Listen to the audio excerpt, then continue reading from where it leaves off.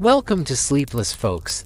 This is a place where we gently step into the past, allowing history to unfold slowly and calmly, so you can fall asleep with ease and with meaning if you haven't already. You can subscribe and leave a like. By the end of this lecture, your thoughts will be quieter, and sleep will come naturally. Close your eyes. The story is already beginning. France is a country unlike any other at first glance.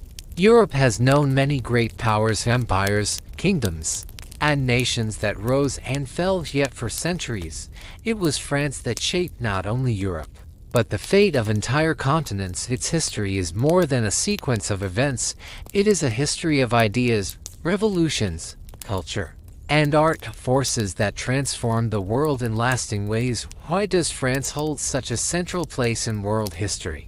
Because again and again, decisive moments of European development unfolded on French soil here. The French Revolution was born, an event that changed not only France itself, but humanity's understanding of freedom, equality, and human rights here.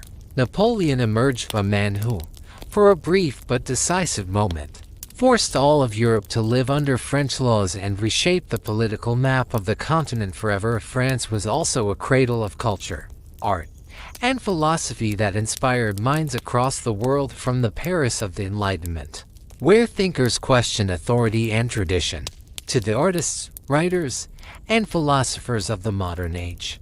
French thought continuously pushed the boundaries of how people understood society, reason, beauty, and existence itself. For much of what we now consider natural in modern life was shaped here. Legal systems and civil codes, secular education, and democratic principles that influenced dozens of countries far beyond Europe. France did not merely participate in history, it helped define its direction. Why, then, is France so often called the cultural heart of Europe? The answer is simple. For centuries, this country drew to itself the greatest creators, artists, writers, and thinkers of their time. Paris became a symbol of global culture, fashion, and artistic freedom, a city where ideas met, clashed, and transformed one another. People from every corner of the world came to France to breathe this atmosphere, to learn, to create, and to belong to something larger than themselves. The French language itself became, for centuries, the language of diplomacy, science, and culture. French literature influenced generations of writers and poets worldwide, shaping how stories were told and how human emotions were explored. France has long served as a mirror of European civilization, and through its history, we can trace the broader story of the world, from ancient times and barbarian invasions, through the rise of kingdoms and empires, to revolutions, modernity, and today's global challenges and search for identity. That is why, tonight, we begin a long and unhurried journey, a journey through the complete history of France, step by step. Our bio of a journey through a country without which it is impossible to imagine the history of Europe, and perhaps even the history of humanity itself. Settle in, the story is about to unfold.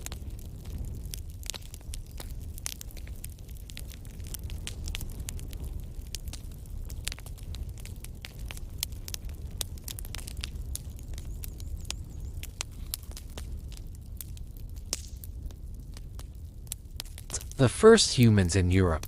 The history of France reaches back into a past far deeper than the images that usually come to mind when we think of this country. Long before cities and fortresses appeared, long before the first kings, knights, or even legends were born, the lands of modern France were already home to human beings whose world was completely different from our own, and yet, it was these early inhabitants who laid the very foundations for everything that would follow. Human presence on the territory of modern France began incredibly early, long before our own species existed.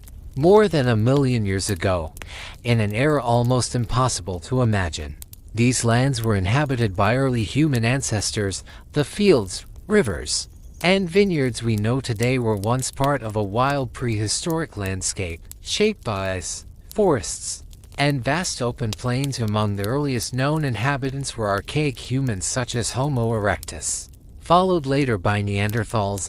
These ancient people lived by hunting and gathering, moving with the seasons and slowly adapting to harsh ice ages and dramatic climate changes.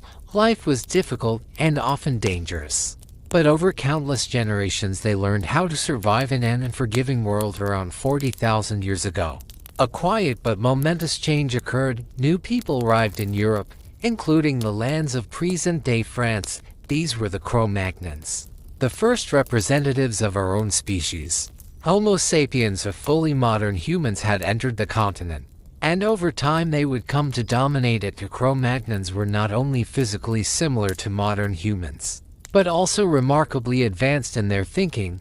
They possessed a capacity for creativity, symbolism, and abstract thought that set them apart from earlier human species. They crafted tools and weapons of impressive precision: knives, scrapers, spears, and arrowheads, often decorated with intricate patterns and symbolic designs. These objects were not merely practical. They reflected a growing inner world, a human imagination beginning to express itself. Some of the most extraordinary traces of these early Europeans have been found in the Dordogne region, in southwestern France. This area holds an exceptional concentration of prehistoric sites and caves that preserve the story of humanity's distant past. It was here that the famous Cro-Magnon Cave was discovered, the site that gave its name to an entire prehistoric culture. In the year 1868, the French geologist Louis Lartet uncovered ancient human remains in this region, dating back more than 30,000 years. The discovery astonished the scientific world. These early humans were tall and powerfully built. Some Cro-Magnon men reached heights close to modern standards, with strong musculature and robust skeletons, well adapted to the harsh conditions of the Ice Age. Their physical strength, however, was only one part of the story. What truly defined them was their growing awareness of the world around them and within them. Through their tools, ornaments, and early artistic expressions, we glimpse the beginnings of culture itself. These people were not merely surviving. They were already shaping meaning, memory, and identity in the quiet darkness of prehistoric caves and the vast openness of Ice Age landscapes. The first chapter of France's story was already being written long before borders, languages, or nations existed. Human life had taken root here, patient, resilient, and deeply connected to the land. And from these distant beginnings, the long history of France would slowly begin to unfold.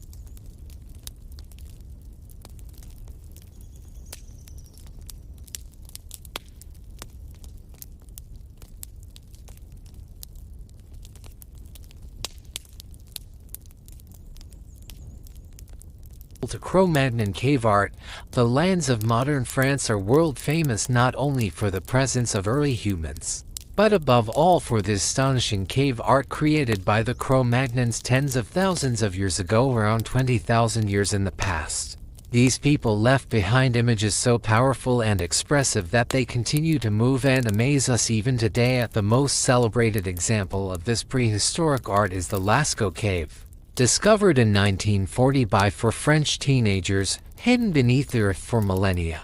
The walls of Lascaux revealed an entire painted world. Hundreds of vivid and remarkably realistic animals cover the cave's interior: deer, bulls, bison, horses, and even rhinoceroses. These are not crude or accidental drawings.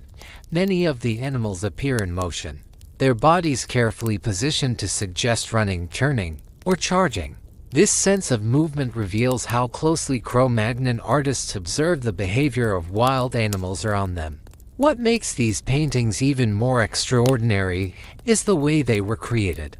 The artists used only natural materials: red and yellow ochre, charcoal made from burnt wood, and animal fat as a binding agent. And despite the simplicity of these materials, the colors have survived with astonishing clarity and intensity for tens of thousands of years. Even today, the figures seem alive, as if the artists had only recently stepped away from the cave walls. The purpose of these images remains one of the great mysteries of prehistoric archaeology. Many researchers believe the paintings were part of hunting rituals or magical practices intended to ensure success in the hunt. This idea is supported by the fact that many animals are marked with symbolic arrows or spears, as if the act of painting itself was meant to influence reality. For the Cro-Magnons, art, survival, and belief were likely inseparable.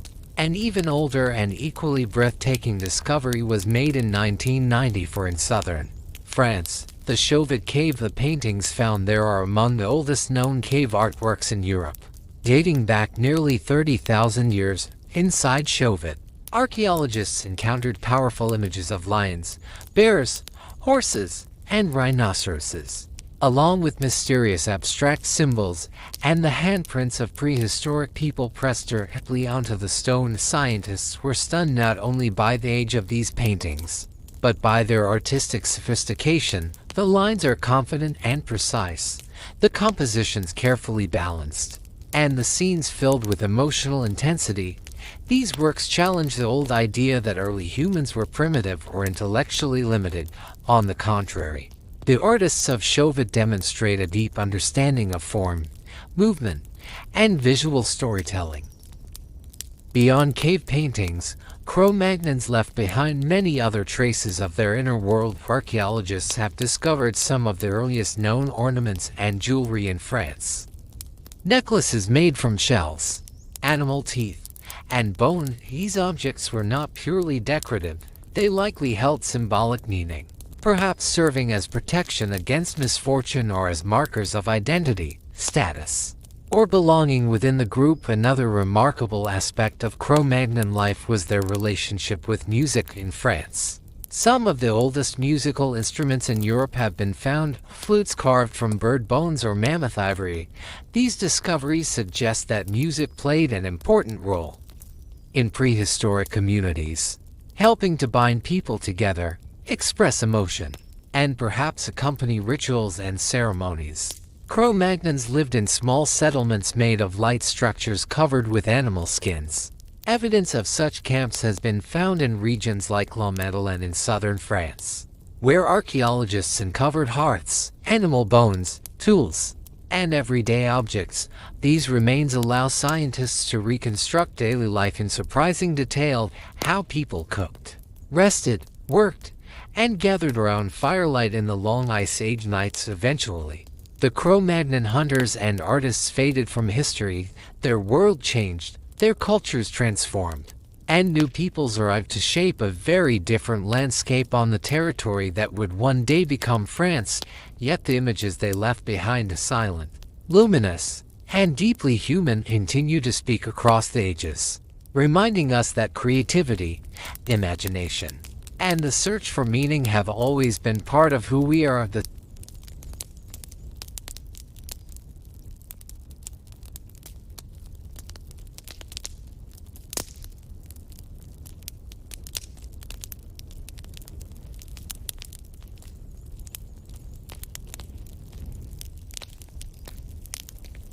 Celts of ancient Gaul. Around the first millennium BC, the lands of modern France were settled by the Celts, a people whose culture and way of life would leave a lasting mark on European history. The Celts were not a single nation but a constellation of related tribes spread across much of Western and Central Europe. Yet it was the territory they called Gaul that became one of the great centers of Celtic civilization. The Romans would later refer to the Celtic inhabitants of this land as Gauls, and in their eyes Gaul was a place of fierce warriors, powerful traditions, and deep spiritual life. Celtic society in Gaul was complex and highly structured. It consisted of many tribes, each controlling its own territory and led by a chieftain or king. These tribes sometimes formed alliances, but just as often they fought bitter wars against one another, driven by honor, rivalry, and the desire for prestige. At the top of Gallic society stood the aristocracy, tribal leaders, noble families, and warrior elites who wielded significant power. Beneath them were free members of the community, farmers, craftsmen, and warriors who formed the backbone of society. Yet above all social groups stood a class unlike any other, the Druids. Their Druids were far more than priests. They were judges, healers, teachers, philosophers, and keepers of collective memory. In a largely oral culture, they preserved laws, myths, genealogies, and sacred knowledge, although some Celts were familiar with writing. Druids deliberately avoided recording their teachings. Knowledge was passed only through speech and memory, shared with carefully chosen students. Because of this, much of Druidic wisdom remains a mystery to historians even today. According to ancient sources, the training of a Druid could last more than 20 years. During this time, students memorized thousands of verses and stories, studied the natural world, astronomy, philosophy, and the properties of medicinal plants. The authority of Druids was so great that even kings and war leaders were expected to obey their decisions. A Druid's word could stop a battle or settle disputes between tribes. Celtic religion was deeply bound to nature. The Gauls worshipped many gods associated with natural forces such as thunder, fertility, war, and the cycles of life and death. Sacred spaces were often not temples made of stone, but natural places of springs, rivers, and especially forests. Oak trees were considered holy, believed to connect the world of the living with the realm of spirits. Many rituals took place in sacred groves where ordinary people were forbidden to enter without permission. Important ceremonies, including sacrifices, were held in these sacred places. Contrary to popular stereotypes, human sacrifice appears to have been rare and reserved for moments of extreme crisis. More commonly, offerings involved animals, food, or valuable objects. As central to Celtic belief was the idea of the afterlife. The Gauls believed in the rebirth of the soul and saw death not as an end, but as a passage into another form of existence. This belief helps explain their legendary fearlessness in battle. Warriors fought without dread, convinced that life continued beyond death. Celtic culture was not only spiritual, but also intensely practical and artistic. Gallic craftsmen were masters of metalworking. Their blacksmiths produced swords, spears, shields, helmets, and even war chariots of exceptional quality. These weapons were not only effective, but beautifully decorated with flowing, abstract patterns and animal motifs. Roman writers openly admired Gallic craftsmanship, and the Roman army later adopted several Celtic innovations. Jewelry held a special place in Celtic society. Bracelets, rings, and necklaces were often made from gold or bronze and richly ornamented. One of the most famous Celtic symbols was the torque, a heavy metal neck ring worn by nobles and elite warriors as a sign of status, courage, and honor. To wear a torque was to publicly display one's place among the respected and powerful. Clothing among the Gauls was colorful and expressive. Men wore tunics, trousers, later called Gallic breeches by the Romans, and bright cloaks. Women adorned their garments with embroidery and decorative patterns, styled their hair elaborately, and wore jewelry that reflected both beauty and social rank. Music and poetry were central to Celtic life. Poets and bards were highly respected, their talent believed to be a divine gift. They accompanied all major events, feasts, rituals, and battles, praising heroic deeds, honoring the gods, and inspiring warriors before combat. Their songs and stories helped preserve history and strengthen communal identity, creating a powerful sense of unity. Yet for all the richness and strength of Celtic culture, independence could not last forever. The fierce love of freedom that defined Gaul would eventually collide with the disciplined and relentless military machine of the Roman Republic. The free-spirited tribes of Celtic Gaul were destined to be drawn into the vast historical drama unfolding across Europe, a drama that would forever transform the land and its people.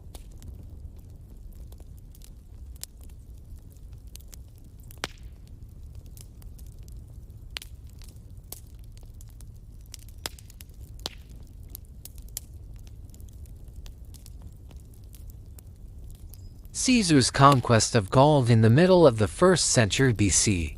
The fate of Gaul was forever changed. Roman legions crossed its borders under the command of the ambitious and extraordinarily talented general Gaius Julius Caesar. By that time, the Roman Republic had become the dominant power of the Mediterranean world. Gaul remained one of the last vast regions of Western Europe beyond Rome's direct control to Romanize. The Gauls were barbarians, fierce, unpredictable, and dangerous, yet Gaul was also immensely attractive, rich in fertile farmland, forests, iron, gold, and strategic trade routes. Conquering it promised not only glory and personal prestige, but also long-term security for Rome's northern frontiers. For Caesar, the campaign offered something more, a chance to build and rivaled military fame and political power. In 58 BC, having been appointed governor of the province of Transalpine Gaul, roughly modern southern France, Caesar made a bold decision. Rather than merely defending Rome's borders, he launched a full-scale campaign to bring all of Gaul under Roman rule. Thus began the Gallic Wars, a brutal conflict that would last nearly 8 years and be immortalized in Caesar's own account. Commentaries on the Gallic War. From the very beginning, the war revealed a stark contrast between Roman and Gallic ways of fighting. The Gauls were renowned for individual bravery, ferocity, and skill in single combat. Their warriors charged into battle with passion and courage, driven by honor and emotion, yet they often lacked unified command and struggled to coordinate large-scale operations. Roman legions, by contrast, were the embodiment of discipline and order, highly trained, tightly organized, and capable of executing complex maneuvers under pressure.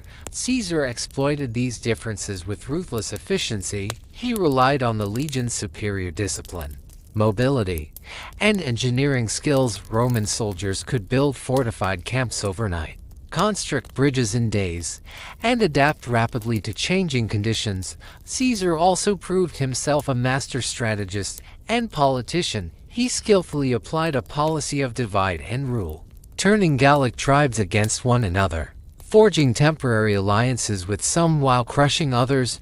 Despite Roman advantages, the Gauls did not submit easily. The early years of the war were marked by fierce resistance and bloody battles. Entire regions rose against Roman occupation, and Caesar faced constant threats of rebellion and surprise attacks. One of the first major tests came in 58 BC, when migrating tribes such as the Helvetii attempted to cross Gaul, while Germanic groups like the Suebi pressed westward. Caesar responded decisively. He defeated the Helvetii after a series of hard-fought battles, forcing them to return to their homeland. Soon after, he confronted and defeated the Suebi under their feared leader, driving Germanic forces back across the Rhine. These victories sent a clear message: Rome was now the dominant military power in Gaul. With each campaign, Caesar tightened his grip on the region. His victories expanded Roman influence, but they also fueled growing resentment and fear among the Gallic tribes. What had begun as a series of defensive actions was rapidly turning into a full conquest, one that would culminate in some of the most dramatic and consequential battles of ancient history. The invasion of Gaul was not merely a military campaign. It was the opening chapter in the transformation of Celtic Gaul into Roman France, a turning point that reshaped the political, cultural, and historical destiny of the land for centuries to come.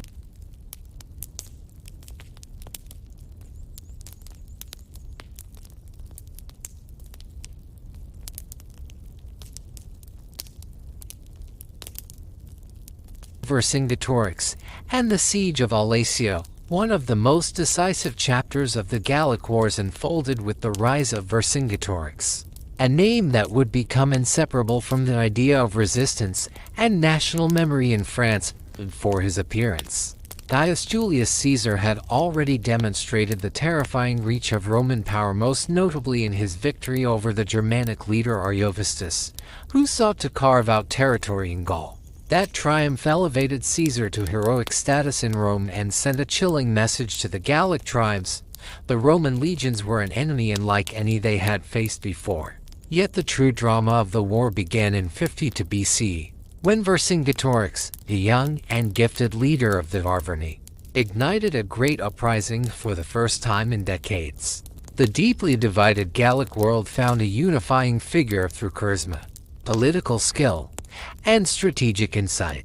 Vercingetorix forged a broad alliance of tribes, an unprecedented coalition capable of challenging Rome itself. Vercingetorix was not merely brave. He was intelligent and adaptable, recognizing that open field battles favored Roman discipline and engineering. He adopted a strategy of attrition. Gallic forces avoided decisive engagements, instead launching swift raids, cutting supply lines, and scorching their own lands to deny the legions food and shelter. It was a war of endurance, designed to exhaust Rome rather than confront it head-on. The conflict reached its climax at Alesia, the most famous and consequential battle of the Gallic Wars there. Vercingetorix withdrew with his army into a fortified hilltop settlement, believing its natural defenses would hold. Caesar responded with one of the most astonishing feats of military engineering in antiquity. He ordered the construction of a massive ring of fortifications, trenches, walls, towers, and traps completely encircling Alesia to starve the defenders into submission. When a vast Gallic relief army approached to break the siege, Caesar went even further. He built a second, outward-facing line of defenses, creating a deadly double ring, one to imprison the besieged, another to repel attackers from without. For days, the battlefield became a chaos of assaults, counterattacks, hunger, and despair inside the city. Famine ravaged the population outside. Gallic warriors hurled themselves against Roman walls again and again, only to be driven back by discipline and relentless organization. At last, weakened by starvation and unable to break the Roman lines, Alesia fell in a moment that would echo through history.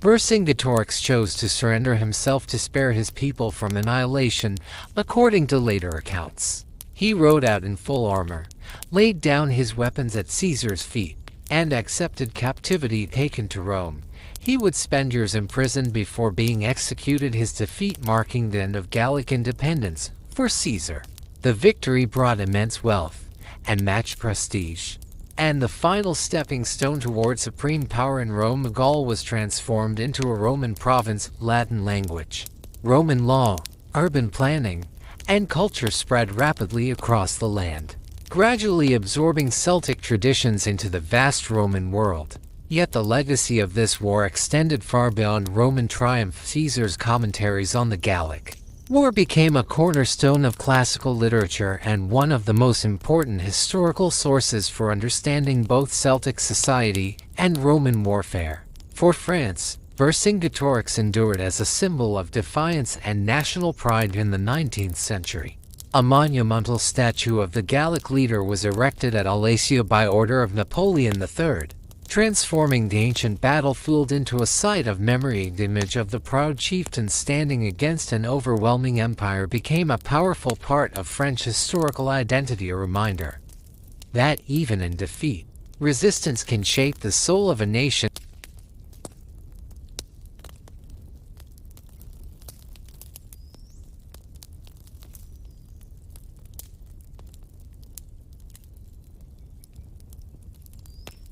Roman Gaul, Romanization, and the rise of cities. After the conquest of Gaul by Gaius Julius Caesar, a new era began, one that would profoundly reshape these lands and leave a lasting imprint on the future of France. This was the age of Roman Gaul, a time when a culture once dismissed by Roman authors as barbarian rapidly absorbed Roman customs, language, architecture, and ways of life. The Romans were not merely conquerors extracting tribute and manpower, they were carriers of a powerful civilization, skilled at integration rather than erasing local traditions. Rome often absorbed and transformed them, creating a hybrid world in which Gallic and Roman elements fused into something new. This process, known as Romanization, unfolded swiftly across Gaul, where Celtic hillforts and tribal settlements once stood. Thriving Roman cities began to rise. These urban centers became anchors of Roman administration, trade, and culture. Among the most important were Lugdunum, modern Lyon, Nemours, Massilia, Orazio, and Lutetia, the settlement that would one day become Paris. These cities grew rapidly, turning into hubs of commerce, craftsmanship, and intellectual life. Lugdunum, founded in 43 BC, soon emerged as the largest city in Gaul and its de facto capital. situated at the crossroads of major trade routes along the Rhine and Seine rivers.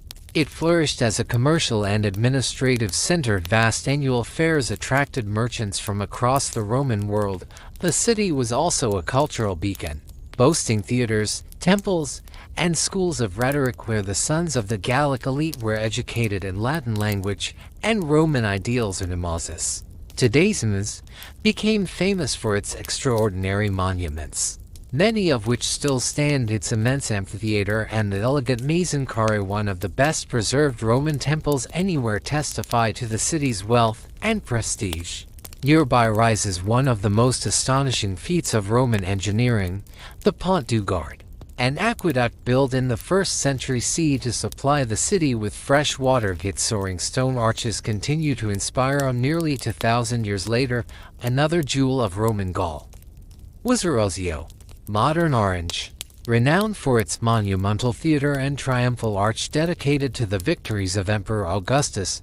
The arch at Orange is still considered one of the finest examples of Roman monumental architecture in Europe, a symbol of imperial power and order imposed upon the provinces. Romanization also transformed infrastructure. The Romans constructed an extensive network of paved roads linking cities, military camps, and ports, enabling the swift movement of goods, people, and legions. Many of these routes were engineered so well that their paths are still followed by modern roads today. Aqueducts, bridges, baths, and sewage systems dramatically improved urban life and public health, setting Roman Gaul apart from much of the surrounding world. Cultural life flourished alongside economic growth. Latin spread steadily, becoming the language of administration, education, and the upper classes over time. It displaced most Celtic dialects and evolved locally into the early forms of the Romance languages from the spoken Latin of Gaul. Centuries later, the French language would be born, still carrying echoes of its Gallic past. Religion in Roman Gaul was notably flexible. Roman authorities rarely forbade local worship. Instead, they practiced religious syncretism, identifying Gallic gods with Roman ones. The thunder god Taranis was associated with Jupiter, while Essus was linked to Mars or Mercury. This blending allowed traditional beliefs to survive within a Roman framework. Gradually, temples dedicated to Jupiter, Mars, Minerva, and other Roman deities appeared in every major city, weaving Gaul into the spiritual fabric of the empire. The economy of Roman Gaul expanded dramatically. Roman agricultural techniques improved productivity, and large estates cultivated grain, olives, and especially grapes. Regions such as Aquitania, modern southwestern France, gained renown for producing fine wine, which was exported to Roman elites across the empire. Crafts, mining, and trade enriched the province, making Gaul one of Rome's most valuable territories. Roman Gaul also produced influential thinkers and writers. Among them was Ausonius, born in Bordeaux, whose poetry and prose made him one of the leading intellectual figures of the late Roman world. He is often regarded as a founder of Gallo-Roman literature, a tradition that would shape Western European culture for centuries. Yet this prosperity did not last forever. From the late 2nd century onward, the Roman Empire began to weaken under the strain of internal crises and external pressures. Germanic peoples, the Franks, Alemanni, and Visigoths pressed against Gaul's borders as imperial authority faltered. Invasions grew more frequent, cities were fortified, and insecurity spread. By the 5th century, Roman control had largely collapsed. The lands of former Roman Gaul became a battlefield where new powers struggled for dominance. But even as Roman rule faded, its legacy endured in roads and cities, in language and law, and in the cultural foundations upon which medieval and modern France would rise.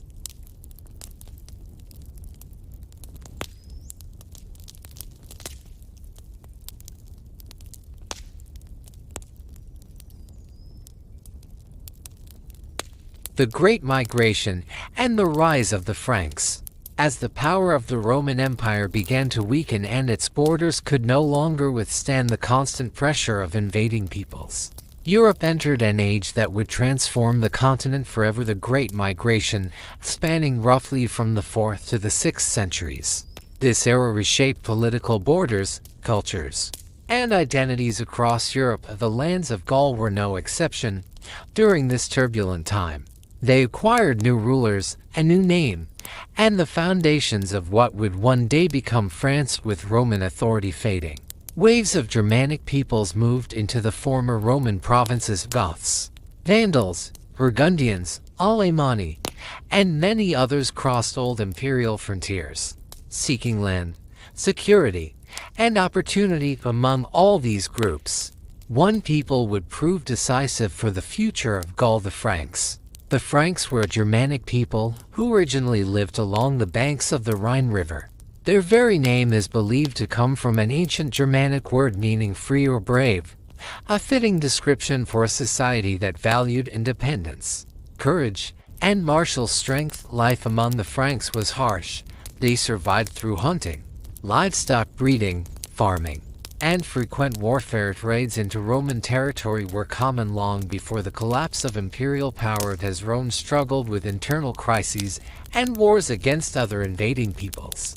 The Franks began to move steadily into Gaul, and like some groups whose incursions were focused mainly on plunder, the Franks had a different goal. They did not wish merely to destroy, they wanted to settle fertile lands, abandon Roman estates, and weakened defenses. Offered an opportunity to build a permanent homeland. Slowly but decisively, Frankish groups established themselves across northern Gaul.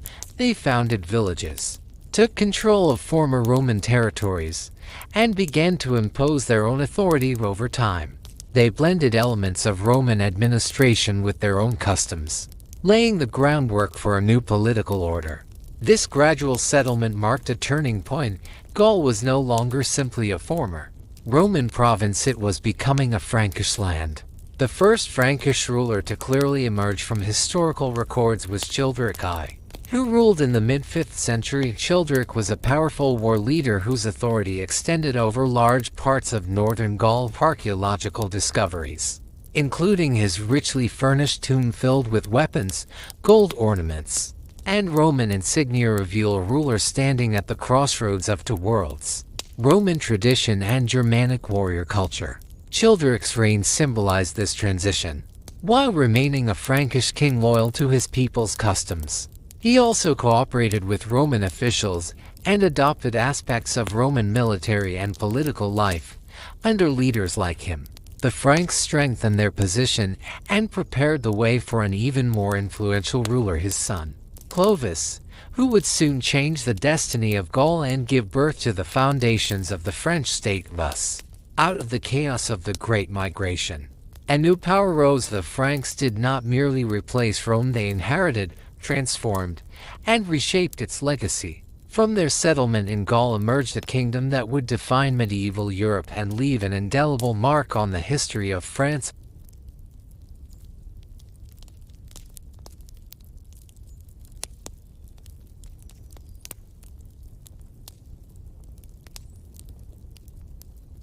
Clovis I and the Merovingian dynasty. The true founder of the Frankish state, the man who united scattered tribes into a single political force, was Clovis I. The son of Childeric, he ascended the throne in 481, still a teenager, yet from the very beginning revealed himself as a decisive, ambitious, and remarkably capable ruler in an age defined by fragmentation and constant warfare. Clovis understood that survival depended on expansion, unity, and legitimacy. From the first years of his reign, Clovis pursued an aggressive policy of conquest through war, alliances, and calculated brutality. He subdued neighboring Germanic and Gallo-Roman groups alike. By the end of the 5th century, vast territories of northern and central Gaul lay under his control.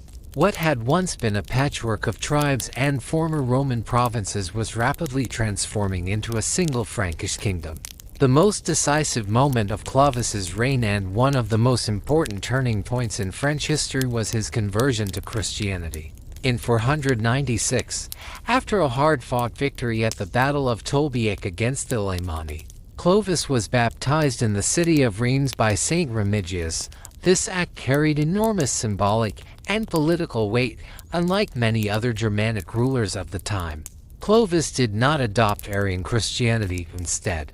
He embraced Catholicism, the faith of the Roman population, and the powerful Gallo-Roman Church. With this single decision, Clovis secured the loyalty of the clergy, gained the support of the Romanized elites, and presented himself as the legitimate Christian ruler of Gaul. His baptism became a symbol of unity between the Franks and the Roman population, laying the foundations for what would eventually become the French people.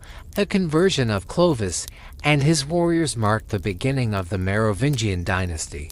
Named after the legendary ancestor Merovica, this was the first royal dynasty to rule the Frankish kingdom, governing Gaul for nearly 3 centuries. From the 5th to the 7th century, under the Merovingians, Gaul ceased to be merely a post-Roman land and became the heart of a new European power. During this era, Franks and Gallo-Romans gradually merged into a single society. The Franks adopted Latin as the language of administration and culture, while preserving many of their Germanic traditions, laws, and warrior values. Frankish society was strictly hierarchical. The king held supreme authority, yet depended heavily on the loyalty of nobles and warrior elites who controlled land and military power. One defining and ultimately destructive feature of Merovingian rule was the custom of dividing the kingdom among heirs.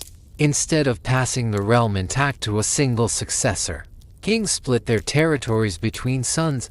This practice led to constant civil wars, assassinations, and power struggles between rival branches of the royal family. Over time, these conflicts weakened the monarchy and drained the kingdom's strength.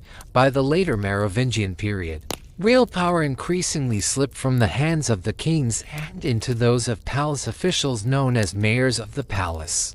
This decline earned the last Merovingians the infamous nickname the Do-Nothing Kings. Yet despite political instability, the Merovingian age was far from a cultural dark age. Art and craftsmanship flourished, particularly in jewelry and metalwork. Gold, gemstones, and intricate designs reflected both Roman refinement and Germanic symbolism. Manuscripts were illuminated with rich decoration, while early Christian architecture began to reshape the landscape. Monasteries and churches emerged as centers of learning, faith, and cultural continuity. One of the most enduring legacies of Clovis's reign was the Salic Law, a written legal code commissioned under his authority. It regulated everything from criminal punishment to inheritance and property rights.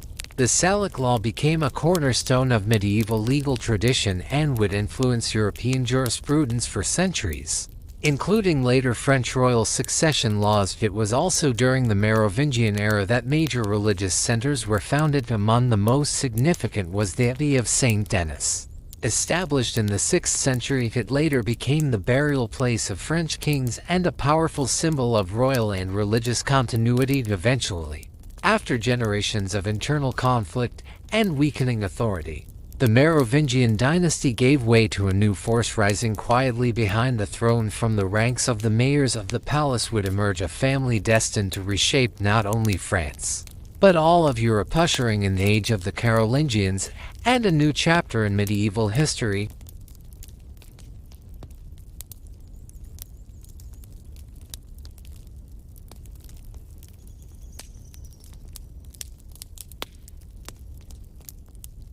The rise of the Carolingians. The force that ultimately replaced the weakening Merovingian kings was the Carolingian dynasty, a family whose power grew not on the battlefield alone, but within the very heart of the Frankish court. For generations, real authority had been steadily slipping away from the so-called Do-Nothing Kings and into the hands of the mayors of the palace, the highest officials of the Frankish kingdom. Originally tasked with managing the royal household, these figures gradually assumed control over finances, military command, and administration, while Merovingian kings retained the crown in name. The mayors ruled in practice. The decisive turning point came with Pepin the Short, son of Charles Martel. Unlike his Merovingian predecessors, Pepin held real power but not the royal title. By the mid-8th century, this contradiction could no longer be sustained. Pepin understood that authority without legitimacy was fragile, and legitimacy in the medieval world required the blessing of the church. In a move that would reshape European politics, Pepin turned to the papacy. He sought recognition from Pope Stephen II, asking a question that would echo through the Middle Ages: who should truly be king, the one who wears the crown, or the one who rules in reality? The Pope's answer was revolutionary. By supporting Pepin's claim, the papacy for the first time asserted the right to decide who was worthy to rule in return for Pepin's military protection against enemies in Italy. The Pope granted him divine legitimacy. This alliance forged a powerful bond between the Frankish monarchy and the Roman Church, one that would define Western Europe for centuries. In 751, Pepin was formally crowned king of the Franks in a sacred ceremony. The last Merovingian ruler was quietly removed from power and sent to a monastery. His long hair, the ancient symbol of royal authority, cut away without bloodshed. An entire dynasty came to an end. Thus began the Carolingian era. This transition marked far more than a simple change of rulers. It signaled a new political order, in which kingship was no longer merely hereditary, but sanctioned by religious authority. Power, faith, and legitimacy became inseparably linked. The Frankish kingdom was no longer just a successor to Roman Gaul. It was becoming the foundation of a new Christian Europe under the Carolingians. The influence of the Frankish state would soon stretch far beyond the borders of modern France. What began as a quiet courtly revolution would culminate in the reign of one of history's most influential rulers, Charlemagne, and the rebirth of empire in the West. The age of the Carolingians had begun, and with it, a new chapter in the story of France and Europe alike.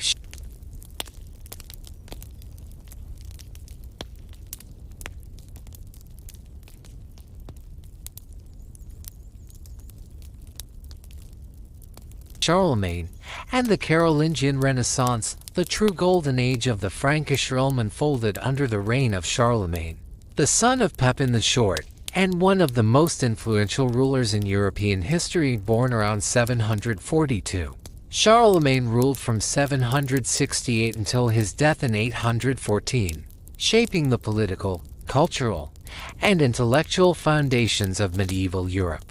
His reign combined relentless military expansion with sweeping reforms and a remarkable cultural revival, later known as the Carolingian Renaissance. Contemporaries described Charlemagne as a towering, powerfully built man with a commanding presence and a resonant voice, someone whose charisma could rally armies and impress foreign envoys alike.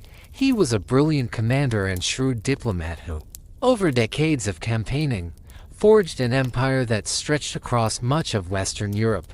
His dominion encompassed the lands of modern France and Germany, northern Italy, Belgium, the Netherlands, and large parts of Central Europe. Charlemagne led dozens of military campaigns to secure and expand his realm. Among the most consequential were his wars against the Lombards in Italy, the Saxons in northern Germany, and the Muslim rulers of parts of the Iberian Peninsula. The long and brutal Saxon Wars revealed not only his military strength but also his political strategy. Charlemagne sought lasting integration. He compelled the defeated Saxons to accept Christianity and incorporated their territories into the imperial system, binding conquest to religious and administrative unity. A defining moment in medieval history came on Christmas Day in the year 800 in the Basilica of St. Peter in Rome. Pope Leo III placed an imperial crown upon Charlemagne's head and proclaimed him Emperor of the Romans. This act symbolized the restoration of imperial authority in the West for the first time since the fall of the Western Roman Empire centuries earlier.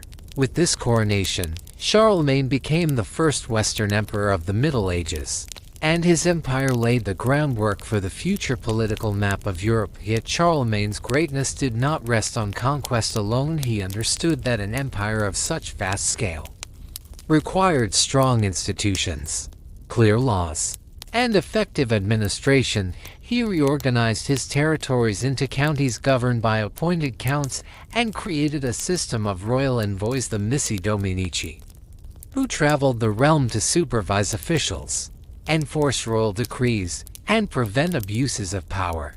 This framework brought a degree of order and accountability rarely seen in early medieval governance. Charlemagne was also a passionate patron of learning. Though not fully literate in his youth, He valued education deeply and believed that knowledge was essential for just rule under his direction. Schools were established at monasteries and bishoprics, where students studied grammar, rhetoric, arithmetic, geometry, music, and theology, the classical foundations of learning. The most renowned center was the Palace School, led by the English scholar Alcuin of York, who became one of the era's leading intellectual figures. This cultural flowering, the Carolingian Renaissance, revived interest in classical antiquity, preserved ancient texts through careful copying, and introduced the elegant Carolingian minuscule script, a clear and readable handwriting that became the ancestor of modern lowercase letters I through manuscripts, scholarship, and standardized education. Charlemagne's reforms safeguarded Europe's intellectual heritage at a time when it might otherwise have been lost. Architecture flourished as well. Charlemagne transformed Aachen into his imperial capital. There he commissioned a magnificent palace complex and the Palatine Chapel. Inspired by Byzantine models, the chapel's harmonious proportions and rich decorations still testified to the ambition of an emperor who sought to unite Roman tradition, Christian faith, and Germanic strength in stone. Charlemagne spent much of his reign in Aachen, making it the political and cultural heart of his empire. When he died in 814, he left behind a legacy of extraordinary scale, a united Christian empire, a revitalized culture of learning, and institutions that would shape Europe for generations. Soon after his death, the empire was divided among his heirs by the Treaty of Verdun in 843. This division produced three realms that would gradually evolve into the kingdoms of France, Germany, and Italy. Though Charlemagne's empire did not endure as a single state, his vision of a unified Europe rooted in law, faith, and culture continued to influence the continent long after his reign had ended.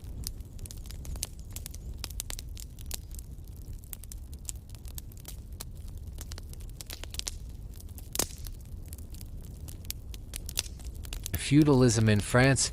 After the empire of Charlemagne was divided among his grandsons by the Treaty of Verdun in 843, the western portion, known as the West Frankish Kingdom, fell on the path that would eventually lead to modern France. This moment marked a decisive turning point in French history and the beginning of a new era, the Age of Feudalism. Feudalism emerged as a logical continuation of the Carolingian system of rule, but under very different conditions. Central authority weakened dramatically, and political unity gave way to fragmentation as royal power declined. Local rulers, counts, dukes, and powerful lords gained enormous autonomy in many regions. These nobles became virtually independent princes, ruling their lands with little interference from the crown and shaping their own small but formidable domains. This fragmentation led to constant rivalry and conflict. Powerful lords sought to expand their influence, seize neighboring territories, and strengthen their personal authority. Medieval France became a patchwork of hundreds of castles, fortresses, and estates, each with its own armed force and local system of governance. Loyalty was no longer directed primarily toward a distant king, but toward the immediate lord who controlled land, protection, and justice. At the heart of this system lay the principle of vassalage. A king or great lord, the suzerain, granted land and protection to his vassals in return. Those vassals swore oaths of loyalty and were obligated to provide military service when called upon. Land became the primary source of wealth and power, and the feudal castle stood as the center of political, military, and social life for the surrounding population. Although this decentralization initially appeared to weaken the kingdom, it also gave rise to one of medieval France's most distinctive cultural features, the ideal of knighthood within this fractured political landscape. A unique warrior culture developed, one that emphasized honor, loyalty, martial skill, and personal bonds between lord and vassal. Over time, these values would shape not only warfare, but also literature, social norms, and the very identity of medieval France. Thus, from the collapse of imperial unity emerged a new social order, unstable and often violent. yet deeply influential, laying the foundations of French medieval society for centuries to come.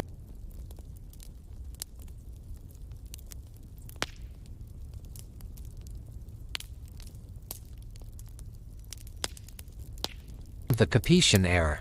Knights gradually became more than simply warriors.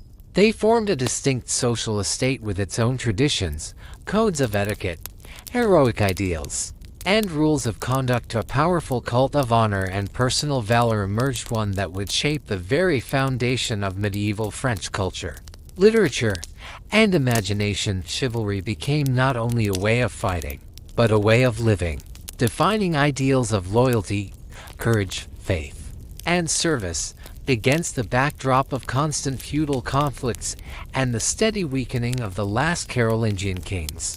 France by the end of the 10th century stood in need of a new ruling dynasty, one capable of restoring order and gradually uniting the fragmented realm. In the year 987, a nobleman named Hugh Capet was elected King of France. With his accession began the Capetian Era, a dynasty destined to rule the country for more than 3 centuries and to transform royal authority from a symbolic title into a genuine force.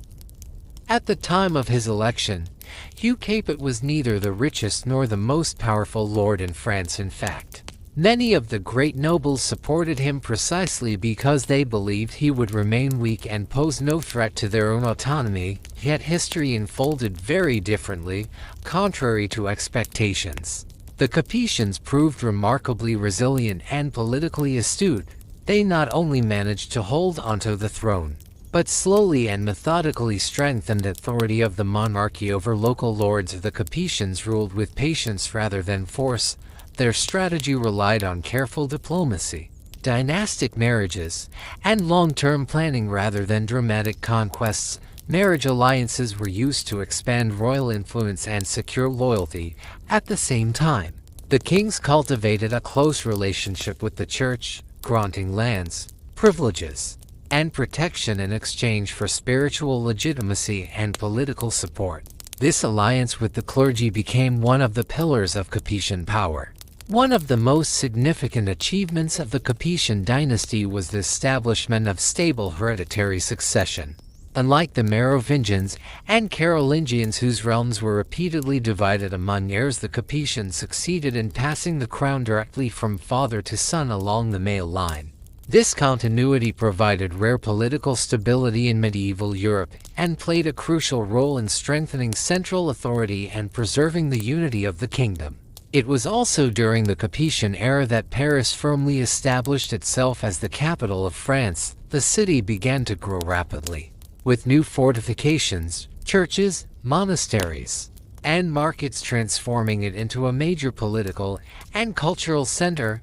The Abbey of Saint Denis, founded earlier but greatly elevated in importance under the Capetians, became the burial place of French kings and a powerful symbol of royal continuity and sacred authority. The consolidation of royal power, however, was neither swift nor easy. Throughout the 10th and 11th centuries, French kings were locked in an ongoing struggle with immensely powerful vassals, the Dukes of Normandy, Aquitaine, and Burgundy, as well as the Counts of Champagne. Many of these lords commanded greater wealth and military strength than the king himself. Relations with the Dukes of Normandy were particularly dramatic, especially after they became kings of England, creating a dangerous and long-lasting rivalry that would eventually erupt into the 100 Years' War. Despite these challenges, the Capetians advanced steadily under kings such as Philip I, Louis VI, and Louis VII. Royal authority expanded, law and administration improved, and the crown gained increasing control over rebellious nobles. This gradual ascent reached its peak under Philip II Augustus at the turn of the 12th and 13th centuries. Under his rule, France emerged as a powerful and unified kingdom, capable of standing alongside the great powers of medieval Europe. By the early 13th century, medieval France had become a land where feudal traditions and chivalric culture reached their height. It was here that a unique historical phenomenon was born, one that would profoundly influence Europe and the Near East alike. From French soil emerged the ideals, myths, and religious fervor that reshaped medieval notions of heroism, faith, and adventure, leaving a legacy that would echo far beyond the borders of France and far into the future.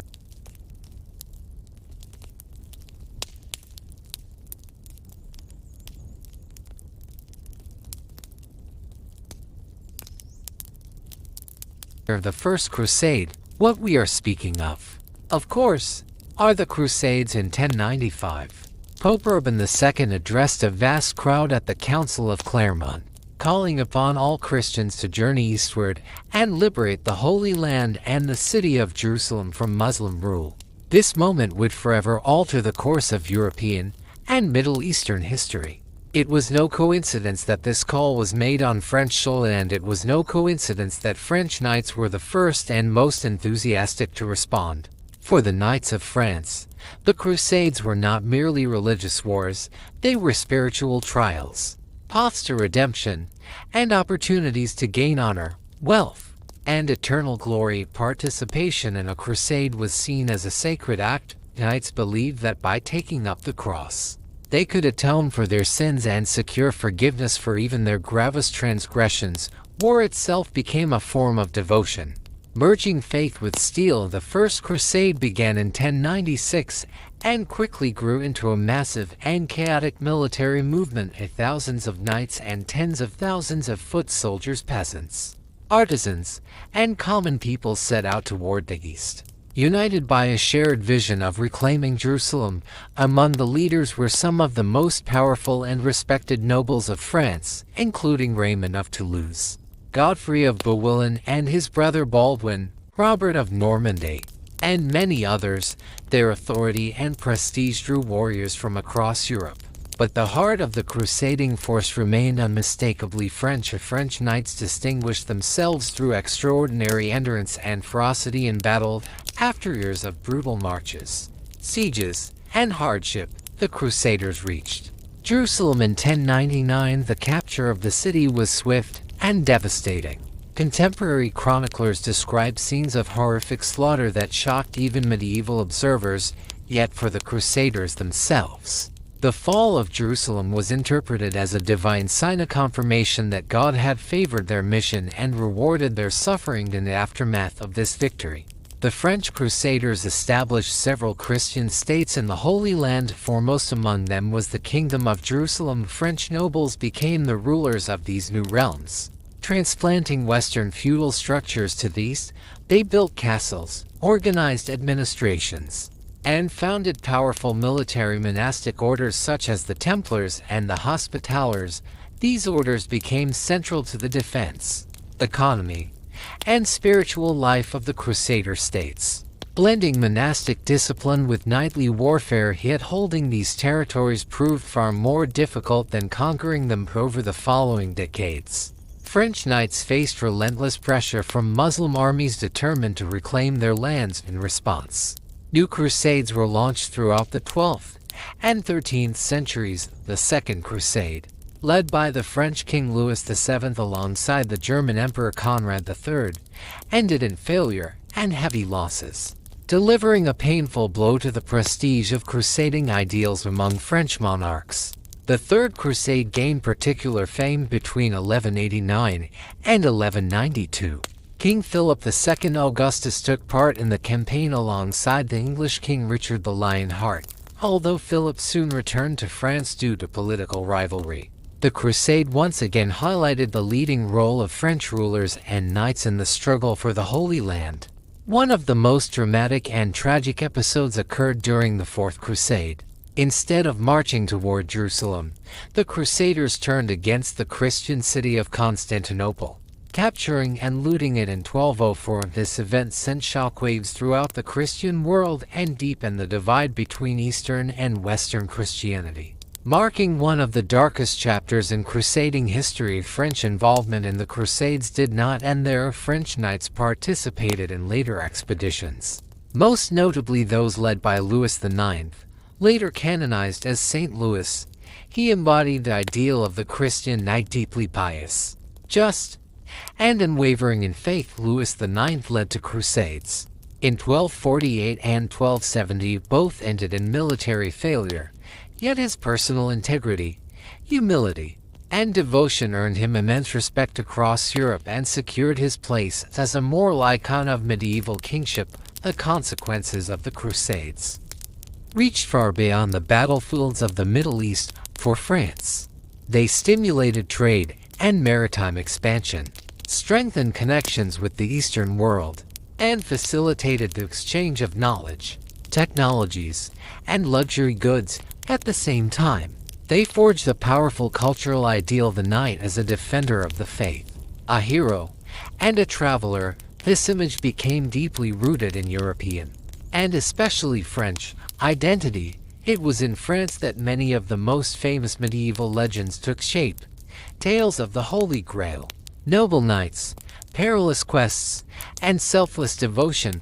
These stories, inspired by the crusading spirit, shaped literature, imagination, and cultural memory for centuries. As the age of the Crusades gradually faded, and French knights returned from the East bearing both glory and scars, France itself stood on the threshold of profound internal transformation, changes that would redefine the kingdom and prepare it for the next great chapters of its history.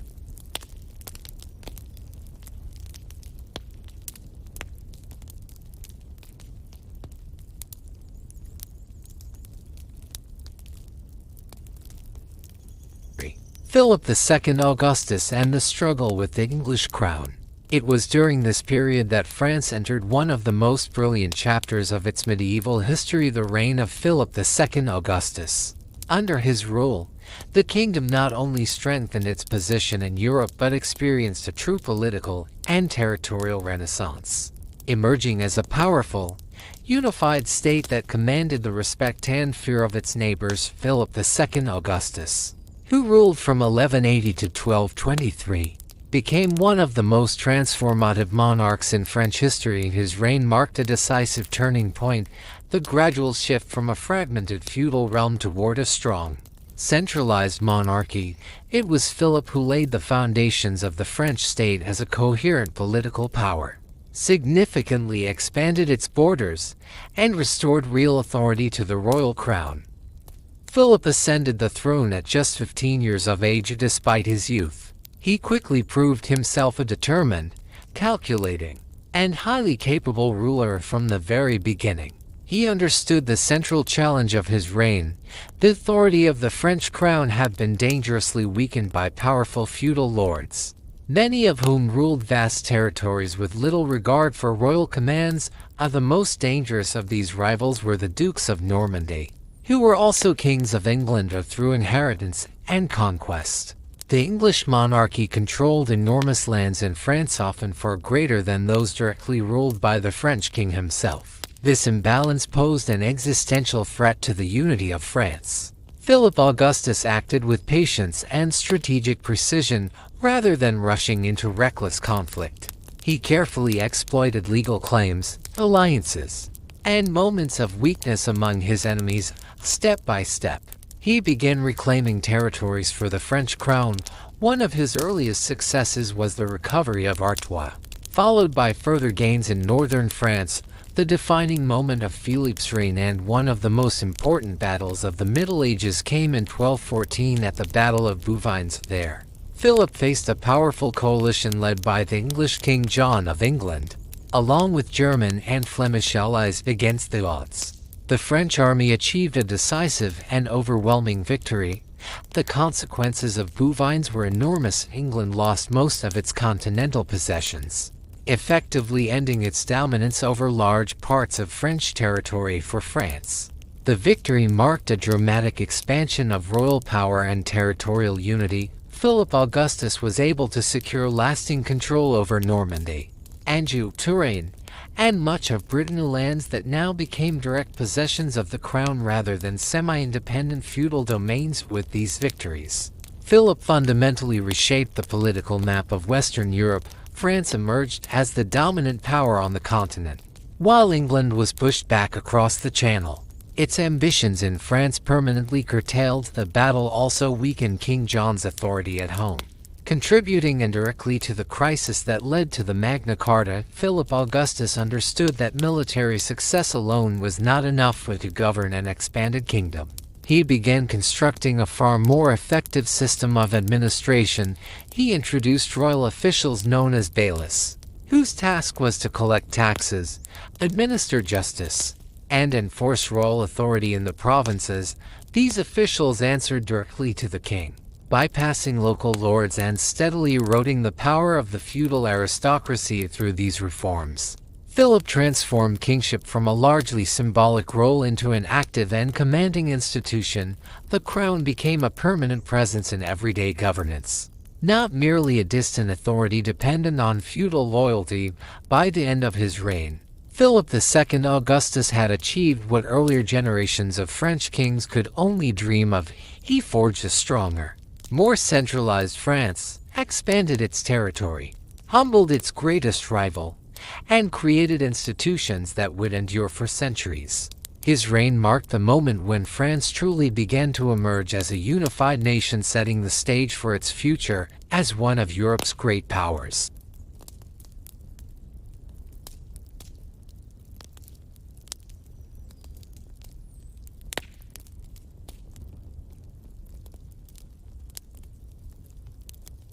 Paris under Philip II Augustus, the birth of a capital.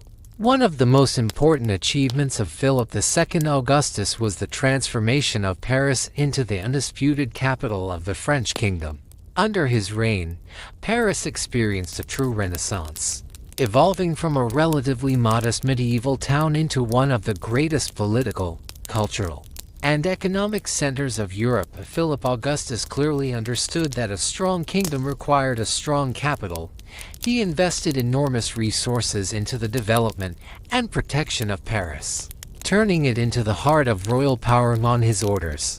The city was surrounded by a massive defensive wall, designed to protect both its inhabitants and the authority of the crown. This wall, revolutionary for its time, symbolized the growing importance of Paris as the center of the realm.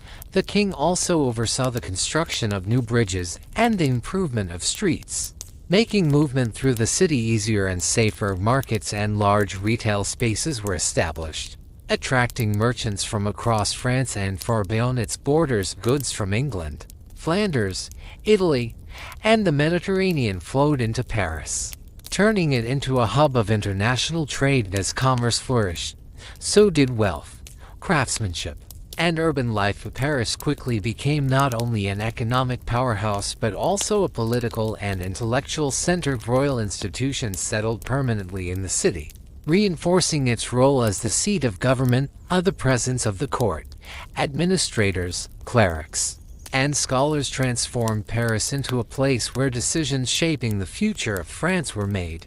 Philip Augustus was also a great patron of architecture and the arts. During his reign began the construction of the Notre Dame de Paris, destined to become the spiritual heart of medieval France and one of the greatest masterpieces of Gothic architecture. Rising above the city, the cathedral symbolized both divine authority and the growing power of the French monarchy. Another landmark of his reign was the construction of the Louvre, which at that time was not a palace but a powerful fortified castle built to defend the western approaches to Paris and safeguard royal treasures. The Louvre embodied the military and political ambitions of the Capetian monarchy. Only centuries later would it evolve into the magnificent royal residence and, eventually, the world-famous museum under Philip II Augustus. Paris surpassed many older European cities in influence and prestige. It became a magnet for scholars, craftsmen, merchants, and clerics, laying the foundations for its later role as the intellectual capital of Europe. By firmly establishing Paris as the permanent capital of France, Philip not only reshaped the city itself but also ensured that the French monarchy would have a stable, powerful center from which to rule from this moment on.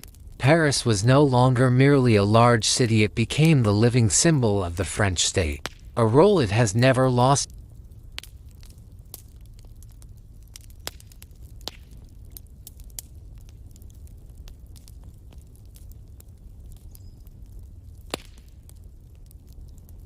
established economic prosperity of France under Philip II Augustus.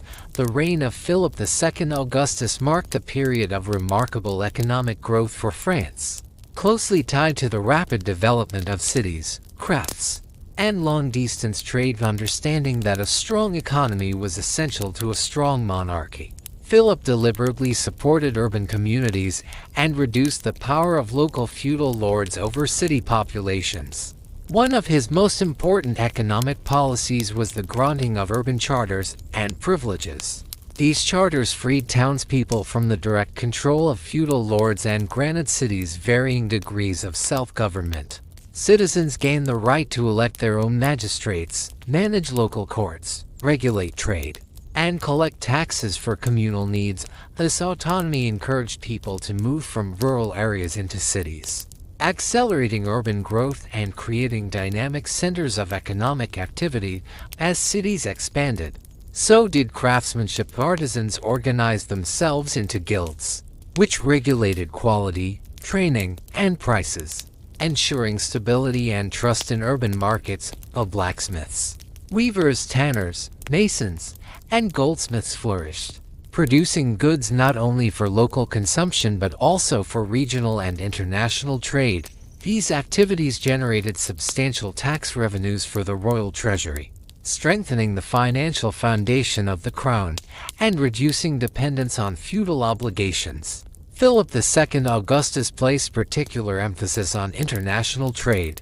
He actively promoted commercial ties with Flanders, the wealthy Italian city-states, and even the Eastern Mediterranean world. The trade routes expanded, carrying cloth, wine, grain, salt, and luxury goods across Europe. The king encouraged and protected merchants, recognizing them as vital contributors to royal prosperity. The key element of this economic expansion was the rise of large trade fairs. Philip supported the organization of major fairs that attracted thousands of merchants and craftsmen from across Europe. These fairs became hubs where goods, money, and ideas circulated freely. French cities such as Paris, Lyon, Orleans, and Chartres prospered enormously thanks to this vibrant commercial life, growing richer, larger, and more influential with each passing decade. Improved infrastructure also played a crucial role. Safer roads, better bridges, and royal protection of trade routes reduced risks for merchants and encouraged the movement of goods throughout the kingdom. Economic stability reinforced political stability, allowing Philip Augustus to further centralize power and weaken rebellious feudal lords. The economic prosperity of Philip II Augustus's reign thus represented far more than material wealth. It reshaped French society, strengthened the monarchy, and laid the foundations for France's emergence as one of the leading powers of medieval Europe. This period opened a new chapter not only in the history of French statehood, but also in the cultural and social development of the kingdom, preparing the ground for the transformations that would follow in the centuries ahead.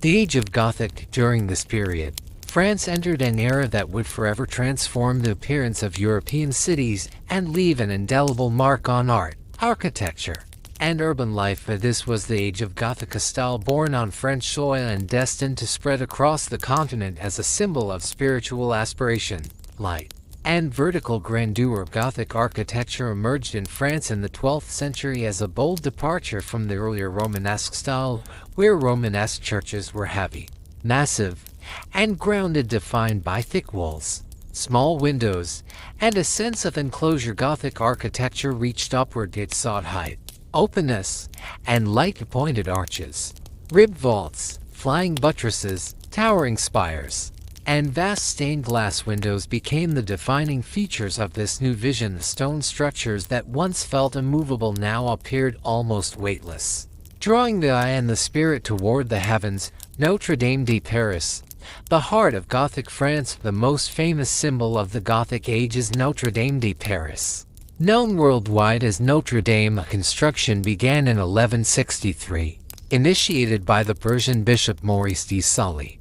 and continued for nearly 2 centuries, a cathedral rose at the very heart of Paris. On the Ile de la Cité, a place where political, religious, and social life converged, Notre Dame embodied the essence of Gothic architecture of its monumental western facade, flanked by 2 powerful towers. Its great rose window and its rich sculptural programs astonished medieval contemporaries and continue to inspire us today. Inside, soaring pointed vaults and immense stained glass windows flooded the interior with colored light for medieval worshippers. This light was not merely decorative, it was symbolic. Perceived as a physical manifestation of divine presence and heavenly order, Notre Dame was far more than a church. It functioned as a cultural and civic center, hosting royal ceremonies, major religious festivals, public gatherings, and moments of national significance across centuries. It stood as a silent witness to the most dramatic episodes of French history, a network of cathedrals across France. Yet Notre Dame was only one jewel in a vast Gothic constellation. Medieval France became covered with a network of magnificent cathedrals, each competing in scale, height, and artistic refinement. Among the most celebrated were Chartres Cathedral, Reims Cathedral, Amiens Cathedral, and Rouen Cathedral. Each city sought to surpass its rivals with taller towers, more intricate facades, and increasingly sophisticated sculptural programs. Chartres Cathedral, in particular, became legendary for its stained glass windows of extraordinary depth and intensity, whose blues and reds remain unmatched even today. Cities, guilds, and in new urban life, the Gothic age reshaped not only skylines but everyday life. Medieval French cities evolved into powerful economic and cultural centers. Merchants, artisans, scholars, and students were drawn to these urban hubs, fueling trade, innovation, and intellectual exchange. Urban communities gained greater rights of self-government, managing their own councils, markets, and defenses. City authorities invested in infrastructure, organized fairs, and regulated crafts through guilds, laying the groundwork for economic prosperity. As cities expanded, they became engines of social mobility and collective identity. Universities and the rise of knowledge alongside cathedrals rose institutions of learning. The Gothic Age witnessed the birth of universities, which became the intellectual heart of medieval Europe. The most influential of all was the University of Paris, later known as the Sorbonne, founded around 1257 by the theologian Robert de Sorbonne. It began as a college for poor theology students and quickly evolved into Europe's leading center of learning. Scholars from across the continent gathered in Paris to study theology, philosophy, law, medicine, and the liberal arts. Thinkers such as Thomas Aquinas, Albertus Magnus, and Roger Bacon shaped Western intellectual tradition through their teaching and writings. The university became a place where faith and reason were debated, refined, and systematized. Literature, chivalry, and urban culture. The Gothic era also marked a flowering of literature and imagination. This was the age of chivalric romances, courtly poetry, and heroic epics. Writers such as Chrétien de Troyes created enduring stories of Arthurian knights, quests for the Holy Grail, ideals of loyalty, honor, and refined love. These narratives defined the moral and cultural ideals of medieval France and deeply influenced European literature for centuries. Urban culture thrived beyond the written word. Cities hosted theatrical performances, religious mysteries, festivals, and carnivals that drew vast crowds. These shared experiences fostered a sense of communal identity and celebration, blending sacred themes with popular entertainment. A lasting transformation. The Age of Gothic transformed France into the cultural and spiritual heart of medieval Europe. Its cathedrals reshaped architecture, its cities redefined social life, its universities reoriented intellectual history, and its literature forged ideals that still resonate today. Gothic France was not merely a historical phase, it was a turning point, when stone, light, faith, and human ambition came together to create a civilization reaching toward eternity.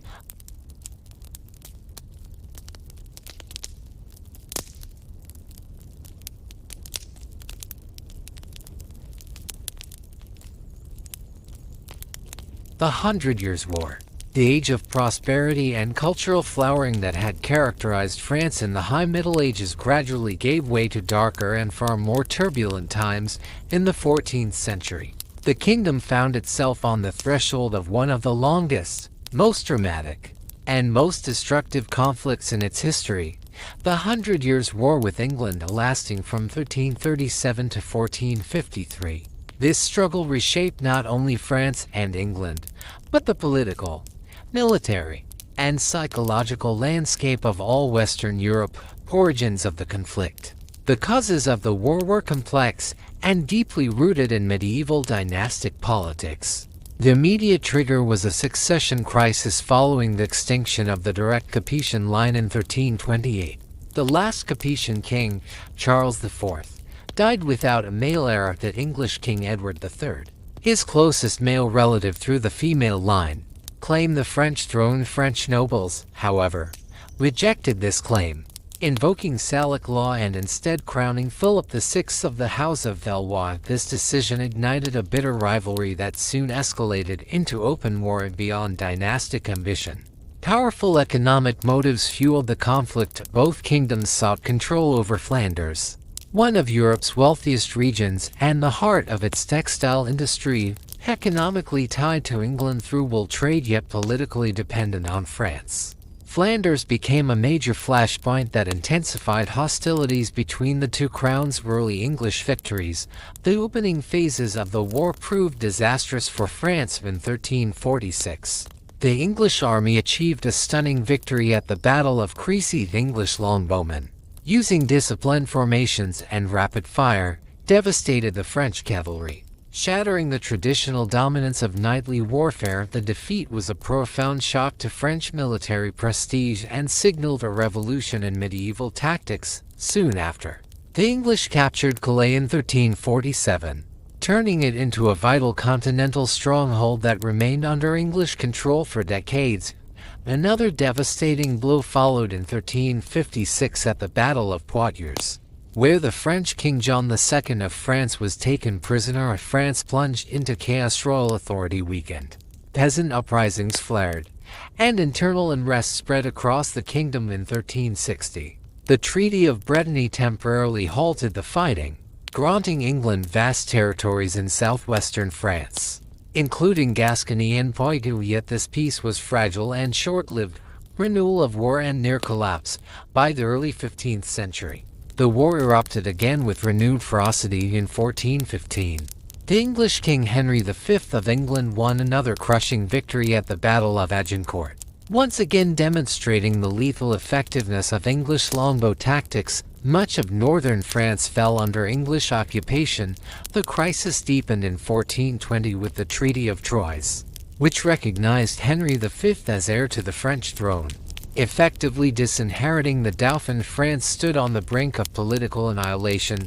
Joan of Arc, and the turning point. At this darkest moment, an extraordinary figure emerged. Joan of Arc, a peasant girl from Lorraine who claimed divine visions. In 1429, she inspired French forces, lifted the siege of Orleans, and reignited national hope. Her presence transformed despair into determination and became a psychological turning point in the war.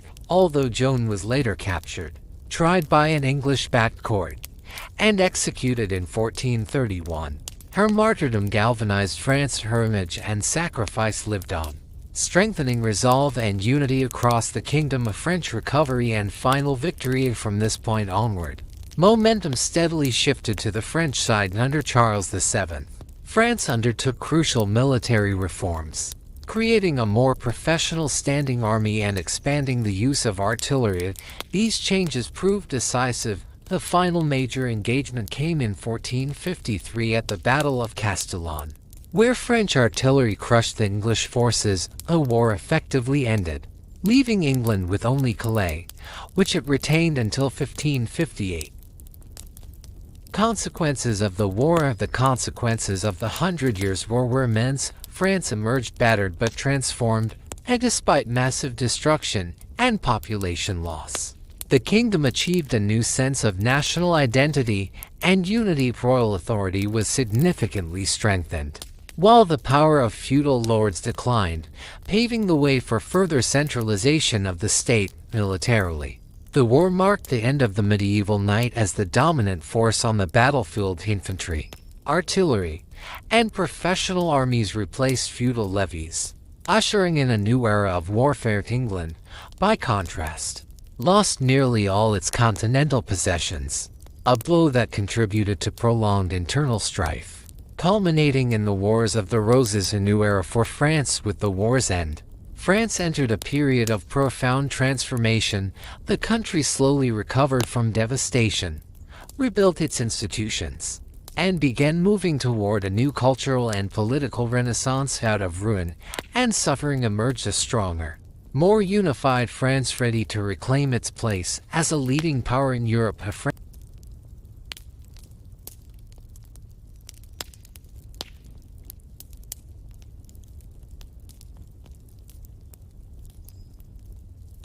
Francis I and the Italian Wars. At this turning point in French history, the throne was taken by Francis I, a ruler destined to shape a new cultural and political era reigning from 1515 to 1547.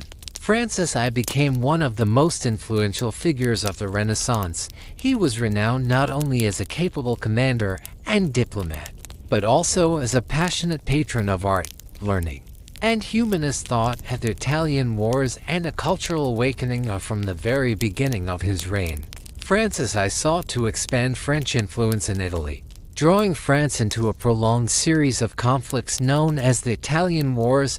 These campaigns were significant not only militarily and politically, but culturally. French nobles and envoys who traveled through Milan, Venice, Florence, and Rome encountered the brilliance of Italian Renaissance civilization and brought that inspiration back home. Leonardo da Vinci and the Fontainebleau School, captivated by Italian culture, Francis I invited the greatest masters of the age to France. Most famous among them was Leonardo da Vinci, whom the king personally summoned in 1516. Leonardo settled at the Château du Clos near Amboise, where he spent his final years under royal patronage. It was in France that he completed the Mona Lisa, later to become the most celebrated painting in the world. Other Italian artists, including Rosso Fiorentino and Francesco Primaticcio, transformed the royal palace of Fontainebleau with innovative frescoes and decorative programs. Their work gave rise to the School of Fontainebleau, a defining center of French Renaissance art that blended Italian refinement with French elegance, humanism, education, and the Collège de France. Francis I was equally devoted to scholarship and education. He promoted the spread of humanist texts by thinkers such as Petrarch, Boccaccio, and Machiavelli, supported printing and libraries, and encouraged intellectual freedom. One of his most enduring achievements was the founding of the Collège de France in 1530, a groundbreaking institution dedicated to humanist studies and conceived as an alternative to the Sorbonne. It soon became a leading intellectual center of Europe, hosting scholars like Guillaume Boude and Jacques Lefebvre. D'Etaples architecture and the French Renaissance style of architecture flourished under Francis I. He sponsored the construction and renovation of iconic chateaux such as Chambord and Chenonceau, masterpieces that still symbolize the harmony and grandeur of the French Renaissance. Italian architects and artists working at court reshaped French architectural taste, laying the foundations of classical French-style war, rivalry, and limits of power. Despite cultural triumphs, Francis I's reign was marked by relentless warfare. The Italian campaigns were enormously costly and strained France's finances. Prolonged rivalry with the Habsburgs, especially Charles V, prevented France from securing lasting control in Italy and eventually forced the kingdom to refocus on internal consolidation, legacy. Even so, the age of Francis I remains one of unprecedented cultural flowering through his patronage and vision. Italian Renaissance ideals permanently transformed French art, architecture, literature, and education. The French Renaissance he fostered became a cornerstone of European civilization, shaping France's cultural identity for centuries to come.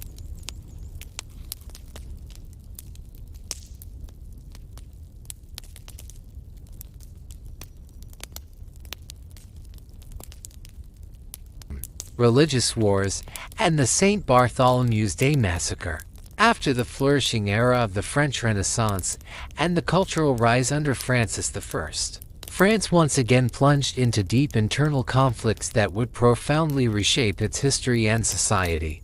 The country entered the age of the Wars of Religion, one of the most dramatic and blood-soaked periods in French history, when faith became the cause of decades of violence and civil strife, dividing the nation into two hostile camps, the Reformation and the rise of the Huguenots. The roots of these conflicts lay in the Reformation, a sweeping religious movement that began in Europe in the first half of the 16th century in France. Supporters of Protestantism, mainly followers of Calvinism, became known as Huguenots. The Huguenots called for profound reforms in church and society. They rejected the authority of the Pope, demanded a simpler form of worship free from luxury and elaborate rituals, and insisted on translating the Bible into vernacular languages so ordinary people could read it. Many members of the French nobility and urban elite joined the Huguenot movement, seeing in it an opportunity to weaken the Catholic Church and gain greater independence from royal power. Growing tensions and outbreak of war. The Catholic majority of France, however, viewed the spread of Protestantism with fear and hostility. Of the monarchy and court elites perceived the Huguenots as a threat to political stability, while the Catholic Church saw them as a direct challenge to its authority. Gradually, religious disagreements took on an increasingly political character, leading to persecution, uprisings, and violent clashes. The Wars of Religion officially began in 1562 with the Massacre of Vassy, when Catholic troops attacked and armed Huguenots gathered for worship. This event ignited a chain of armed conflicts that engulfed France for more than 30 years.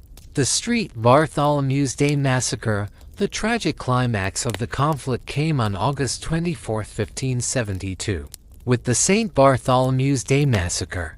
What began in Paris as a targeted murder of Huguenot leaders carried out on the orders of Catherine de' Medici quickly escalated into massacre within days and weeks. The violence spread across the country. Tens of thousands of Huguenots were killed. Nobles, merchants, craftsmen, townspeople, and peasants alike. The massacre shocked all of Europe and became a lasting symbol of religious intolerance and cruelty. Henry of Navarre and the end of the wars. After the massacre, the conflict grew even more bitter, and despite devastating losses, the Huguenots continued to fight for their faith and rights.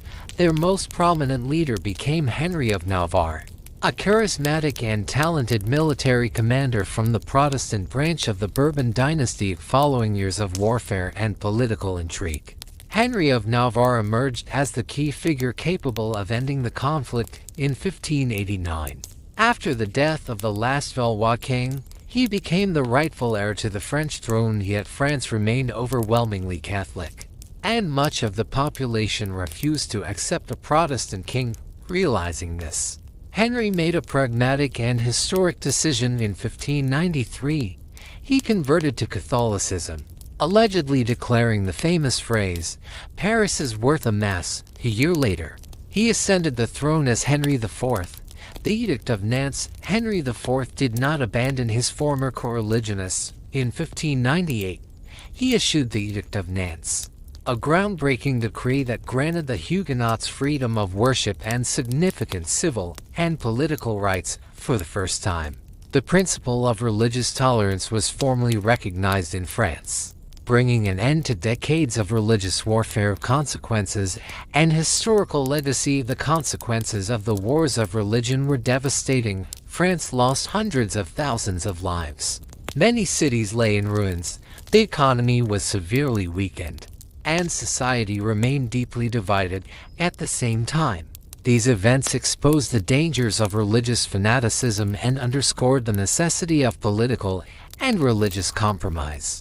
The trauma of the St. Bartholomew's Day Massacre left a deep imprint on French culture, inspiring countless literary and artistic works and serving as a grim reminder of where intolerance can lead. The Wars of Religion also fueled debates about freedom of conscience, tolerance, and human rights discussions that would later form the foundation for major political and social transformations in France and across Europe.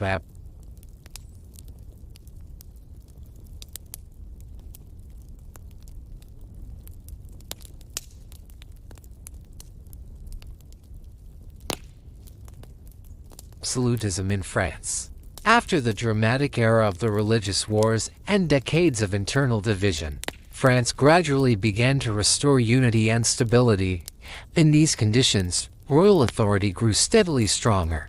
Driven by the desire to prevent a return to chaos and civil conflict, this process led to the rise of absolutism, a political system in which all power was concentrated in the hands of a single ruler.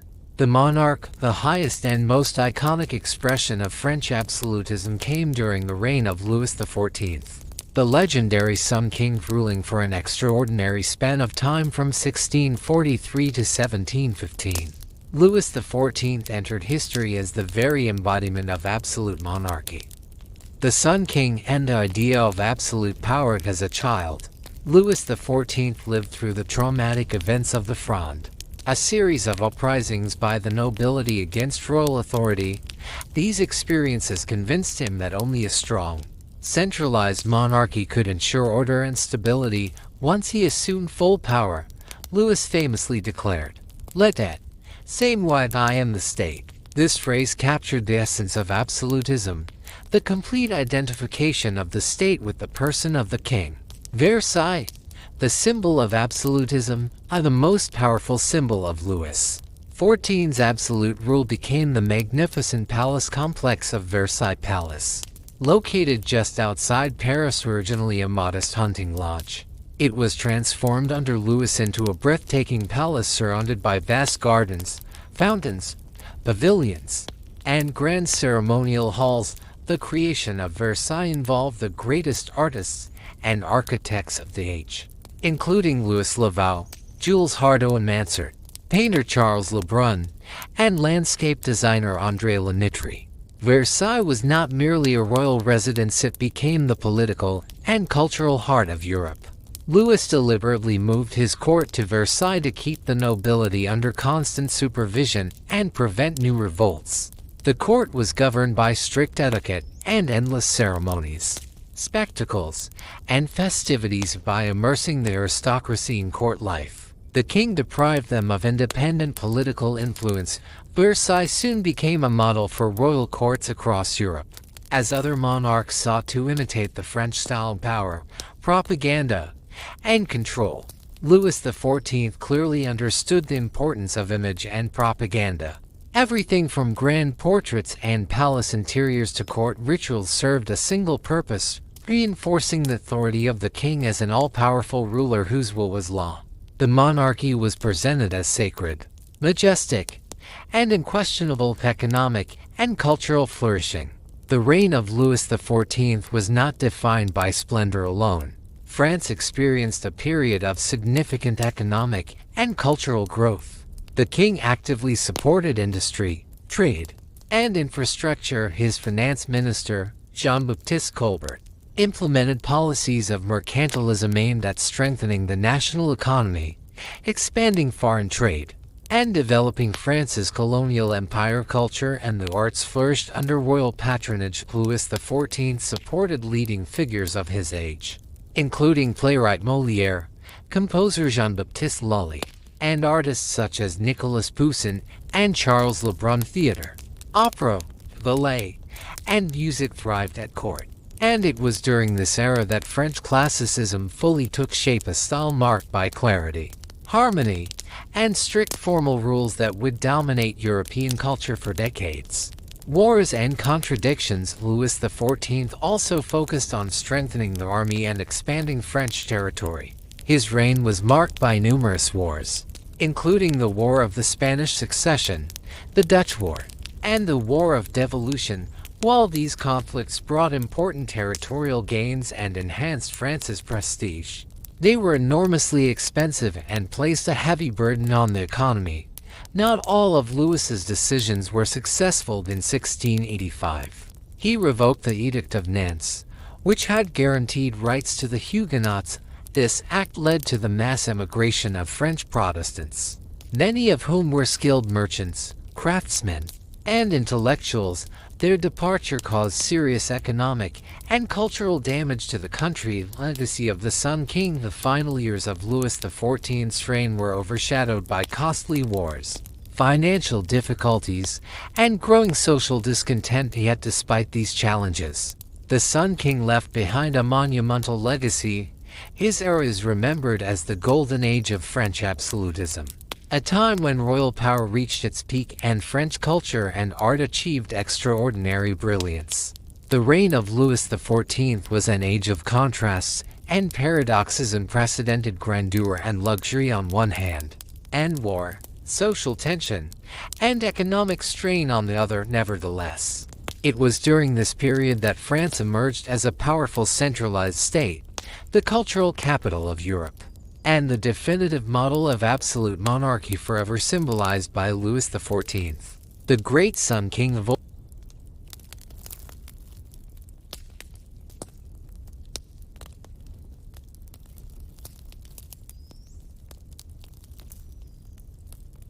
Voltaire and his philosophical ideas. After the long era of absolute monarchy embodied by Louis XIV, France slowly began to change. The splendor of Versailles, the rigid court etiquette, and the seemingly unquestionable power of the monarch started to provoke doubt, criticism, and resistance. From this growing dissatisfaction emerged the Age of Enlightenment, a period in which blind obedience to authority was replaced by faith in reason, science, and human progress. The Enlightenment encouraged deep reflection on the nature of power, society, religion, and human rights. The thinkers of this era believed that the world could and should be understood through logic, experience, and critical thought rather than tradition, superstition, or fear. Of France became the intellectual heart of this movement, and its philosophers influenced political and social thought across all of Europe. One of the most powerful voices of the Enlightenment was Voltaire. Born François Mitterrand, Voltaire was famous for his sharp intellect, biting wit, and fearless criticism of authority. His life was marked by controversy, exile, and constant clashes with those in power. Early in his career, satirical verses mocking the French regent led to his imprisonment in the Bastille.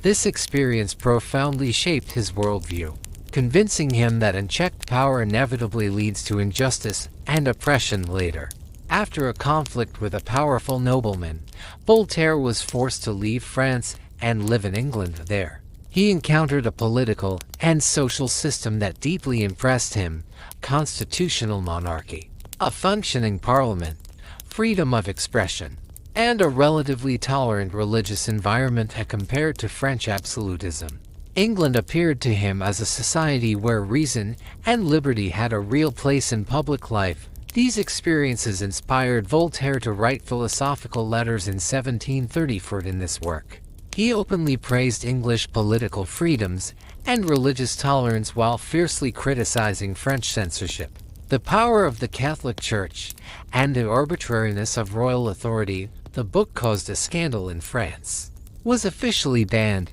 and publicly burned. Yet the attempt to suppress it only increased Voltaire's popularity and strengthened his reputation as a fearless defender of intellectual freedom. Voltaire was not only a philosopher but also a master of satire and literature. His most famous work, Candide, ridiculed the belief that the world is inherently just and perfectly ordered. Through irony and dark humor, he exposed the cruelty of war, the suffering of innocent people, and the hypocrisy of institutions that claimed moral authority. His criticism targeted both monarchy and church, which he saw as sources of fanaticism, intolerance, and injustice. At the core of Voltaire's thought stood several key principles: freedom of speech, freedom of conscience, religious tolerance, and resistance to tyranny. He believed that reason and education were the strongest weapons against violence and oppression. While he did not advocate full democracy, he argued passionately for legal equality, fair justice, and the protection of individual rights. Voltaire became a symbol of the fight against censorship and dogmatism. He famously defended victims of religious persecution and judicial abuse, using his influence to expose injustice and demand reform. His ideas helped undermine the moral foundations of absolute monarchy and prepared society for profound political change. The legacy of Voltaire extends far beyond his lifetime. His writings shaped Enlightenment thought, influenced future philosophers, and laid important intellectual groundwork for the French Revolution. Above all, he remains a timeless symbol of the belief that free thought, reason, and tolerance are essential for any just and humane society.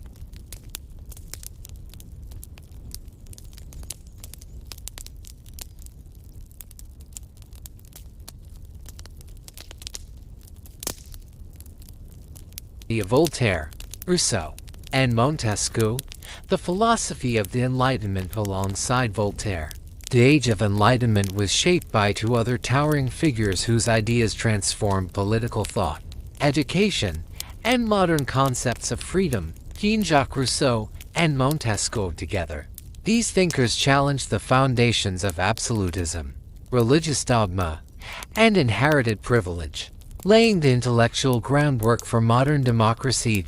Jean-Jacques Rousseau, nature, freedom, and the social contract. Like Voltaire, who moved with ease among elites, Jean-Jacques Rousseau came from a modest background. Born in Geneva, he lived much of his early life in poverty, working as a wandering musician, secretary, and tutor.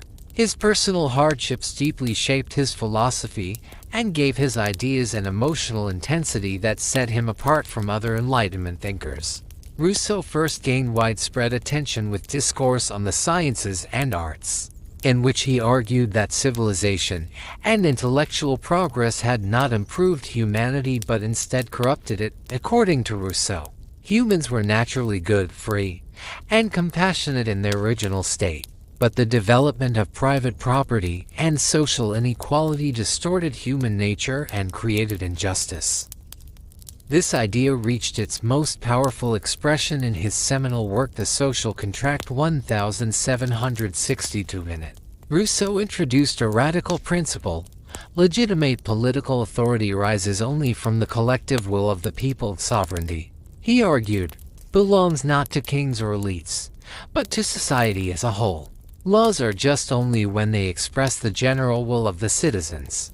This concept became foundational for modern political thought. It directly influenced revolutionary movements and later declarations of human rights, asserting that governments exist to serve the people, not the other way around. Rousseau also transformed educational theory through his book Émile, or On Education. He rejected rigid discipline and rote learning, advocating instead for education that respects a child's natural development, curiosity, and emotional needs. His ideas reshape modern pedagogy and continue to influence educational philosophy today. Montesquieu law, liberty, and the separation of powers, while Rousseau spoke from the perspective of moral critique and emotional authenticity. Montesquieu approached Enlightenment thought as a legal scholar and political theorist born into an aristocratic family. Montesquieu was trained in law and spent many years studying political institutions across Europe. His most influential work, The Spirit of the Laws 1748, permanently altered political philosophy. In this monumental study, Montesquieu introduced the concept of separation of powers, dividing authority into legislative, executive, and judicial branches. This structure, he argued, was essential to prevent tyranny and protect individual liberty. Montesquieu believed that concentrated power inevitably leads to despotism. Only by balancing power among independent institutions could freedom be preserved. His ideas were not abstract theory alone. They were grounded in comparative analysis. He studied English constitutional monarchy, legal traditions, and political systems from different cultures, making his arguments practical and persuasive. The impact of Montesquieu's thought was enormous. His model directly influenced the United States Constitution and later constitutional reforms in France and across Europe today. Separation of powers remains a cornerstone of democratic governance worldwide. The Encyclopedia and the collective Enlightenment project lay beyond individual philosophers. The Enlightenment was also defined by an unprecedented collective effort to systematize human knowledge. The Encyclopedia, this massive project, was led by Denis Diderot and Jean-Laurent D'Alembert. The goal of the Encyclopedia was revolutionary: to gather all existing human knowledge and make it accessible to everyone. Not just clergy or nobility, hundreds of thinkers, scientists, and writers contributed to its volumes, including Voltaire, Rousseau, and Montesquieu. The Encyclopedia was far more than a reference work. It was a weapon against ignorance, superstition, and authoritarian control, and despite censorship, bans, and pressure from both church and state. The encyclopedists continued their work. Their success helped spread Enlightenment ideas throughout Europe and deeply influenced public consciousness, a lasting legacy of the Enlightenment. The philosophy of the Enlightenment prepared the intellectual ground for dramatic historical change. Its ideas fueled the French Revolution, inspired declarations of human and civil rights, and reshaped political systems around the world. Freedom of speech and the press, religious tolerance, equality before the law, popular sovereignty, the separation of powers, and the concept of the social contract. All of these principles emerged from the work of Enlightenment thinkers through Voltaire's defense of reason and tolerance, Rousseau's vision of popular sovereignty and moral freedom, and Montesquieu's constitutional safeguards against tyranny. The Enlightenment transformed not only France, but the modern world itself.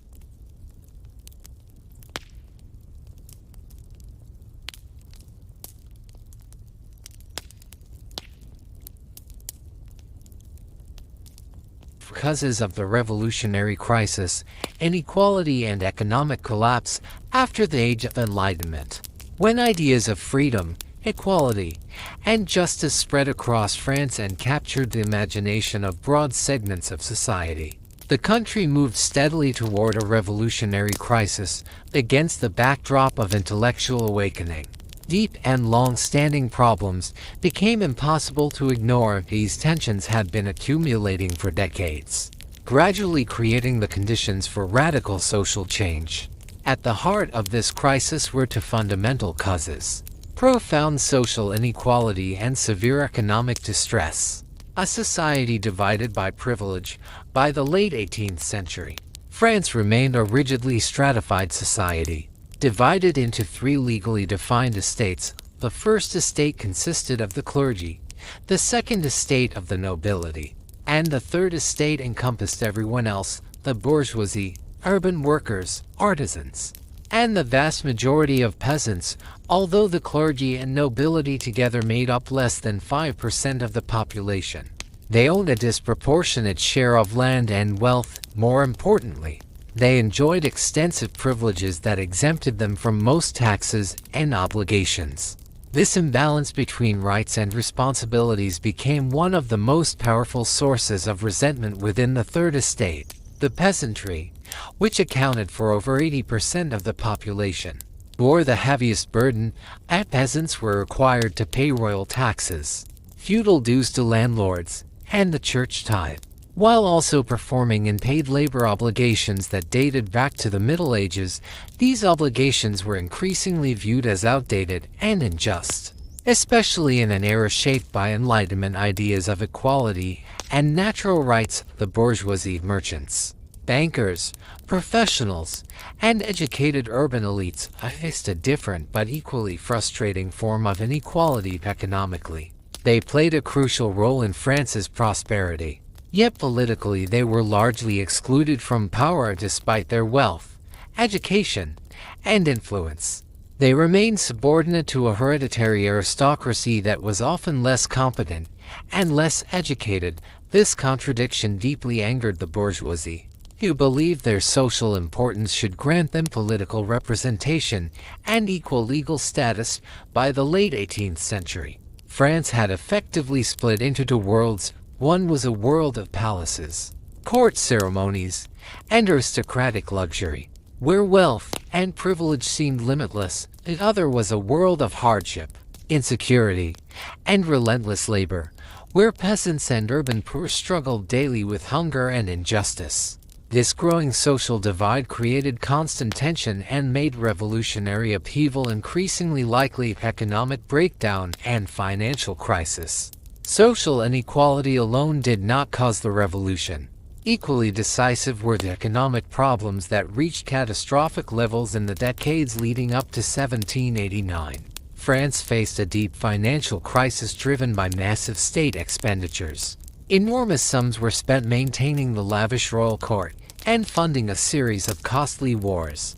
Among the most damaging were the 7 Years' War 1756 to 1763 and France's involvement in the American War of Independence 1775 to 1783. While the latter enhanced France's international prestige, it further drained an already exhausted treasury as a result. The national debt soared to unprecedented levels to keep the state functioning. The government repeatedly increased taxes, almost always targeting the Third Estate, since the privileged orders refused to surrender their exemptions. This only intensified public anger and hardship. The situation worsened dramatically in the late 1780s due to severe crop failures. The year 1788 was particularly disastrous, as poor weather led to a near-total harvest failure of bread, the staple food of the population, became scarce, and prices rose sharply in many regions. Famine loomed, hunger transformed discontent into desperation, sparking food riots, unrest, and spontaneous uprisings across the country. Political paralysis and the failure of reform. The monarchy proved incapable of responding effectively to the crisis. King Louis XVI and his ministers recognized the need for reform and attempted to introduce measures that would tax the privileged estates more fairly. However, these efforts met fierce resistance from the nobility and clergy, who refused to relinquish their long-standing privileges. In 1789, the king summoned the States General in an attempt to resolve the crisis instead of restoring stability. The assembly exposed the depth of political division and the paralysis of royal authority. Disagreements over voting procedures and representation revealed how profoundly broken the political system had become. An unavoidable explosion. By the end of the 1780s, France stood on the brink of collapse. Deep social inequality fostered widespread resentment, while economic catastrophe and government incompetence made meaningful reform impossible within the existing system. Enlightenment ideas had taught people to question injustice and demand equality, and society was no longer willing to accept a world built on inherited privilege and suffering. The revolutionary crisis was no longer a matter of theory or debate. It had become an unavoidable reality.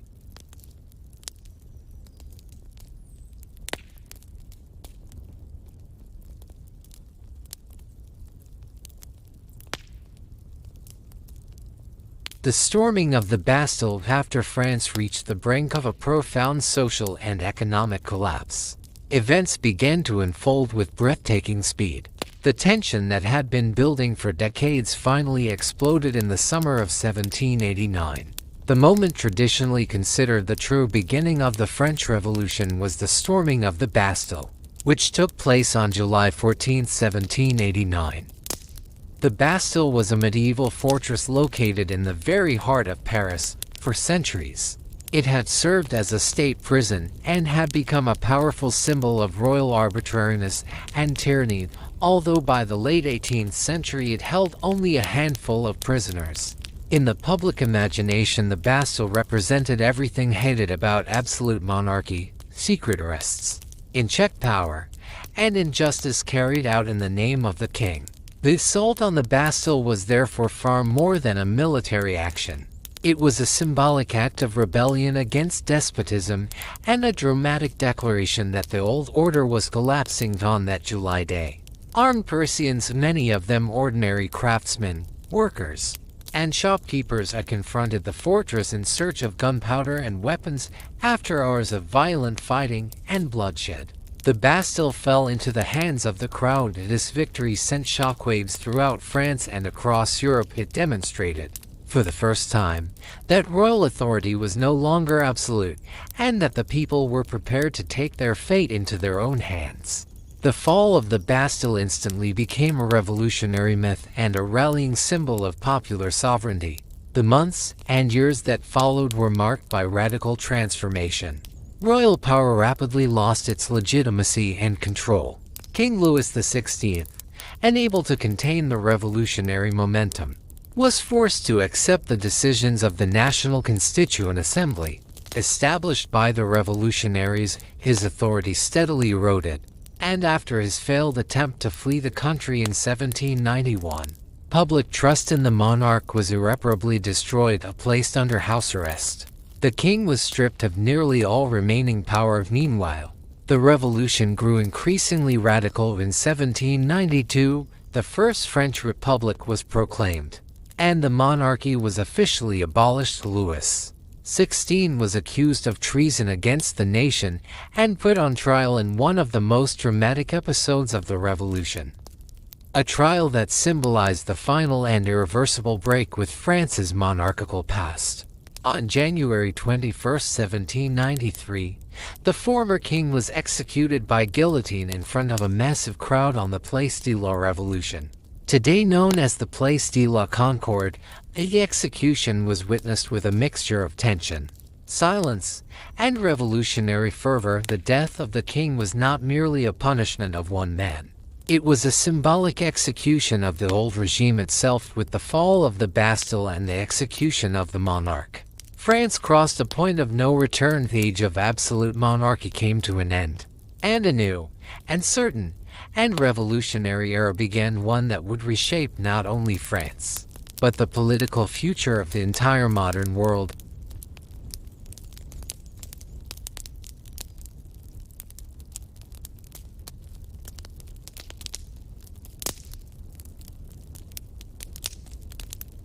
The execution of the king, however, the death of Louis XVI, did not bring peace or stability to France. On the contrary, his execution marked the beginning of the most radical and violent phase of the French Revolution, a period remembered in history as the Jacobin Dictatorship and the Reign of Terror.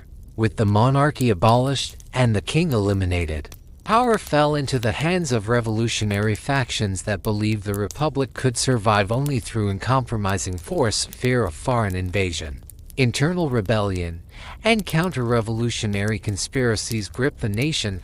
France was surrounded by hostile monarchies, while civil war and uprisings erupted within its own borders. In this climate of paranoia and ideological fanaticism, revolutionary leaders argued that mercy was weakness and that terror was a necessary instrument of virtue. Extraordinary courts were established.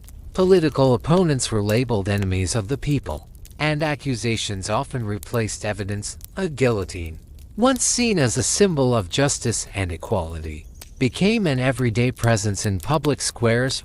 What began as a struggle for liberty and equality now consumed its own children. Former revolutionaries turned against one another, and loyalty to the republic was constantly questioned. The execution of the king had shattered the last restraints of the old order, but it had also unleashed forces that were increasingly difficult to control. Thus, instead of calm, France entered a period defined by fear, radical ideology, and mass violence. The moment when the revolution reached its darkest and most uncompromising extreme, the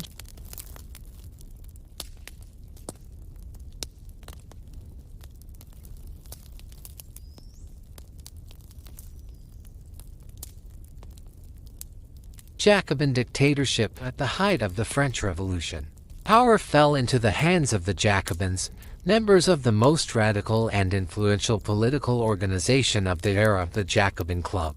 What had begun as a movement for liberty and equality now entered a phase defined by ideological absolutism and political violence.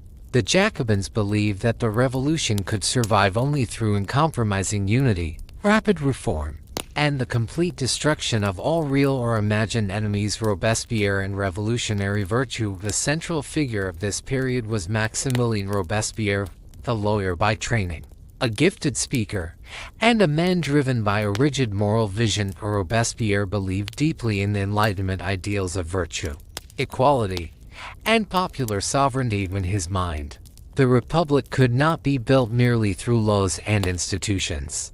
It required moral purity among citizens and leaders alike, yet this belief led him to a dangerous conclusion. Anyone who opposed the revolution, doubted its methods, or even hesitated in their enthusiasm was a threat to the Republic. To Robespierre, political opposition was not disagreement, it was betrayal. The Committee of Public Safety and Absolute Power in 1793. Real authority passed to the Committee of Public Safety, a small executive body tasked with defending the revolution from foreign invasion and internal collapse. Robespierre became its most influential member. Under the committee's control, revolutionary justice was centralized, accelerated, and stripped of legal safeguards. Revolutionary tribunals operated at terrifying speed. Accusations were often based on rumor, personal grudges, or vague charges such as lack of civic virtue. Trials could last minutes. Verdicts were final. Appeals were impossible. The Reign of Terror 1793–1794. This period entered history as the Reign of Terror. Between 40 and 50,000 people were executed or died in prison. Victims came from all levels of society: nobles, clergy, former revolutionaries, peasants, workers, and even loyal republicans. The guillotine, once presented as a humane and equal method of execution, became a daily spectacle and the ultimate symbol of revolutionary fear. Paris lived under constant tension. Public executions drew silent, uneasy crowds. Neighbors feared neighbors. Silence became a survival strategy. To speak too boldly was dangerous, but so was speaking too little. Robespierre justified the terror with chilling logic. In one of his most famous declarations, he argued that terror is nothing other than justice, prompt, severe, and inflexible. In his view, terror was not a betrayal of revolutionary ideals, but their purest expression. Collapsed from within. Over time, the revolution began to consume its own architects as executions multiplied. Robespierre's circle narrowed. Former allies turned into enemies even within the Jacobin ranks. Fear replaced loyalty. No one felt safe, not even those who had sent thousands to their deaths. By the summer of 1794, exhaustion and paranoia dominated political life. On 9 Thermidor, the 27th of July 1794, Robespierre was arrested by his former colleagues, who feared they would be next. The following day, he was executed without trial. Just as countless others had been, his death marked the end of the Jacobin dictatorship and the collapse of the Reign of Terror. Legacy and historical meaning. The Jacobin period left France deeply scarred. It demonstrated how revolutionary ideals, liberty, equality, justice could be transformed into instruments of oppression when moral certainty replaced political restraint. The terror forced France, and later the world, to confront a disturbing question: can freedom survive when enforced through fear? At the same time, the Jacobin dictatorship reshaped modern politics.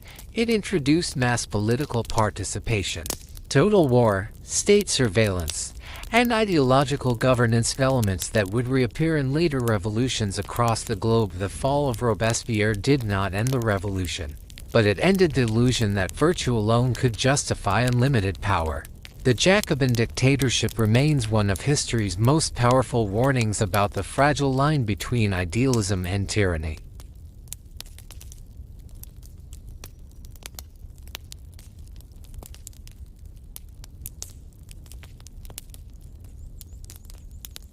The end of the revolution, exhausted by years of violence, fear, and relentless repression, France gradually turned away from revolutionary extremism in search of stability and order. After the fall of Robespierre and the end of the Reign of Terror, political power shifted into the hands of more moderate forces. This new phase of the revolution became known as the Directory. The Directory, a fragile return to order, The Directory was established in 1795 as a collective executive government designed to prevent the return of both royal absolutism and radical dictatorship. Its leaders sought to calm the country, restore economic life, and end mass executions. Political repression decreased, revolutionary tribunals were dismantled, and daily life slowly began to resemble normality again. However, stability proved fragile. The Directory was plagued by corruption, financial crises, popular unrest, and constant threats from both royalists and radical revolutionaries unable to command genuine loyalty or inspire confidence. The regime relied increasingly on the army to maintain order, and imbalance that would soon have dramatic consequences. The lasting achievements of the revolution, despite the bloodshed and chaos that marked its most radical phases. The French Revolution permanently transformed France and reshaped the modern world. One of its most decisive outcomes was the complete destruction of absolute monarchy and the feudal system. Aristocratic and clerical privileges were abolished, and centuries-old social hierarchies collapsed. France ceased to be a rigidly stratified society divided into estates. In its place emerged a new social order based on legal equality. This transformation opened the way for the rise of the bourgeoisie, which became the dominant force in economic life and increasingly influential in politics, rights, law, and citizenship. One of the revolution's greatest and most enduring achievements was the adoption of the Declaration of the Rights of Man and of the Citizen in August 1789. This groundbreaking document proclaimed universal principles that would redefine political thought, freedom of speech and the press, equality before the law, the right to property, personal security, and resistance to oppression. These ideas form the foundation of the modern constitutional state. The Declaration inspired future constitutions across Europe and the Americas, and became a cornerstone of global human rights discourse, secularization, and the modern state. Another profound consequence of the revolution was the secularization of French society. The Catholic Church, long a dominant political and economic power, lost much of its influence. Church lands were nationalized, monasteries dissolved, and clergy placed under state authority. For the first time in French history, the principle of a secular state was clearly asserted. The separation, though incomplete and contested between church and government, marked a decisive break with the medieval order and laid the groundwork for modern secular governance. Economic consequences, progress, and pain of the economic legacy of the revolution was deeply contradictory. On one hand, the abolition of feudal obligations and the creation of a unified national market stimulated long-term economic development. Trade and industry benefited from the removal of internal barriers and feudal restrictions. On the other hand, years of political instability, civil conflict, inflation, and continuous warfare devastated the economy. Financial disorder and social disruption left lasting scars that would take decades to heal. A revolution that changed the war. Albeit by the late 1790s, the revolutionary storm had begun to subside, but France and Europe were forever transformed. The revolution proved that an old political order could be overthrown in the name of universal principles.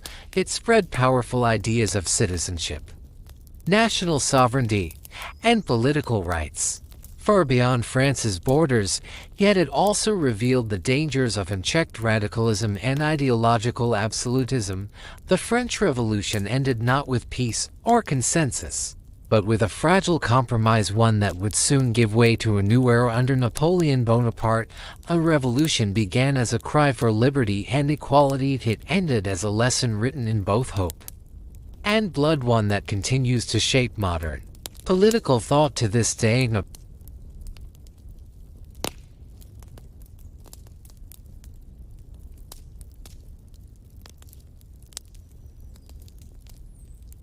Napoleon Bonaparte. From revolution to empire, the French Revolution radically transformed France's political system Absolute monarchy was replaced first by a republic, then by revolutionary dictatorship, and finally by the authoritarian rule of Napoleon Bonaparte in an extraordinarily short period. France experienced several dramatic changes of regime and unprecedented political experiment for Europe at the time. One of the most important consequences of the revolution was the emergence of mass politics. For the first time, broad layers of society, peasants, artisans, workers, and the middle classes became active participants in political life. Political clubs, newspapers, and public debates flourished, giving birth to modern political culture based on citizen participation rather than inherited privilege. Revolution and Europe. The French Revolution also had a profound impact on international relations. Ideas of liberty, equality, and popular sovereignty spread far beyond France, sending shockwaves through Europe. Monarchs across the continent, terrified by the revolutionary example, tightened control and increased repression to prevent similar uprisings in their own states. At the same time, many peoples of Europe saw the revolution as an inspiration, a model for resistance against feudalism and absolutism.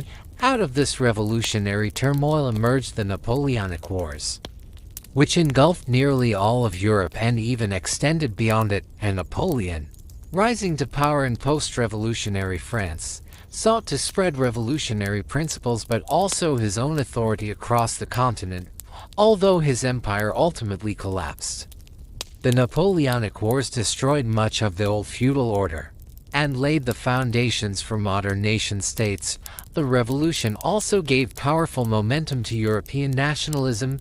Peoples increasingly began to see themselves as distinct nations, with a right to self-determination. This nationalist awakening would play a decisive role in the political upheavals of the 19th and 20th centuries, leading to liberation movements, revolutions, and the creation of modern national states. A country in crisis after years of revolution, terror, and political instability. France was exhausted. The fall of the Jacobins and the weakness of the Directory left the country in deep crisis. France desperately needed a strong leader, someone capable of restoring order, ensuring stability, and rebuilding state authority after years of chaos. It was at this critical moment that Napoleon Bonaparte stepped onto the stage of history. Napoleon was born on the 15th of August 1769 in the island of Corsica, into the family of a minor nobleman. From an early age, he displayed ambition, intelligence, and iron determination. Educated in French military schools, he quickly distinguished himself among his peers through discipline, strategic insight, and an extraordinary will to succeed. Rise during the Revolution. Napoleon's first major opportunity came during the revolution itself in 1793. He commanded the artillery during the siege of Toulon, where British and Royalist forces had taken control of the port. Through bold tactics and innovative use of artillery, Napoleon secured a decisive victory. This success brought him recognition from revolutionary leaders and launched his rapid ascent. Another crucial moment followed in 1795. When a royalist uprising threatened the revolutionary government in Paris, Napoleon was tasked with suppressing the revolt. Acting decisively, he ordered the use of grapeshot against the insurgents, crushing the rebellion. This action cemented his reputation as a ruthless but effective commander capable of restoring order. Of Italian campaign and national glory. In 1796, Napoleon was given command of the French army in Italy. His forces were poorly supplied, underpaid, and demoralized, yet through speed, bold maneuvering, and brilliant strategy, Napoleon defeated far larger Austrian armies in a series of stunning victories. Within months, he conquered much of northern Italy and forced Austria into peace negotiations. The Italian campaign transformed Napoleon into a national hero. His victories electrified France and demonstrated a new style of warfare based on mobility, surprise, and decisive action. Equally important was Napoleon's mastery of propaganda. He personally wrote proclamations and reports glorifying his victories, which were widely published in Paris newspapers, and pamphlets spread the image of Napoleon as a military genius and savior of the nation. His fame grew rapidly, and public admiration turned him into a symbol of hope, strength, and national pride. The dawn of a new era. By the end of the 1790s, Napoleon had become far more than a successful general. He was a political figure of immense influence, admired by soldiers and civilians alike in a France longing for order and direction. His rise seemed almost inevitable. Napoleon Bonaparte embodied the contradictions of the revolution itself, born from its ideals, shaped by its chaos, and ultimately transforming it into something entirely new. With his ascent, France entered a new epoch, one defined not by revolutionary assemblies, but by the will of a single, extraordinary individual who would soon reshape Europe itself.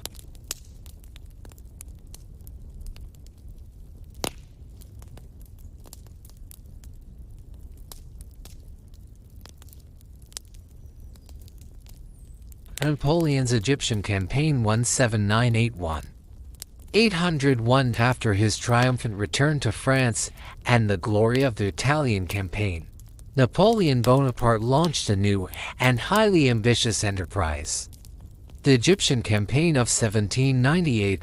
This expedition was driven by both strategic calculation and personal ambition, and Napoleon sought to strike at British interests in the East, disrupt Britain's vital trade routes to India, and at the same time expand French influence in the Mediterranean and the Middle East. In the spring of 1798, Napoleon sailed from France with a large expeditionary force. Unlike traditional military campaigns, this one was also conceived as a scientific and cultural mission. Alongside soldiers, Napoleon brought with him dozens of scholars, engineers, artists, and scientists, mathematicians, astronomers, linguists, and archaeologists, with the goal of studying and documenting ancient Egyptian civilization.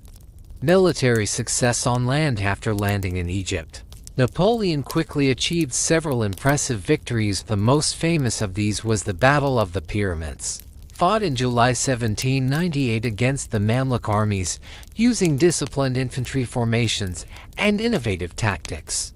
Napoleon decisively defeated the Mamluks, demonstrating the superiority of modern European armies over traditional cavalry forces. Standing before his troops, Napoleon reportedly declared, "Soldiers, from the heights of these pyramids, 40 centuries looked down upon you." The victory secured Cairo and gave France temporary control over much of Egypt. At this moment, Napoleon appeared to be at the height of his power, victorious, confident, and already shaping his own legend. A disaster at sea, however.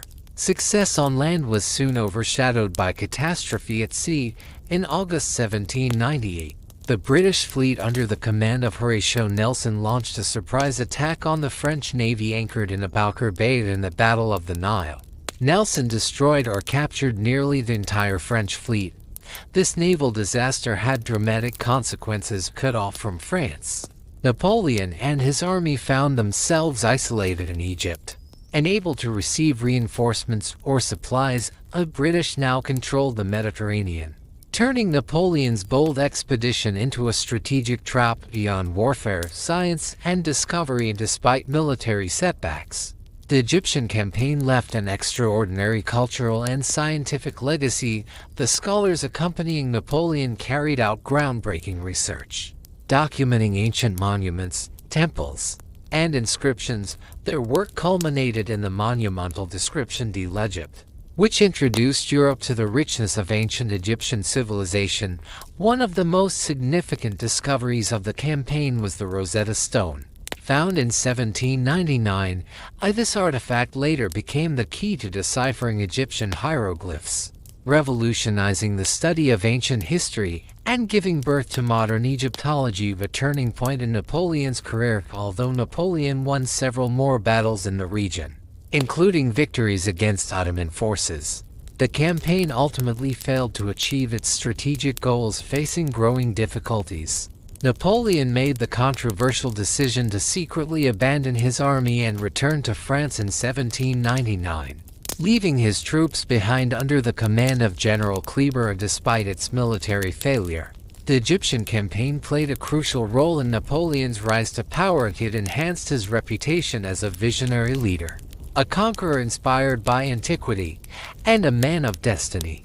The aura of heroism and mystery surrounding his return to France helped pave the way for his seizure of power later that year. Napoleon's Egyptian adventure thus stands as one of the most paradoxical episodes of his life, a campaign marked by bold ambition, dazzling victories, crushing defeat, and an enduring cultural legacy that reshaped Europe's understanding of the ancient world.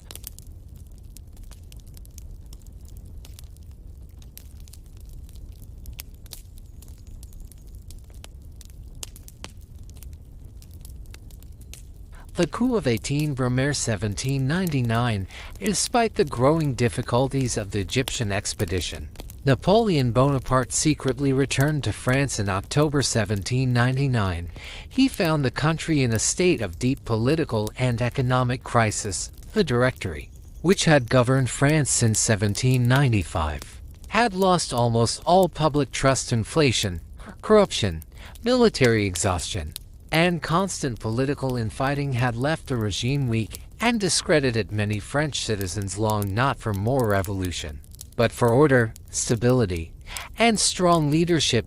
Napoleon quickly realized that the moment was ripe. His military fame, carefully cultivated through propaganda, made him one of the most popular figures in France. To many, he appeared as the only man capable of saving the Republic from collapse.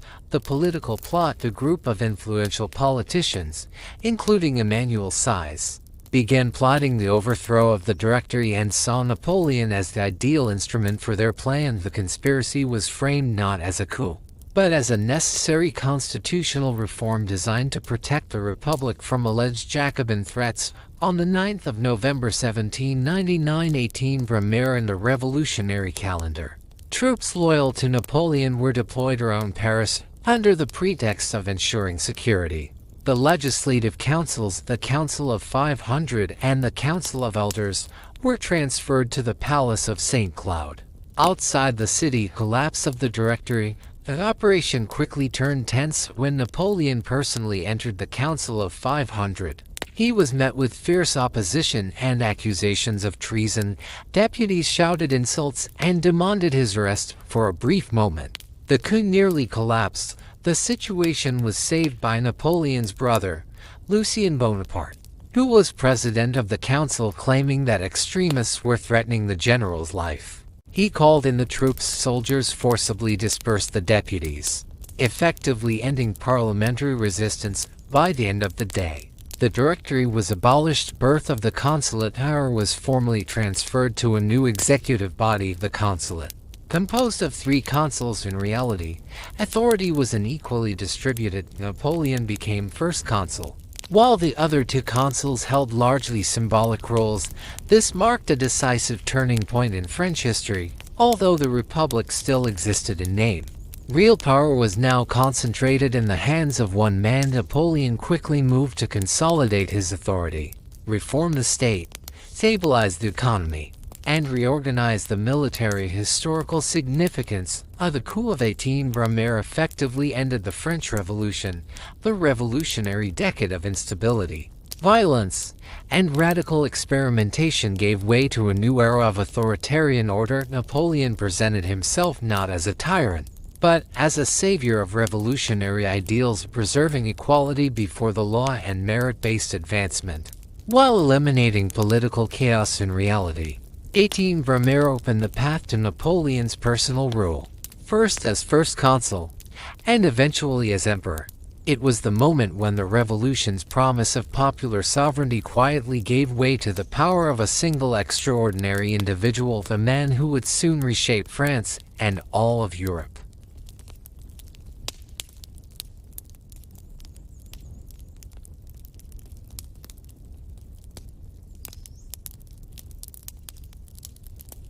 Reforms of Napoleon Bonaparte. When Napoleon Bonaparte rose to power as first consul, France was exhausted by a decade of revolution, terror, and political instability. The country desperately needed order, effective governance, and clear rules. Napoleon understood that military victories alone were not enough. The achievements of the revolution had to be secured, organized, and transformed into a durable state system. What followed was one of the most ambitious reform programs in European history, reforms that not only stabilized France, but also shaped modern statehood far beyond its borders. Centralization and administrative reform. Napoleon moved swiftly to centralize power and restore efficiency. France was reorganized into departments governed by prefects appointed directly by the central government. These officials controlled taxation, policing, justice, and public works, ensuring that Paris, not local elites, held real authority.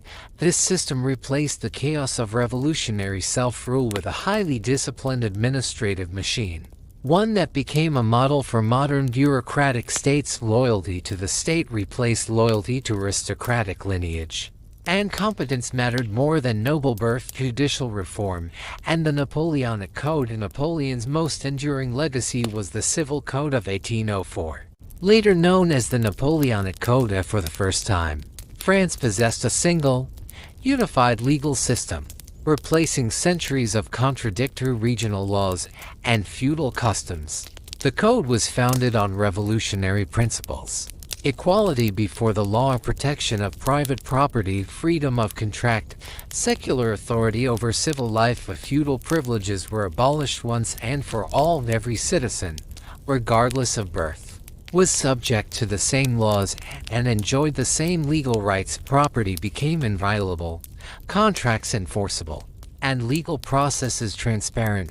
Although conservative in family matters, reinforcing patriarchal authority, the code provided legal stability and predictability, essential for economic growth. Its influence spread across Europe and beyond, shaping legal systems in Italy, Germany, Latin America, and parts of Asia. Even today, its principles remain embedded in modern civil law. Financial and economic reforms. Napoleon inherited a state near bankruptcy.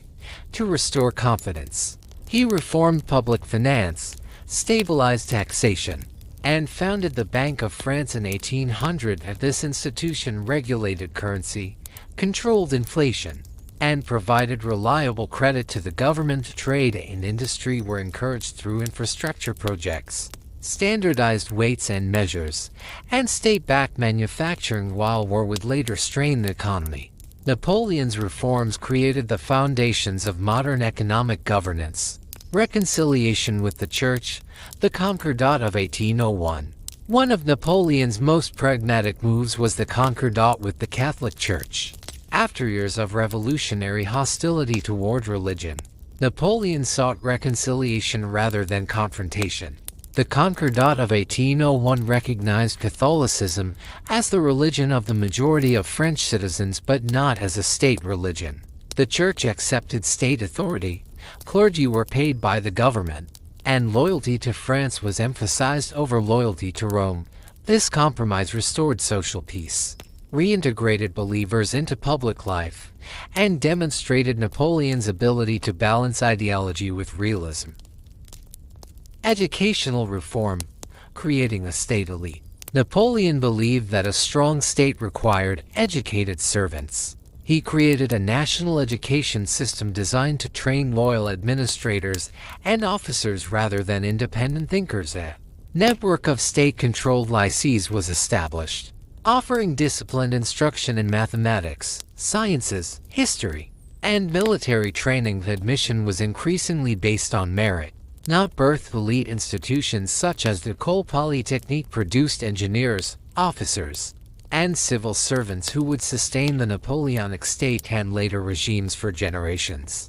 Education became a tool of national cohesion and state power. Military reform and the Grande Armée. The military genius.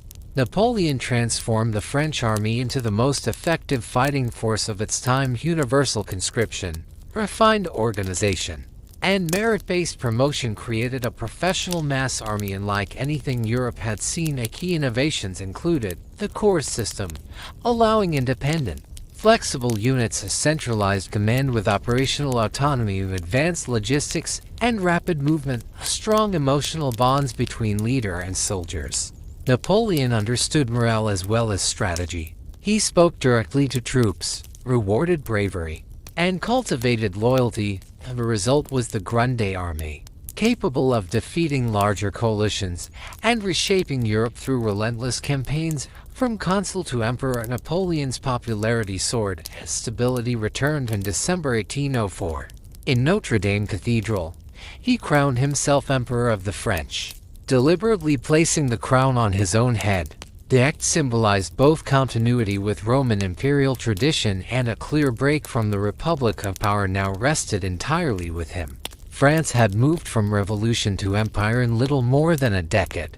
Legacy of the reforms. Napoleon's reforms created a new model of governance. Centralized, but rational, authoritarian yet merit-based, revolutionary in law, imperial in power. They laid the foundations of modern France and influenced administrative, legal, and military systems across Europe. Yet the very strength of the system, constant war, heavy conscription, and imperial ambition also sowed the seeds of resistance and collapse. By the early 19th century, France stood as the dominant continental power, but endless wars drained resources, provoked nationalist uprisings, and ultimately led to Napoleon's downfall. Still, long after his empire fell, his reforms endured, proof that while Napoleon the Conqueror could be defeated, Napoleon the lawgiver and state builder could not be undone.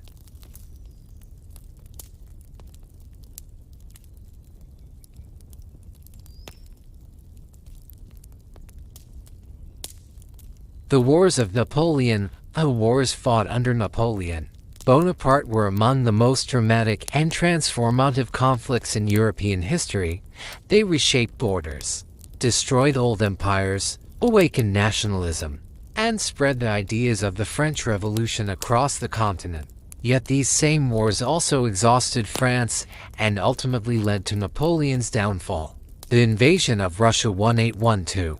In 1812, Napoleon launched his most ambitious and fatal military campaign, the invasion of the Russian Empire, determined to force Tsar Alexander I back into alliance and secure his dominance over Europe. Napoleon assembled the Grande Army, a colossal force of more than 600,000 soldiers drawn from across his empire, in June 1812. This immense army crossed into Russian territory at first. The campaign appeared successful.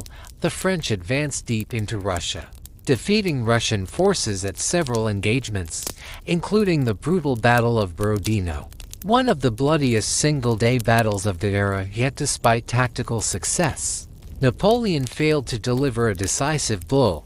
The Russian army, under commanders like Kutuzov, deliberately avoided total confrontation. Instead, it retreated steadily eastward, devastating the countryside, destroying supplies, and drawing the French ever deeper into hostile territory. On the 14th of September 1812, Napoleon entered Moscow, expecting the fall of the ancient capital to force Russia into surrender. Instead, he found a city largely abandoned and engulfed in flames, with no supplies, no shelter, and no peace negotiations forthcoming.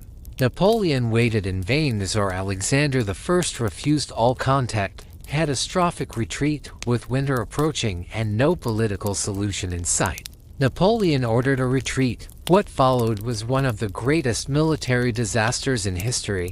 The retreat from Russia became a nightmare of starvation, disease, freezing temperatures, and constant attacks by Russian troops and partisan fighters. A once mighty Grande Army disintegrated. Of the more than 600,000 soldiers who had entered Russia, fewer than 40,000 returned. This catastrophe shattered the myth of Napoleon's invincibility and devastated France's military power across Europe. Former allies and enemies alike saw their chance. The Sixth Coalition and the Battle of Leipzig 1813. In 1813, a vast coalition formed against France, uniting Russia, Great Britain, Austria, Prussia, and Sweden. This alliance confronted Napoleon in Central Europe. The decisive clash came in October 1813 at the Battle of Leipzig.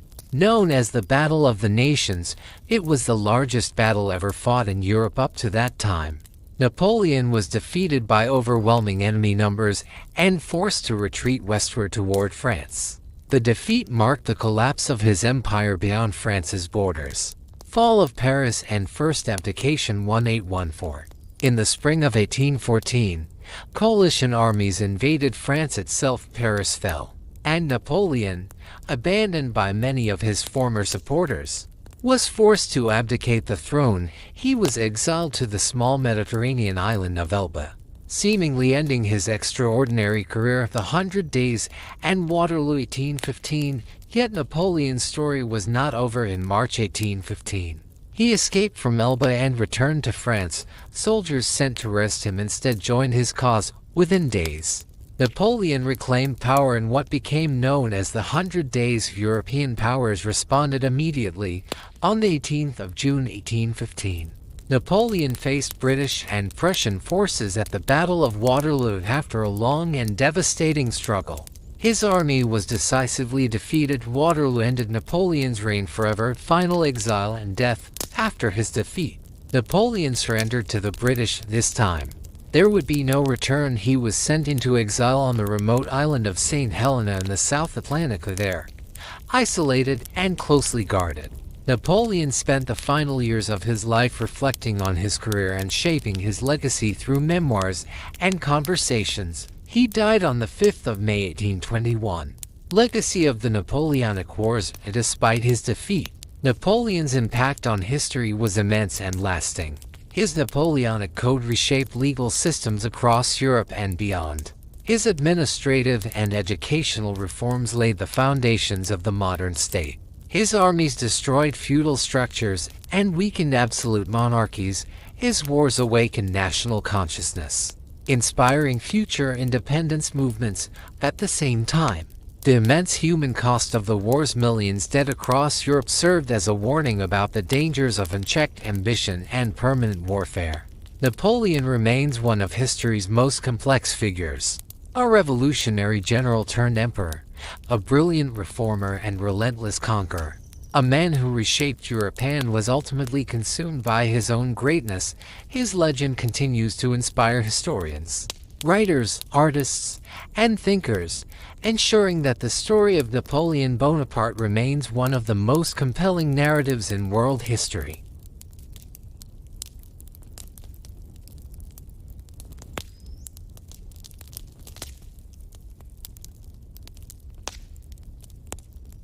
The Restoration Era in France 1815–1830.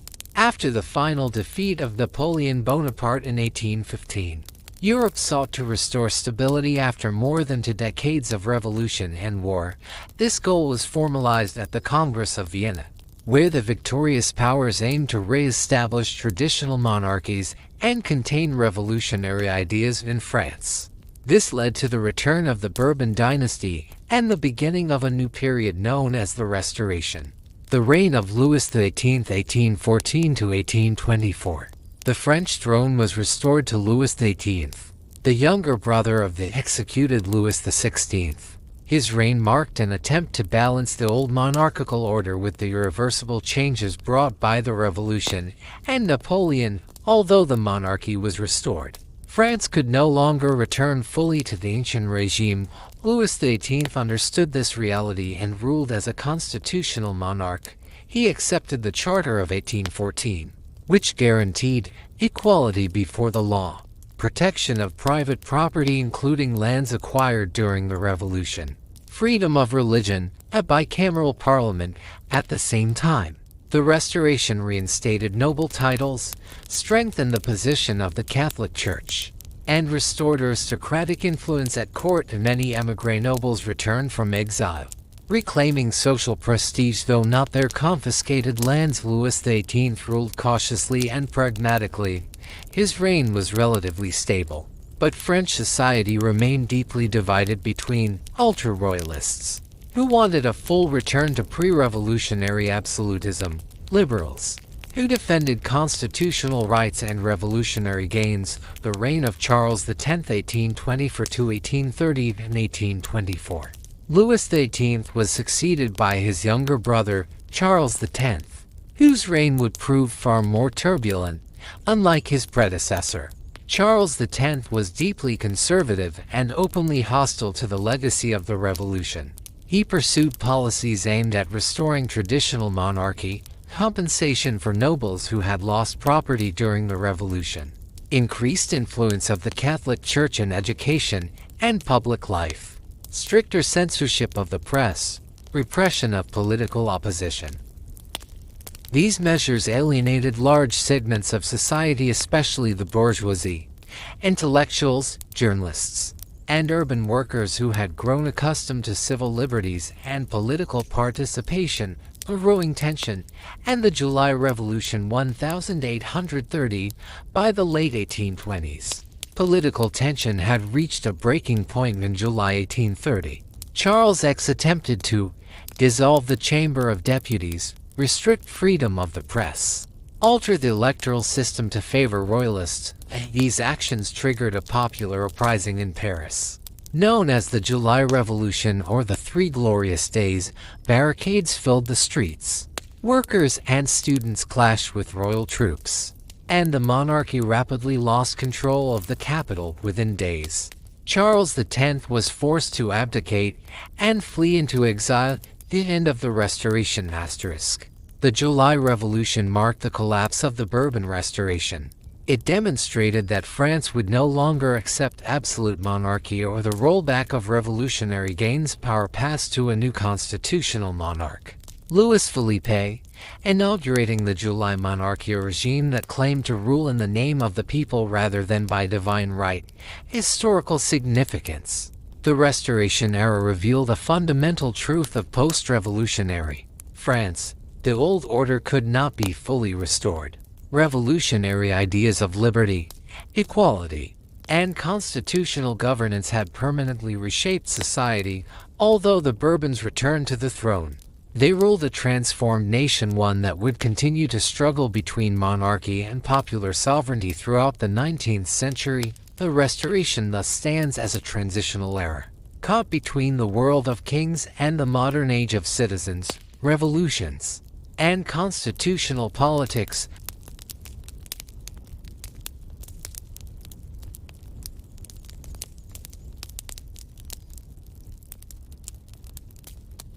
The July Monarchy 1830–1848. Between the 27th and the 29th of July 1830, Paris was engulfed in violence for 3 dramatic days, later remembered as the Three Glorious Days. Ordinary citizens erected barricades, fought street battles, and confronted government troops.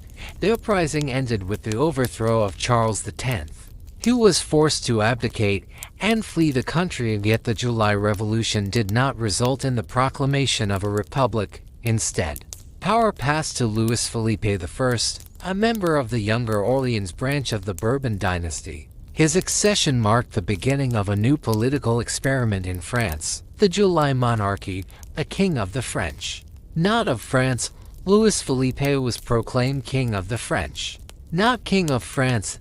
This distinction was deeply symbolic. It reflected a fundamental shift in political philosophy. Sovereignty was no longer derived from divine right. The monarch ruled by the will of the nation. The July Monarchy 1830–1848 presented itself as a constitutional and liberal monarchy, standing between absolute monarchy and republicanism. In theory, it promised freedom, moderation, and progress, liberalism, and economic growth. The early years of Louis Philippe's reign were marked by relative political stability, expanded civil liberties compared to the Restoration, rapid economic growth. France experienced accelerated industrialization, the expansion of railways, banking, and manufacturing, and the rise of modern capitalism. Trade flourished, cities grew, and Paris increasingly became a center of finance, industry, and culture. This era especially benefited the bourgeoisie, industrialists, bankers, merchants, and property owners who formed the main political support of the regime. Voting rights, however, remained restricted to wealthy taxpayers, excluding the vast majority of the population. Social inequality and growing discontent, and despite economic progress, the July Monarchy failed to address deep social inequalities as wealth accumulated at the top. Living conditions for workers and the urban poor worsened. Low wages, long working hours, and safe labor conditions, frequent unemployment. The working class saw little improvement in daily life, while political participation remained out of reach. At the same time, many intellectuals, journalists, and students grew increasingly critical of the regime's limited democracy and corruption. Louis Philippe, once seen as a citizen king, gradually came to be viewed as distant and self-serving. His reliance on conservative ministers and his resistance to electoral reform eroded public trust. The crisis of the 1840s. By the 1840s, multiple crises converged: economic downturns and food shortages, rising unemployment, political stagnation, suppression of opposition movements. Public frustration intensified as demands for broader suffrage, social reforms, and genuine representation were consistently ignored. The monarchy appeared increasingly out of touch with the realities of French society. The road to revolution. The July Monarchy, born from revolution, ultimately fell victim to the very forces it failed to contain. In 1848, mounting unrest would explode into a new uprising, ending Louis Philippe's reign and sweeping away the last French monarchy of the 19th century. Historical significance. The July Monarchy occupies a crucial place in French history. It confirmed that absolute monarchy was no longer viable. It demonstrated the power of the bourgeoisie in shaping modern politics. It exposed the dangers of economic growth without social justice, though relatively stable on the surface. The regime rested on fragile foundations. Its collapse would usher France into the Revolution of 1848 and the birth of the Second Republic, once again redefining the balance between power, society, and the people. The July Monarchy stands as a reminder that political legitimacy requires not only constitutional form but genuine inclusion and social balance.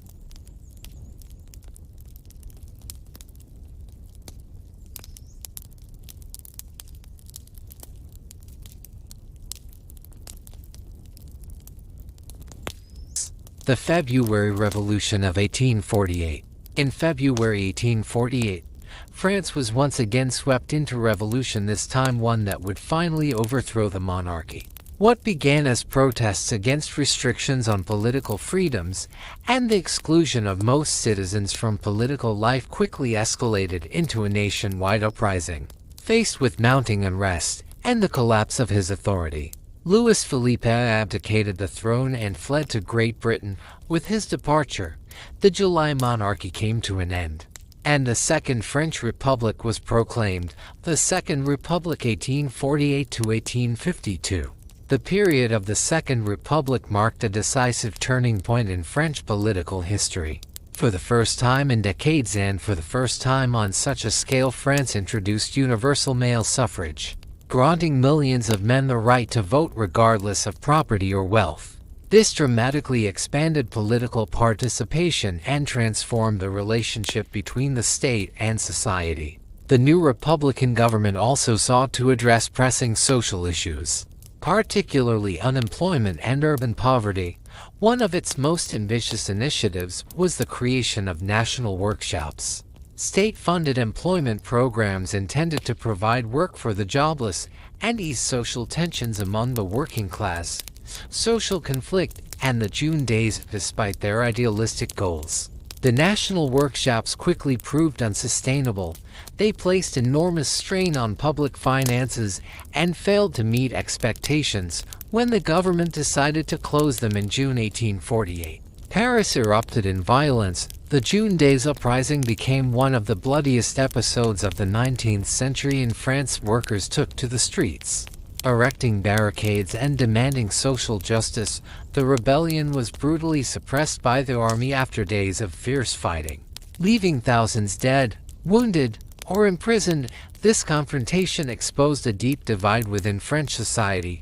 On one side, the working classes demanding social rights on the other, Republicans and conservatives prioritizing order and property. The events of June shattered the fragile unity of the Republic and intensified fears of social revolution. The rise of Louis Napoleon Bonaparte amid growing instability. Many French citizens began to long for order, authority, and stability rather than continued revolutionary turmoil in this climate. The presidential elections of December 1848 brought a decisive victory for Louis Napoleon Bonaparte. The nephew of Napoleon Bonaparte, his name carried immense symbolic power to millions of voters. It evoked memories of national glory, strong leadership, and stability. Louis Napoleon skillfully presented himself as a man above party politics, promising prosperity, social harmony, and an end to chaos from republic to empire once in office. Louis Napoleon quickly revealed that his ambitions extended far beyond the presidency, frustrated by constitutional limits on his power and unwilling to step down at the end of his term. He staged a coup d'etat in 1851, the following year. In 1852, he proclaimed himself emperor, taking the title Napoleon III. With this act, the Second Republic was abolished, and France entered a new political era, the Second Empire. Historical significance: the February Revolution of 1848 demonstrated the collapse of bourgeois monarchy, the rise of mass politics, and universal suffrage, the explosive power of unresolved social inequality. At the same time, it revealed the fragility of republican institutions in a society torn between democratic ideals and the desire for strong authority. The revolution that began with hopes of freedom and social reform ultimately paved the way for a new form of authoritarian rule, closing one chapter of French history while opening another. The events of 1848 would resonate far beyond France, inspiring revolutionary movements across Europe and shaping political debates about democracy, social justice, and power for generations to come.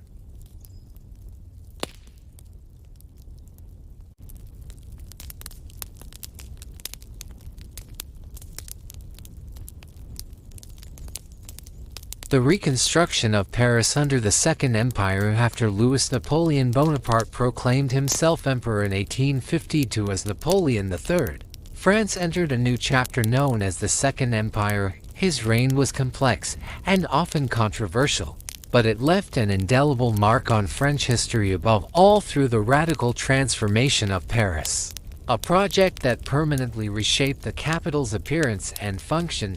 Napoleon III did not see himself merely as a political ruler. He envisioned his role as that of a modernizer and urban reformer, determined to turn Paris into a model imperial city, one that would symbolize prosperity, order, and power. To achieve this, he appointed an energetic and uncompromising administrator, Georges Eugene Haussmann, as prefect of the Seine and entrusted him with the complete reconstruction of the city. Hausmannization, a city rebuilt. The vast rebuilding program that followed became known as Hausmannization, one of the most ambitious urban renewal projects in European history. Haussmann ordered the demolition of large sections of medieval Paris, characterized by narrow, dark, overcrowded streets. In their place arose wide boulevards, grand avenues, and monumental squares that still define Paris today.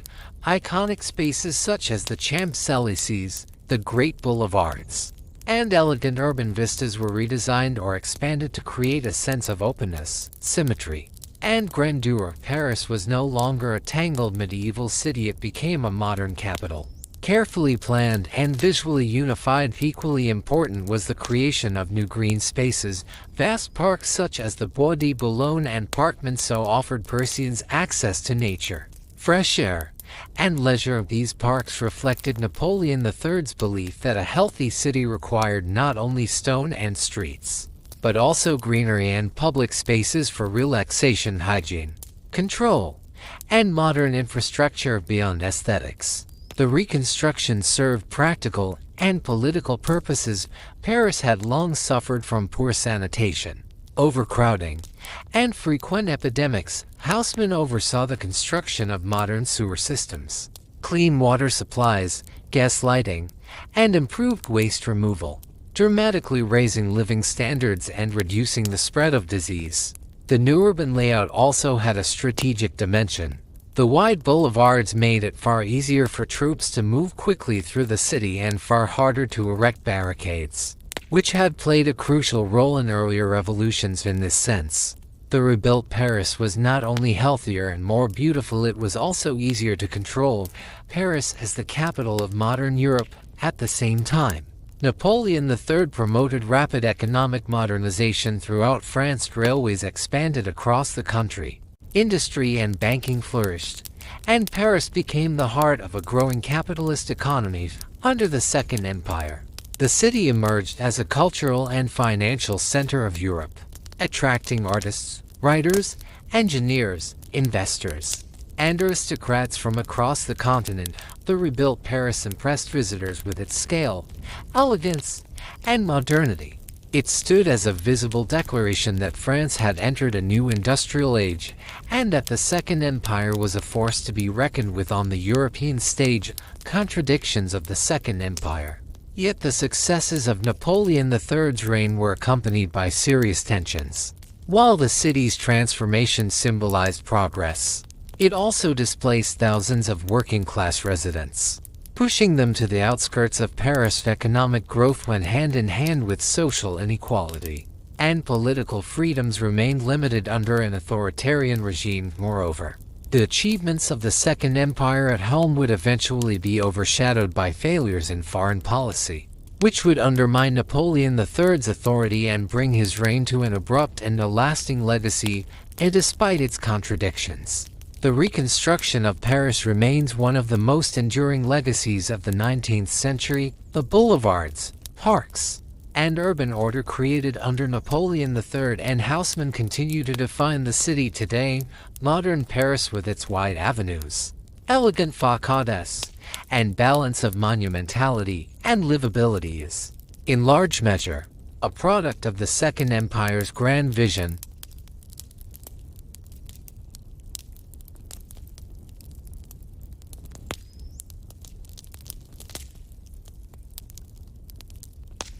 The Franco-Prussian War 1870–1871. The Franco-Prussian War of 1870–1871 became the greatest catastrophe of the reign of Napoleon III and a decisive turning point in the history of France. Seeking to restore his weakening authority and revive the prestige of the Second Empire, Napoleon III chose confrontation with Prussia, a rapidly rising power skillfully guided by its chancellor, Otto von Bismarck.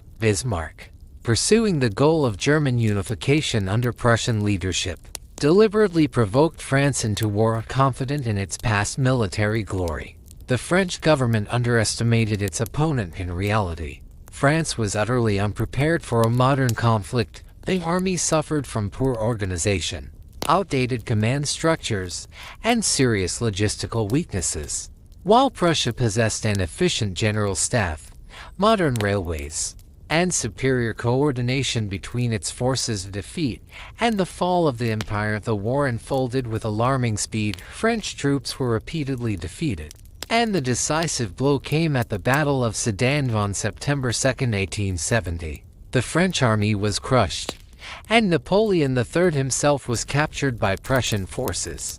This unprecedented humiliation shattered the authority of the emperor and instantly plunged France into political collapse. News of the disaster triggered upheaval in Paris. The empire was declared over, and a republic was proclaimed, marking the birth of what would become the Third Republic. Meanwhile, Prussian armies advanced rapidly into French territory and laid siege to Paris. The Siege of Paris 1870–1871 lasted for months, subjecting the population to hunger, cold, and relentless bombardment. Food shortages became so severe that Parisians were forced to consume horses and even animals from city zoos. Humiliation at Versailles. France's defeat reached its symbolic climax in January 1871. In a moment of calculated humiliation, the German Empire was proclaimed in the Hall of Mirrors at the Palace of Versailles. The very heart of French royal power. The new German emperor was crowned on French soil. transforming France's loss into a triumphant declaration of German unity. Soon afterward, France was forced to accept a harsh peace treaty that lost the strategically and emotionally vital territories of Alsace and Lorraine, and was compelled to pay a massive war indemnity. The defeat left deep scars on French society and fueled a powerful sense of resentment that would shape European politics for decades to come. The Paris Commune. Yet surrender did not bring peace to France. In the spring of 1871, anger, despair, and revolutionary fervor erupted in Paris, refusing to accept defeat and distrustful of the conservative government. Parisians rose up and established the Paris Commune. The Commune became the first experiment in revolutionary workers' rule in history. Its leaders introduced radical reforms: workers' self-management, free and secular education, separation of church and state, and expanded rights for women. For many socialists and revolutionaries, the Commune represented a bold vision of a new and just society. However, the experiment was short-lived. After 72 days, government troops launched a brutal assault on the city in May 1871. During the infamous Bloody Week, tens of thousands of communards were killed, executed, or deported to penal colonies. The repression shocked Europe, but the ideas of the Commune lived on, profoundly influencing socialist and labor movements across the world. Birth of the Third Republic. Following the suppression of the Commune, the Third Republic was firmly established. Originally conceived as a temporary solution, it would endure far longer than any previous French regime, lasting from 1870 to 1940. Despite its turbulent beginnings, the Republic gradually brought relative political stability, expanded parliamentary democracy, and strengthened civil liberties. Historical significance of Franco-Prussian War reshaped Europe. It ended the Second Empire, completed German unification, and permanently altered the balance of power on the continent. For France, it was a national trauma but also the beginning of a new republican tradition. The war, the Commune, and the establishment of the Third Republic together marked the painful transition from imperial ambition to modern democratic governance, leaving a legacy that would echo throughout European history.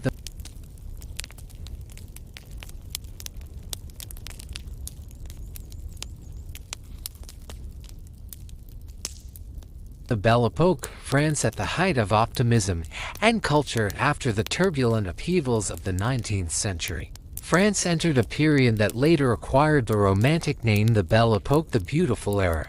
This age stretched from the final decades of the 1800s to the outbreak of the First World War in 1914. In retrospect, it came to symbolize an era of confidence, innovation, and belief in progress. France, and especially Paris, stood at the very heart of this transformation, becoming the undisputed cultural capital of Europe. An age of progress and optimism, the Belle Epoque was marked by extraordinary technological advancement and economic growth. Electricity transformed daily life. Public transport expanded rapidly, and new inventions from telephones to automobiles reshaped society. Scientific discoveries and industrial development fostered a widespread belief that humanity was entering an age of unlimited progress and prosperity. One of the most powerful symbols of this optimism was the series of World's Fairs held in Paris, particularly those of 1889 and 1900. These grand exhibitions attracted millions of visitors from across the globe and showcased the latest achievements in science, engineering, art, and industry. At the 1889 Exposition Universelle gave birth to one of the most iconic landmarks in history, the Eiffel Tower.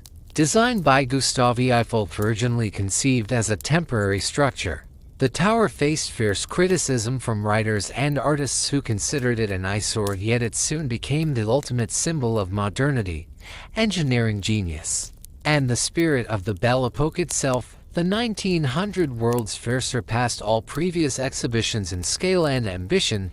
It introduced the public to electricity on a grand scale, the latest automobiles, and most revolutionary of all, the cinematography. Here, audiences witnessed early films by the Lumiere brothers, marking the birth of cinema as a new art form and transforming global culture forever. Paris, capital of art and bohemian life culturally. The Belle Epoque represented a golden age. Paris thrived as a center of literature, painting, music, theater, and nightlife. Cafes and salons in Montmartre and the Latin Quarter became meeting places for artists, writers, and intellectuals from all over the world.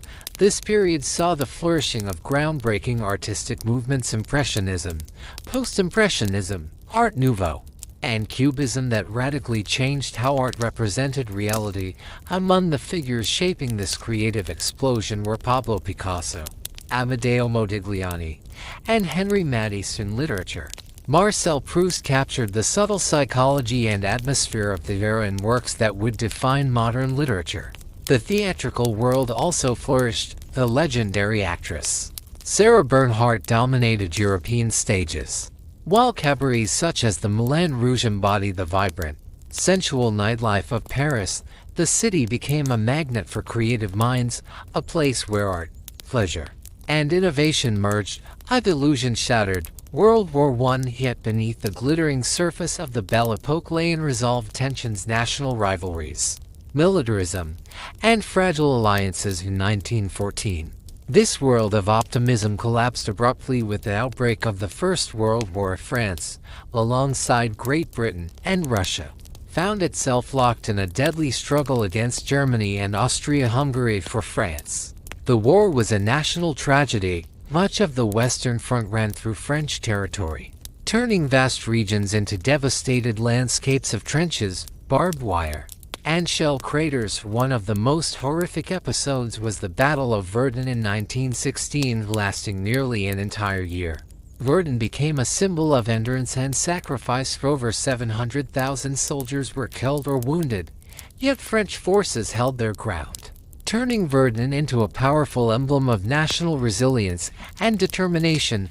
Victory at a terrible cost. France played a central role in the victory of the Entente, despite immense losses and destruction. The French army demonstrated extraordinary courage.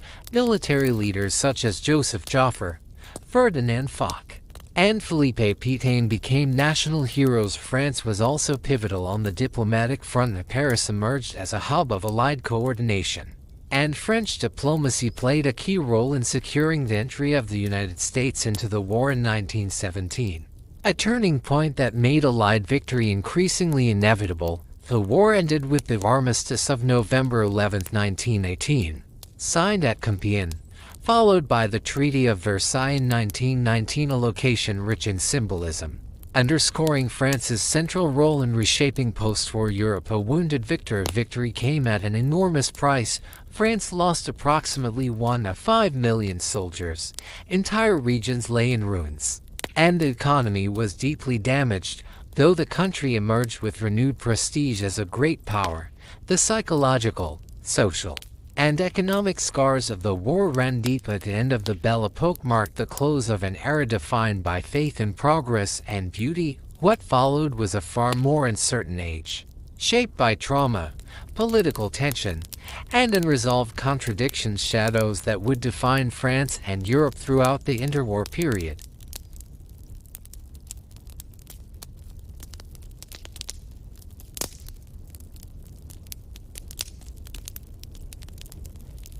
Between two world wars, France and the interwarriors 1918-1939. Between the two world wars during the interwar period from 1918 to 1939, France lived through a time of striking contrasts. These years combined cultural brilliance and creative freedom with economic instability, political tension, and deep social anxiety about the future. It was an era suspended between the trauma of the First World War and the approaching catastrophe of the Second, the Roaring Twenties, and cultural revival. In the immediate aftermath of the war, French society sought to escape the memories of the trenches and mass death. This desire gave rise to the vibrant cultural moment known as Les Années Folles, the Roaring or Crazy Twenties. Paris once again became a magnetic center for artists, writers, and intellectuals from across the world. In the cafes and literary salons of Montparnasse and Saint-Germain-des-Prés, Figures such as Ernest Hemingway, F. Scott Fitzgerald, Gertrude Stein, and James Joyce gathered, debated, and created works that would define modern literature. Paris was not merely a city, it was a living laboratory of ideas, experimentation, and artistic rebellion. Avant-garde movements and artistic experimentation. The interwarriors witnessed the rise of radical artistic movements that rejected traditional forms and values. Surrealism and Dadaism challenged logic, reason, and realism, seeking instead to explore the unconscious, dreams, and absurdity. Artists such as Salvador Dali, André Breton, and Marcel Duchamp reshaped the boundaries of art itself. Their works question the very definition of creativity and profoundly influenced modern visual culture across the world. Cinema, music, and nightlife. Cinema and music flourished during this period of innovation. French film gained international recognition through directors such as Jean Renoir and Marcel Carné, whose works explored human emotion, social injustice, and poetic realism. Parisian nightlife became legendary. Cabarets and music halls sparkled with energy, rhythm, and glamour. Performers like Josephine Baker and Maurice Chevalier became icons of the era, symbolizing freedom, modernity, and the cosmopolitan spirit of Paris after the war. Fashion and the new modern woman. The interwar period also transformed fashion and social norms. No figure embodied this change more than Coco Chanel, whose designs revolutionized women's clothing, projecting rigid corsets and ornate styles.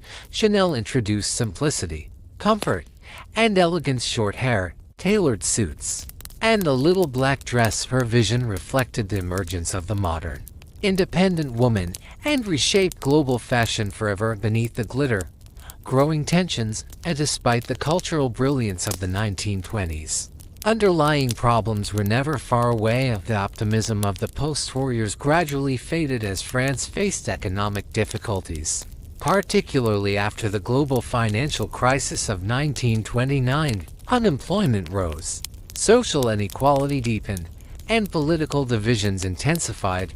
By the 1930s, the carefree atmosphere of the Roaring Twenties gave way to anxiety and uncertainty. Extremist ideologies gained influence across Europe, and memories of war once suppressed returned with no urgency. France stood culturally rich but politically fragile, moving steadily toward another global conflict. The interwarriors thus remain one of the most fascinating chapters in French history, a moment of extraordinary creativity and freedom, lived in the shadow of past trauma and impending disaster.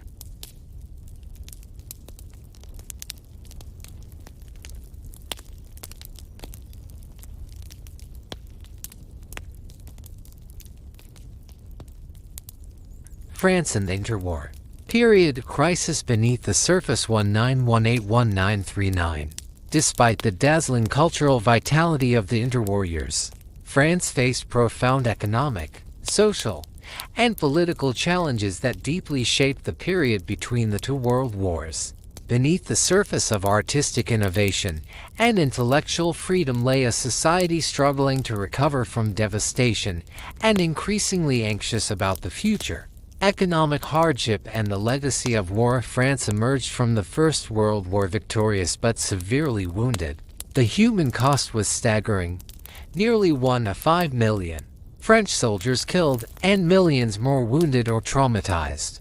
Entire regions in the north and northeast of the country, industrial and agricultural heartlands, were left in ruins, with destroyed factories, railways, villages, and farmland. The post-war recovery proved slow and painful. Inflation, shortages of housing and food, and the enormous cost of reconstruction placed heavy pressure on the economy.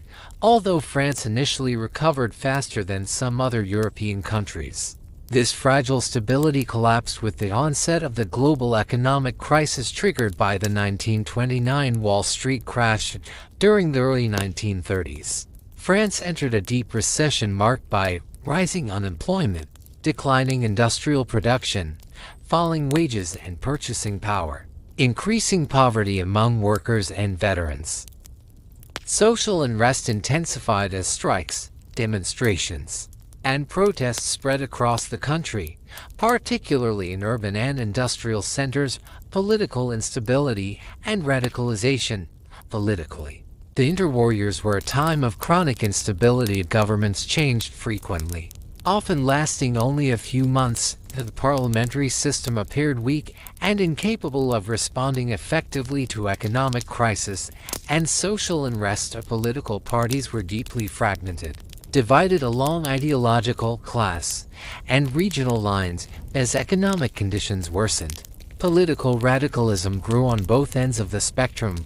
On the far right, nationalist and authoritarian movements gained influence, inspired in part by the rise of fascism in Italy and later Nazism in Germany. These groups denounced parliamentarism, democracy, and socialism, calling for a strong, authoritarian state. On the far left, communist and revolutionary socialist movements attracted growing support among workers and the unemployed, advocating class struggle and radical social transformation.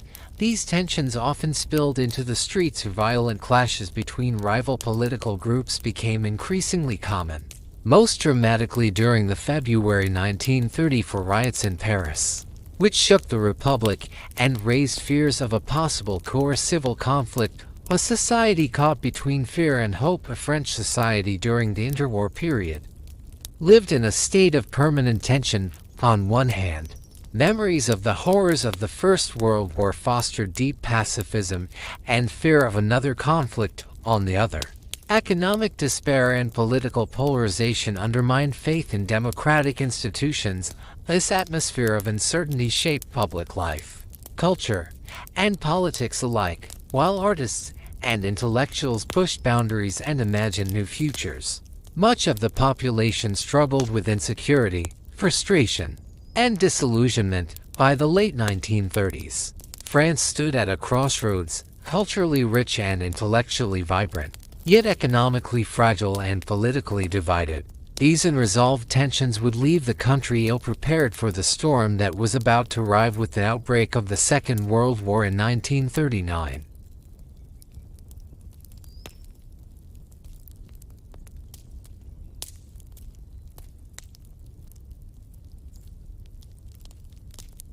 World War II and the occupation of France. On the eve of World War II, France entered the conflict divided, exhausted, and weakened by the social, economic, and political tensions of the interwarriors. The trauma of World War I, frequent changes of government, and deep ideological splits undermined national confidence and readiness for war. The defeat of 1940, the war, which began in September 1939, quickly turned into a national catastrophe for France. In May 1940, German forces launched a rapid offensive, bypassing the Maginot Line through Belgium and the Ardennes. Despite the bravery of French soldiers, the army was unprepared for blitzkrieg warfare. Paris was declared an open city, and on June 22, 1940, France signed an armistice with Nazi Germany.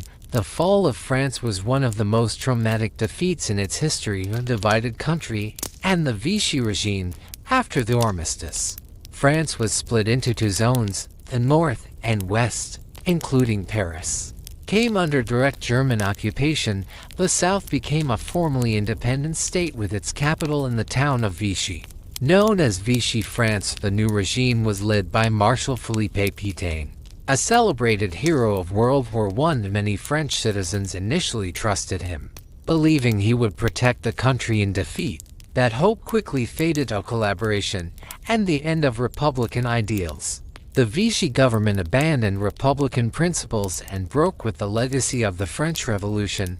The national motto liberty, equality, fraternity was replaced by work, family, fatherland, reflecting an authoritarian, conservative ideology. Vichy France collaborated actively with Nazi Germany. It enacted anti-Semitic laws, participated in the deportation of Jews to Nazi camps, persecuted political opponents and resistance members, suppressed freedom of speech and political pluralism. French police and administrators often took part in these actions. making collaboration one of the darkest chapters in French history. Life under occupation. Daily life under occupation was marked by fear, shortages, and humiliation. Curfews, censorship, food rationing, arrests, and constant surveillance became routine. Society was morally fractured between collaboration, silent survival, and resistance. Yet France did not disappear even in defeat. The spirit of resistance began to grow, laying the groundwork for future liberation and the restoration of national dignity. The years 1940 to 1944 remain a period of national trauma, moral testing, and painful choices, whose consequences continue to shape how France understands its past today.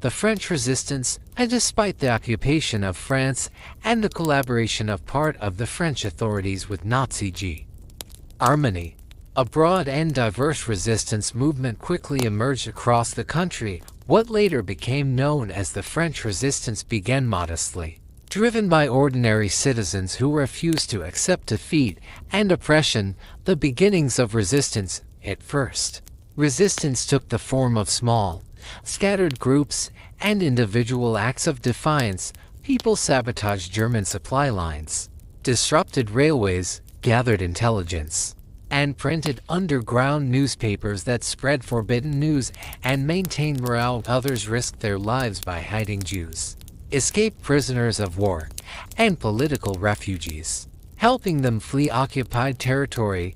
These early efforts were dangerous and uncoordinated, but they demonstrated that France was far from passive under occupation. De Gaulle and Free France. Gradually, the resistance became more organized and unified around Charles de Gaulle, who had fled to London in June 1940 from exile. De Gaulle refused to recognize the Vichy regime and called on the French people to continue the fight. His famous radio appeals broadcast by the BBC inspired thousands and gave political legitimacy to the struggle under his leadership.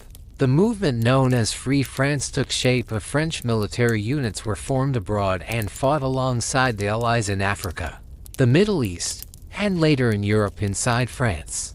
Resistance networks expanded, coordinating sabotage, intelligence gathering, and guerrilla warfare. The Maquis and armed struggle. One of the most important elements of the resistance was the Maquis rural guerrilla fighters who operated in forests and mountainous regions. These groups carried out ambushes against German troops, destroyed infrastructure, and forced the occupiers to divert significant military resources to internal security. As the war progressed, resistance groups became better armed and increasingly coordinated. Despite brutal reprisals by German forces and collaborators' role in the liberation of France, the French resistance played a crucial role in the liberation of the country in 1944. Resistance fighters actively supported the Allied landings in Normandy by cutting communication lines, sabotaging railroads, and providing vital intelligence. Their actions significantly weakened German defenses and accelerated the Allied advance. When Paris was liberated in August 1944, resistance fighters were among the first to rise openly, symbolizing the return of French sovereignty. The legacy of the French resistance became a powerful symbol of courage, moral choice, and national dignity. Though diverse in ideology ranging from conservatives to communists, it was united by a common refusal to accept tyranny. Its legacy shaped post-war France, strengthened the authority of de Gaulle, and helped restore the country's place among the victorious Allied powers. The story of the resistance remains one of the most defining and inspiring chapters in modern French history.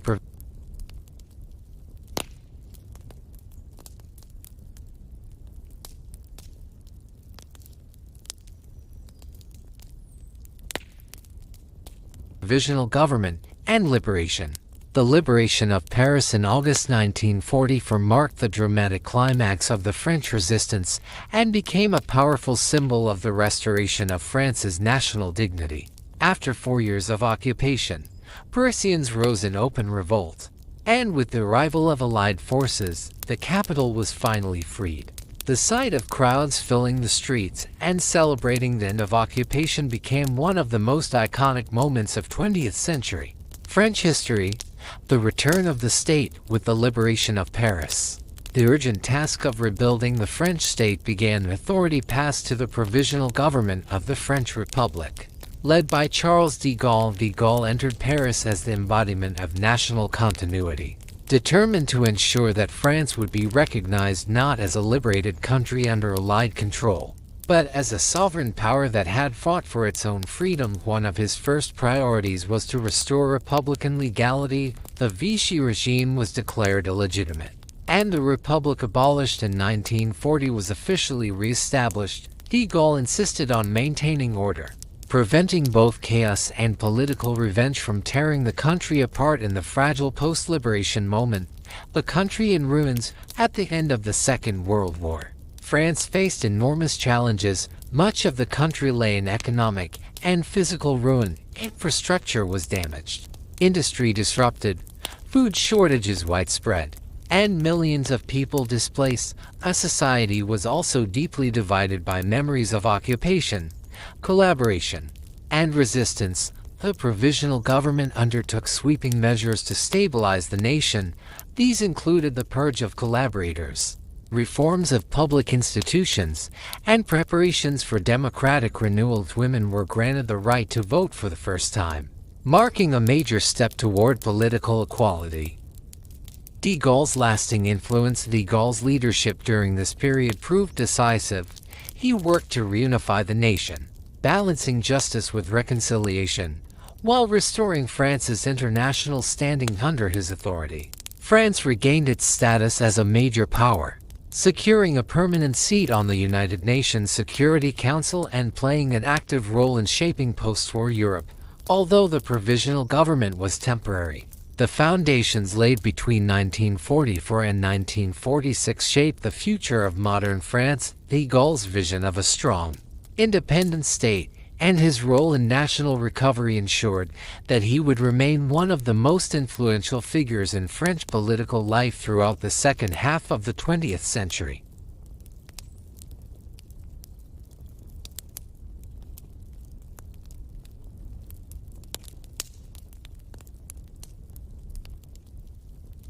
The Fourth Republic 1946 to 1958. After the liberation of Paris in August 1944, Charles de Gaulle became head of the Provisional Government of the French Republic, which set out to rebuild the country and restore its political institutions after years of occupation and war. De Gaulle enjoyed immense popularity as the symbol of resistance and national unity. However, his vision for France's political future soon clashed with that of many political parties. Clash of visions. De Gaulle firmly opposed the return to the traditional parliamentary system that had existed before the war. He believed that the old model, dominated by parties and unstable coalitions, was outdated and incapable of providing strong, effective leadership. Instead, he argued for a powerful executive authority that could rise above party politics and ensure national stability. And despite his prestige, de Gaulle was unable to prevent the re-emergence of the parliamentary system favored by most political forces, frustrated by endless debates, party rivalries, and what he saw as political paralysis.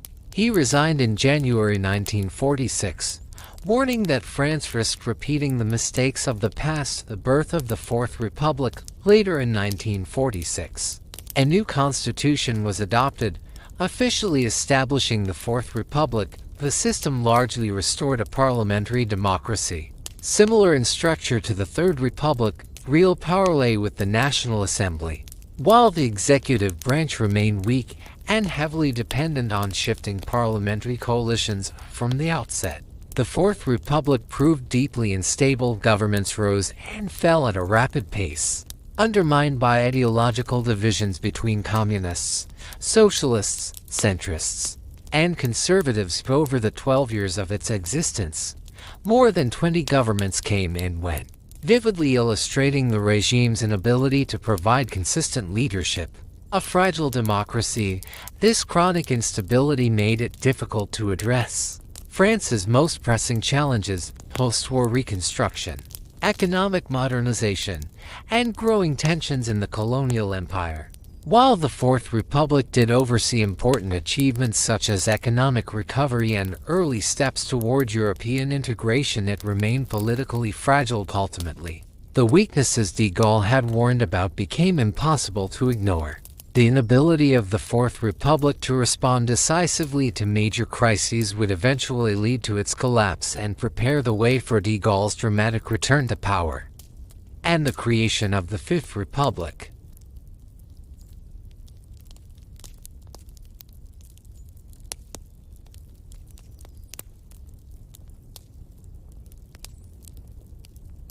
The Algerian War and the crisis of the Fourth Republic. The final years of the Fourth Republic were dominated by three interconnected challenges: economic reconstruction, decolonization, and above all, the war in Algeria. Of these, the colonial question proved the most explosive, deeply dividing French society, the political class, and the armed forces. The outbreak of the Algerian War. The Algerian War began in 1954. When the National Liberation Front (FLN) launched an armed uprising against French rule. Unlike other colonies, Algeria held a unique status. It was legally considered an integral part of France, home to over 1 million European settlers, known as Pieds Noirs for many in France. Losing Algeria was unthinkable. A conflict quickly escalated into a brutal and complex war. The French army fought to maintain control. The FLN waged guerrilla warfare and terror campaigns, and Algerian civilians were caught in between. The war involved widespread violence, repression, torture, and retaliatory attacks, leaving deep moral scars on both Algeria and France, a nation divided. The war exposed and intensified fractures within French society. The army was determined to win at all costs and increasingly hostile toward politicians in Paris. European settlers in Algeria demanded permanent French rule and resisted any talk of compromise. Many French citizens, intellectuals, and students opposed the war, staging protests and denouncing colonial violence. The government in Paris, weakened by constant changes and fragile coalitions, proved incapable of articulating a clear strategy. Attempts at reform or negotiation were repeatedly blocked by political infighting and fear of backlash. Political breakdown and the 1958 crisis. By 1958, the Algerian War had triggered a full-scale political crisis in Algiers. Elements of the army and settler population openly challenged civilian authority. Fearing that France would abandon Algeria, the situation threatened to spiral into civil war or even a military coup. The Fourth Republic, already known for its instability, was unable to control events. Its inability to resolve the Algerian question became the ultimate proof of its failure. Faced with the risk of national collapse, political leaders turned once again to Charles de Gaulle, seen as the only figure capable of restoring order and authority. At the end of the Fourth Republic, the Algerian crisis marked the breaking point of the Fourth Republic. The war demonstrated that a weak parliamentary system could not manage modern conflicts, colonial decline, or military pressure. In 1958, amid fear, unrest, and political paralysis, France stood on the edge of chaos, setting the stage for the return of de Gaulle and the birth of a new political system, the Fifth Republic. The Algerian War thus became not only a colonial struggle but a turning point that reshaped the French state itself.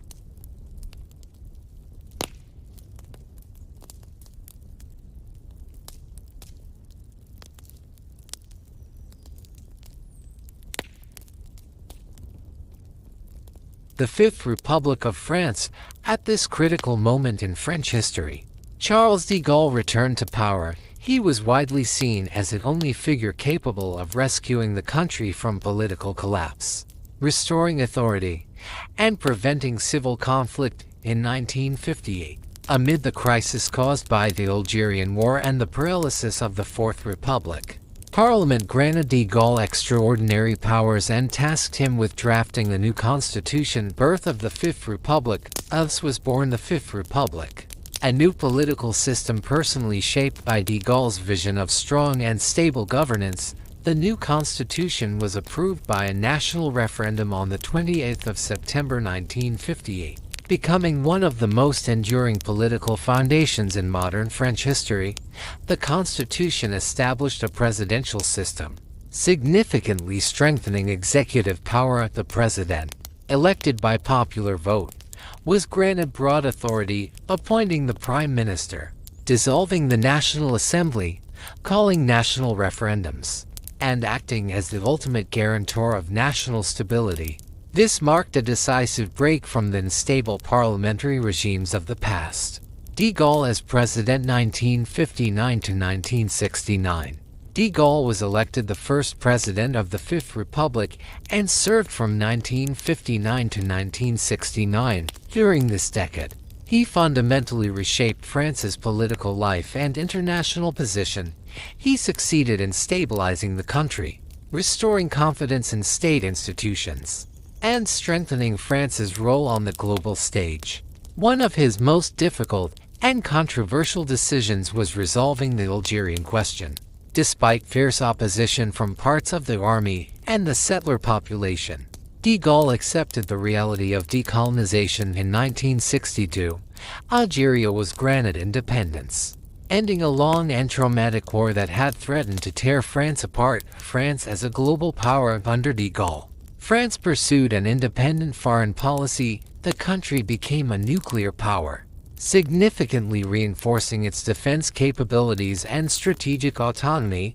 De Gaulle emphasized national sovereignty, withdrew France from NATO's integrated military command, and sought to position France as an independent force between the United States and the Soviet Union during the Cold War. Domestically, his presidency was marked by economic modernization, industrial growth, and social reforms that helped transform France into a modern, prosperous state. The crisis of May 1968. By the late 1960s, however, French society was changing rapidly. In May 1968, massive student and worker protests erupted across the country, challenging traditional authority, social norms, and political structures. Universities were occupied, factories went on strike, and millions took to the streets. Although the government eventually restored order, the protests revealed deep generational and cultural shifts and significantly weakened de Gaulle's authority. The events of May 1968 marked a turning point, showing that stability alone was no longer enough to satisfy a changing society. De Gaulle's resignation and legacy. In April 1969, following his defeat in a referendum on administrative and regional reform, de Gaulle chose to resign voluntarily. His departure marked the end of an era, but not the end of his political legacy. The Fifth Republic he created proved remarkably durable. It remains the framework of French political life to this day, combining strong presidential leadership with democratic parliamentary institutions. It is the longest-lasting political system France has known since the French Revolution. Historical significance. The transition from the Fourth to the Fifth Republic represents one of the most decisive moments in modern French history. It was a period shaped by crisis, reform, and renewal. The role of Charles de Gaulle in this transformation cannot be overstated. Through his authority, vision, and determination, France overcame instability, redefined its political system, and reasserted itself as a major world power. The Fifth Republic stands as a lasting testament to his influence, balancing order and democracy in a country long marked by revolution, division, and change.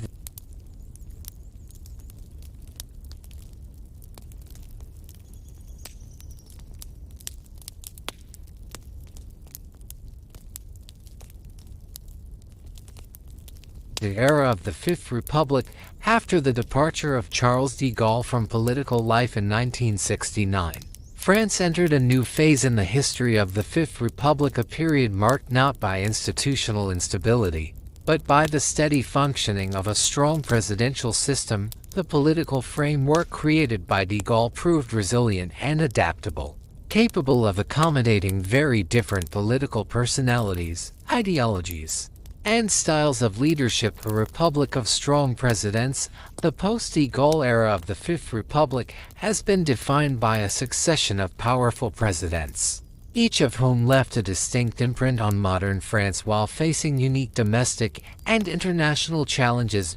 Georges Pompidou, de Gaulle's immediate successor, continued many Gaullist traditions while focusing on economic modernization and industrial growth. His presidency coincided with rapid technological development and the transformation of French society into a modern consumer economy. Pompidou also supported contemporary culture, leaving a lasting legacy in the form of the Centre Pompidou in Paris. He was followed by Valéry Giscard d'Estaing, who represented a new generation of leadership. His presidency was marked by social liberalization and modernization. Giscard introduced significant reforms, including lowering the voting age to 18, legalizing abortion, and promoting greater social freedoms. At the same time, France had to confront economic difficulties caused by the global oil crises of the 1970s. The socialist term, a major turning point, came in 1981 with the election of François Mitterrand, the first socialist president of the Fifth Republic. His long presidency reshaped the political landscape. Mitterrand introduced sweeping social reforms, expanded workers' rights, abolished the death penalty, and strengthened cultural and educational institutions over time. His government also adapted to economic realities, moving toward a mixed economy and European integration. Under Mitterrand, France played a central role in the deepening of the European project, laying the foundations for what would later become the European Union. From global France to a changing world, the presidency of Jacques Chirac reflected the complexities of a globalized world. Chirac emphasized France's independent voice in international affairs, most notably opposing the Iraq War in 2003. Domestically, his years in office were marked by social tensions, debates over globalization, immigration, and national identity, as well as important constitutional reforms, including reducing the presidential term from 7 to 5 years. A continuity and adaptation. What distinguishes the era of the Fifth Republic after de Gaulle is its remarkable continuity. Unlike earlier republics, France no longer experienced chronic governmental collapse or regime change. Instead, political competition took place within a stable constitutional framework, allowing for peaceful transitions of power between left and right. Each president faced different challenges: economic crises, social change, European integration, globalization, terrorism, and technological transformation. But the core institutions of the Fifth Republic remained intact and effective. The lasting political model of the era of the Fifth Republic after de Gaulle demonstrates the flexibility and strength of the system he created. It has allowed France to evolve, reform, and adapt without abandoning stability. Today, the Fifth Republic continues to shape French political life, standing as one of the most durable and influential constitutional systems in modern European history.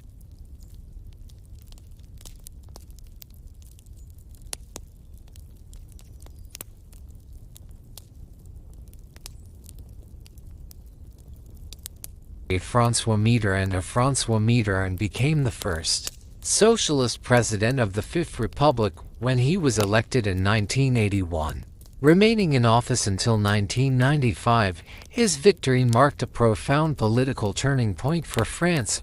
For the first time in decades, power shifted to a left-wing coalition led by the Socialist Party, ending long conservative dominance at the top of the state. A social and political turning point.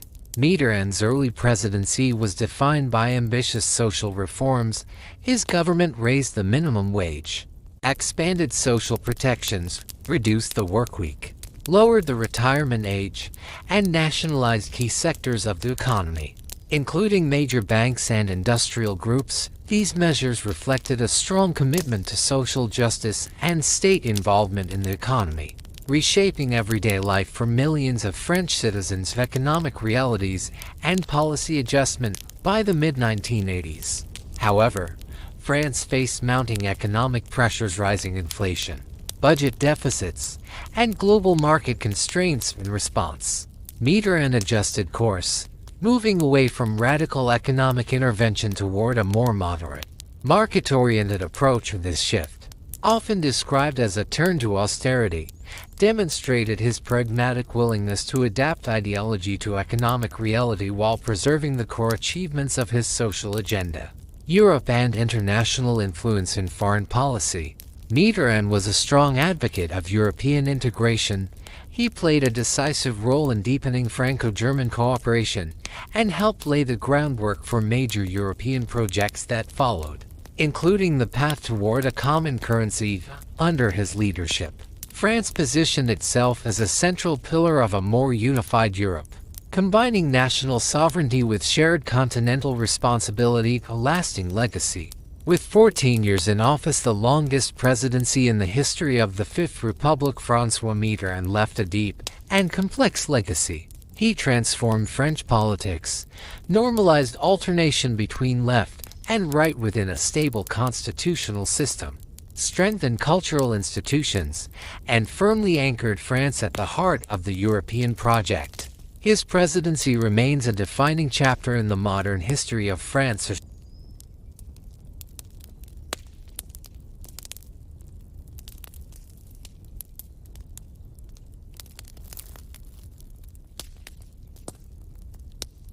Jacques Chirac. Jacques Chirac was elected President of France in 1995 and remained in office until 2007. He embodied the classic Gaullist tradition, a conservative statesman known for his strong personality, political pragmatism, and ability to connect with ordinary citizens. His presidency marked an important stage in the evolution of the Fifth Republic at the turn of the 21st century in domestic policy and military reform. One of Chirac's most significant domestic achievements was the abolition of compulsory military service and the transition to a fully professional army.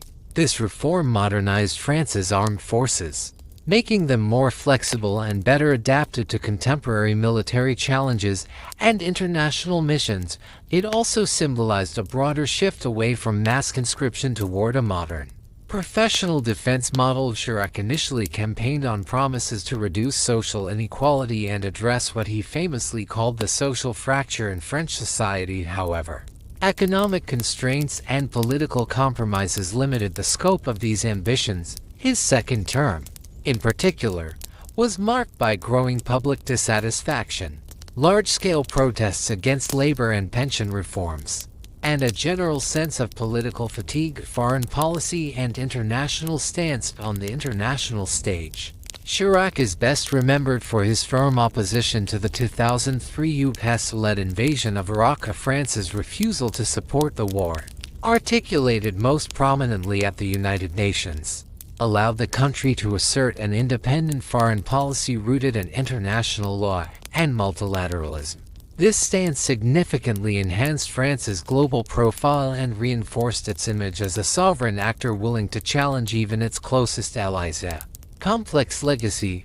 Although Jacques Chirac enjoyed considerable personal popularity during parts of his presidency, especially early on, his later years in office were overshadowed by social unrest and declining public trust. Nevertheless, his legacy remains substantial. He oversaw key military reforms, defended France's diplomatic independence, and represented a distinctly Gaullist vision of the presidency, one that emphasized national sovereignty, strong leadership, and France's unique voice on the world stage. Chirac's presidency stands as a bridge between the post-Cold War era and the new global challenges of the 21st century, leaving a mixed but undeniably influential imprint on modern French history.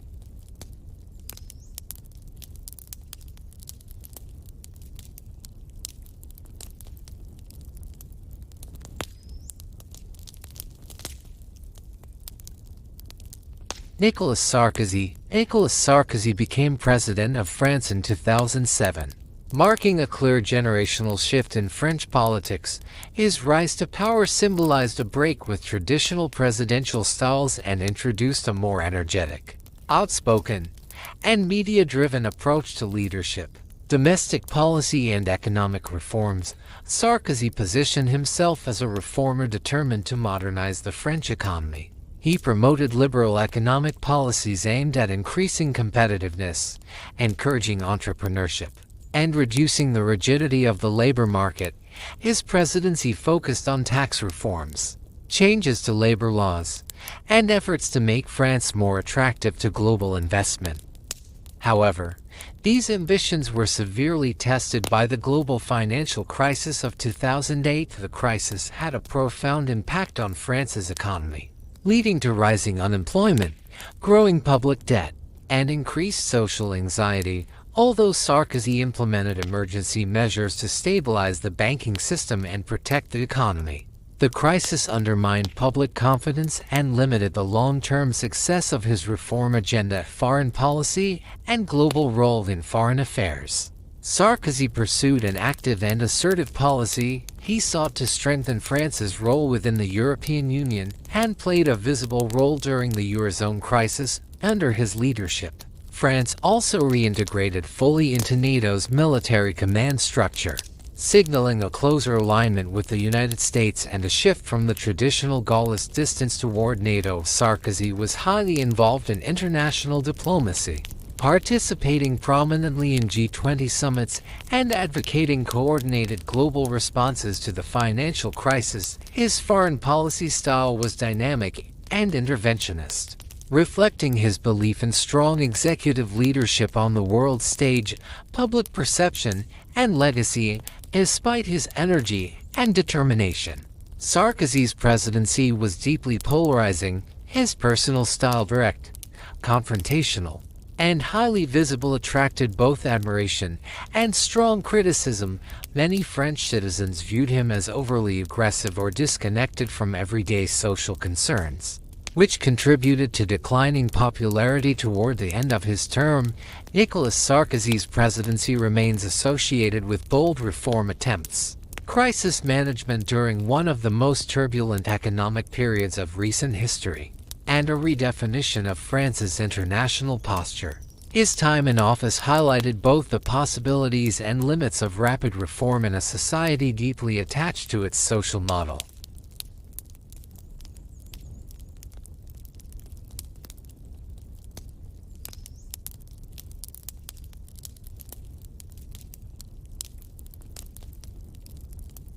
François Hollande became president of France in 2012, succeeding Nicolas Sarkozy and marking the return of the Socialist Party to power.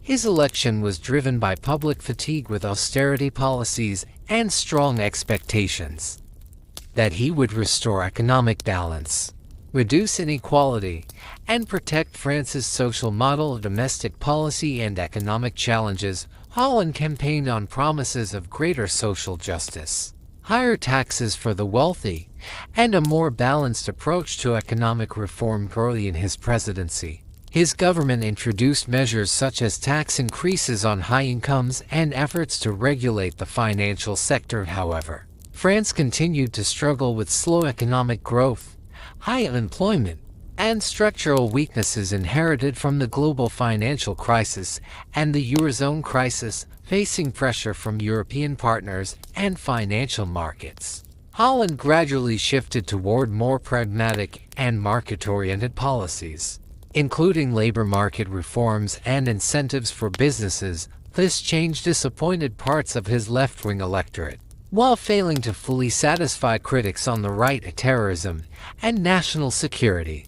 Hollande's presidency was profoundly shaped by a wave of terrorist attacks that shook France to its core. The most traumatic moments included the January 2015 attack on the editorial office of Charlie Hebdo and the coordinated terrorist attacks in Paris in November 2015, which killed 130 people.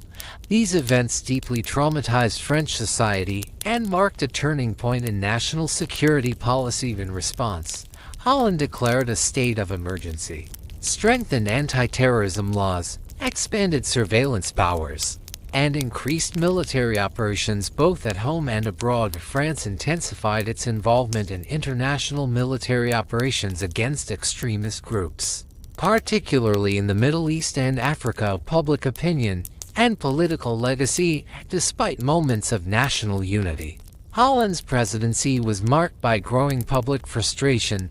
Many citizens perceived his leadership style as cautious and indecisive. Especially in the face of economic stagnation and social tensions, his approval ratings fell to historically low levels, reflecting widespread disappointment across the political spectrum. In an unprecedented move in modern French history, François Hollande chose not to run for a second term in 2017.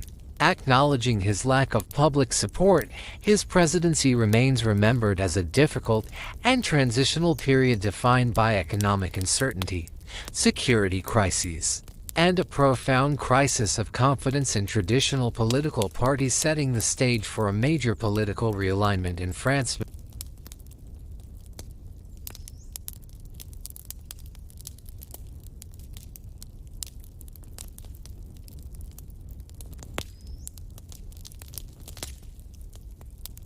Emmanuel Macron. Emmanuel Macron became president of France in 2017. Marking one of the most dramatic political shifts in modern French history.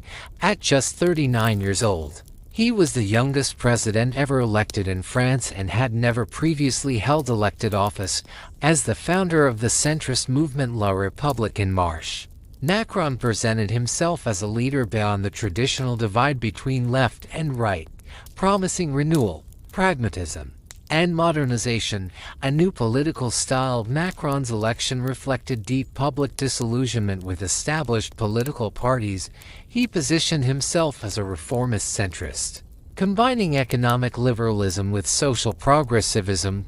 His rhetoric emphasized efficiency, innovation, and adaptation to globalization, while still defending the core values of the French Republic. This new style initially generated strong enthusiasm, especially among younger voters and urban professionals, but also provoked skepticism from those who viewed him as a representative of economic elites. Economic and social reforms. From the beginning of his presidency, Macron launched ambitious reforms aimed at modernizing the French economy. These included labor market liberalization, changes to unemployment benefits, tax reforms, and later a highly controversial reform of the pension system. His goal was to make France more competitive, flexible, and attractive for investment. However, these reforms sparked intense social resistance. The most visible expression of this discontent was the Yellow Vests movement 2018-2019, a nationwide protest movement that began over fuel taxes but quickly evolved into a broader revolt against social inequality, rising living costs, and perceived political disconnect. The protests were often marked by violence and revealed deep fractures within French society. Crisis management and leadership. Despite the unrest, Macron managed to remain in power and gradually adapted his approach. He introduced measures to ease social tensions, including tax cuts for low and middle-income households and increased public spending. His presidency was further tested by major crises, including the COVID-19 pandemic, during which the French state played a strong interventionist role to protect jobs, businesses, and public health. Foreign policy and Europe. On the international stage, Macron emerged as one of the most vocal advocates of European integration. He consistently promoted the idea of a stronger, more sovereign European Union, capable of acting independently in defense, economic policy, and global diplomacy. France under Macron positioned itself as a key leader within the EU, particularly during periods of uncertainty such as Brexit and global geopolitical tensions. Macron and contemporary France together. The presidencies of Mitterrand, Chirac, Sarkozy, Hollande, and Macron span several decades of modern French history and illustrate the diversity of political approaches within the framework of the Fifth Republic. Macron's leadership, in particular, reflects the challenges of governing a complex, globalized society, balancing economic reform with social cohesion.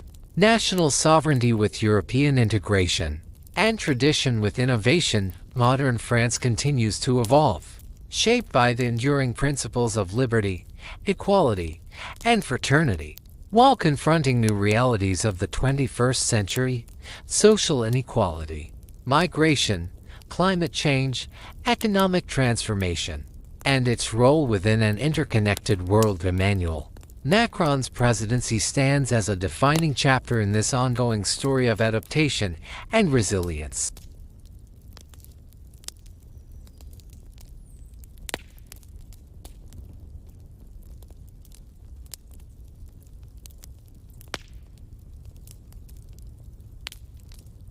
Multiculturalism and terrorism in contemporary France. One of the central challenges facing modern France is multiculturalism, a phenomenon deeply rooted in the country's colonial past and post-colonial migration. After the Second World War and especially following the Algerian War of Independence 1954–1962, France accepted millions of migrants from its former colonies in North Africa, West Africa, and parts of the Middle East. Over time, these migration waves profoundly reshaped the country's demographic, social, and cultural landscape. Today, an estimated 6 million people in France have Muslim backgrounds, making it the country with the largest Muslim population in Western Europe. Immigration has enriched French society in many ways, contributing to its cuisine, music, cinema, sports, and everyday urban culture. Entire generations of French citizens now have roots in multiple cultures while identifying fully as French. Integration and the Republican model. Despite these contributions, integration has proven complex and often contentious. France is strongly attached to its Republican model, which emphasizes citizenship over ethnic or religious identity. This model is built on the principle of laicite, strict secularism, ensuring the separation of religion and the state and guaranteeing equality of all citizens regardless of origin or belief. At the same time, this approach has generated ongoing tensions. Many immigrants and their descendants, particularly in disadvantaged suburban areas, banlieues, face higher unemployment, social exclusion, and discrimination. These inequalities have periodically erupted into open conflict, most notably during the urban riots of 2005, which exposed deep frustrations linked to marginalization, identity, and lack of opportunity. Terrorism and national trauma alongside integration challenges. France has been one of the European countries most severely affected by terrorism in recent decades. A series of devastating attacks deeply shocked the nation and intensified debates about security, radicalization, and civil liberties. Among the most traumatic events were the January 2015 attack on the offices of Charlie Hebdo, which targeted freedom of expression. The coordinated attacks of the 13th of November 2015, including the massacre at the Bataclan Concert Hall and multiple locations across Paris, and the 2016 truck attack in Nice, which killed dozens during Bastille Day celebrations. These attacks revealed the danger posed by radicalized individuals, often young people born or raised in France, and highlighted the vulnerabilities of an open society, ongoing debate, and the future response. The French state significantly strengthened security measures, expanded surveillance powers, and reinforced counterterrorism efforts. At the same time, these measures sparked intense public debate over the balance between security and individual freedoms, the limits of religious expression, and the effectiveness of integration policies. Multiculturalism, identity, and terrorism remain deeply intertwined issues in contemporary France. They continue to challenge the country's commitment to Republican values while forcing society to confront difficult questions about inclusion, social justice, and coexistence. How France navigates these tensions will play a crucial role in shaping its political and social future in the decades to come.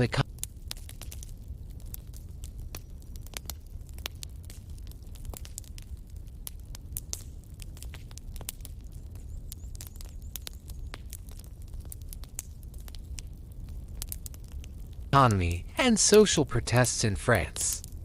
France's economy remains one of the strongest and most diversified in Europe and the world. The country is among the leading global exporters of goods and services and holds key positions in high-value industries such as aerospace, automotive manufacturing, pharmaceuticals, and luxury goods. French companies like Airbus, Renault, and Peugeot play major roles in global markets. While Paris continues to be recognized as a world capital of fashion and gastronomy, with iconic luxury houses such as Chanel shaping international trends, structural economic challenges. Despite these strengths, France faces persistent structural problems. Unemployment, particularly among young people and residents of suburban areas, has remained a chronic issue for decades. Rigid labor regulations, high levels of taxation, and the slow pace of economic reform have often limited flexibility in the job market. As a result, economic policy in France is frequently accompanied by public tension and resistance. A culture of protest, social protest is deeply embedded in French political culture, and economic reforms regularly trigger mass demonstrations and strikes. A striking example was the Yellow Vest movement of 2018 to 2019. What began as opposition to rising fuel prices quickly evolved into a nationwide movement expressing broader anger over social inequality, declining purchasing power, and perceived political detachment of the ruling elite. Pension reform and social tensions. France also faces major challenges related to its pension system and broader societal welfare model. Attempts by President Emmanuel Macron to reform pensions aimed at ensuring long-term financial sustainability sparked large-scale strikes and demonstrations in 2019 and again in 2023. These protests highlighted deep divisions within French society over issues of fairness, social protection, and the future of the welfare state. A persistent balancing act.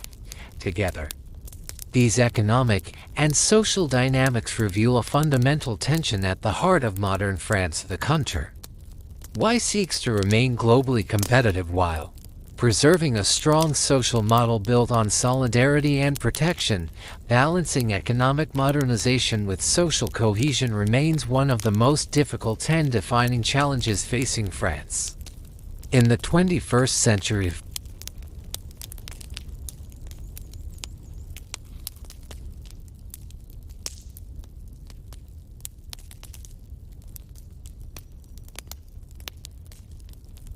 Foreign policy of France.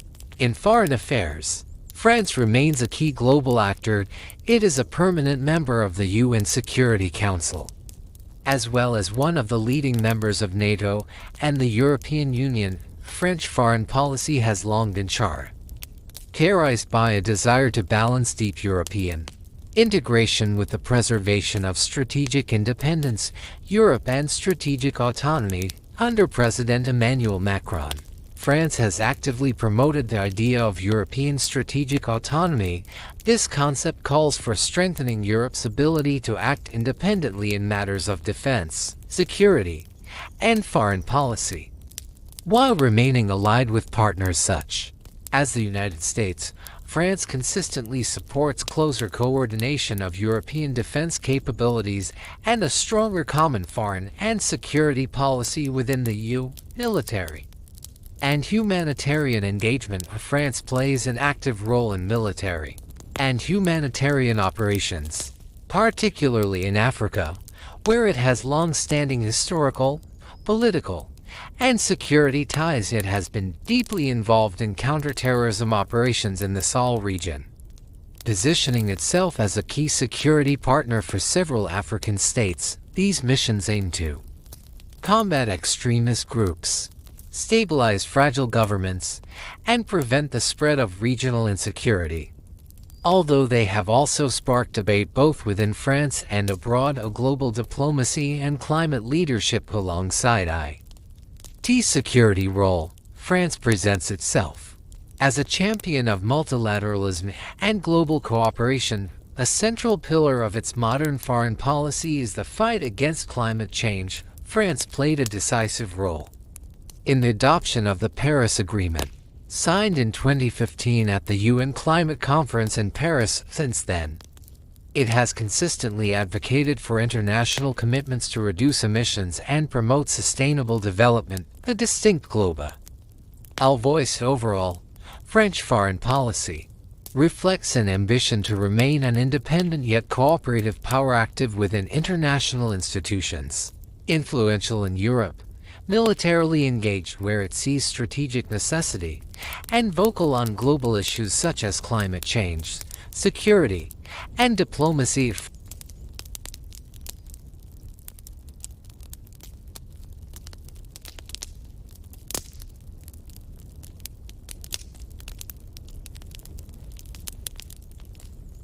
France is not only a country on a map. It is a long memory shaped by time, struggle, and ideas that refuse to disappear, from the first human footsteps on its land to the rise of empires and the fall of kings. From cathedrals built in faith to revolutions born of a hunger for justice, France has been a place where history does not rest. It questions itself, breaks itself, and begins again. Its streets have witnessed both glory and suffering. Its people have endured war, division, and loss. Yet again and again they return to rebuild, to rethink, to redefine what freedom means. France taught the world that power can be challenged, that ideas can be stronger than armies, and that the voice of the people, once awakened, can never be completely silenced. But this story has never been simple. Liberty has always walked beside fear, equality beside conflict, or progress beside doubt. And yet, through centuries of change, one truth remains: France is not finished. It continues to search for balance between tradition and transformation, identity and diversity, order and rebellion. The past still lives in its stones, in its language, in its values, but the future is still being shaped with every generation that dares to question, to protest, to dream. This is not the end of France's story. It is only a pause, a breath between chapters, because history does not belong only to the past, it belongs to those who continue to live it. And France, like all great civilizations, remains a story still being written.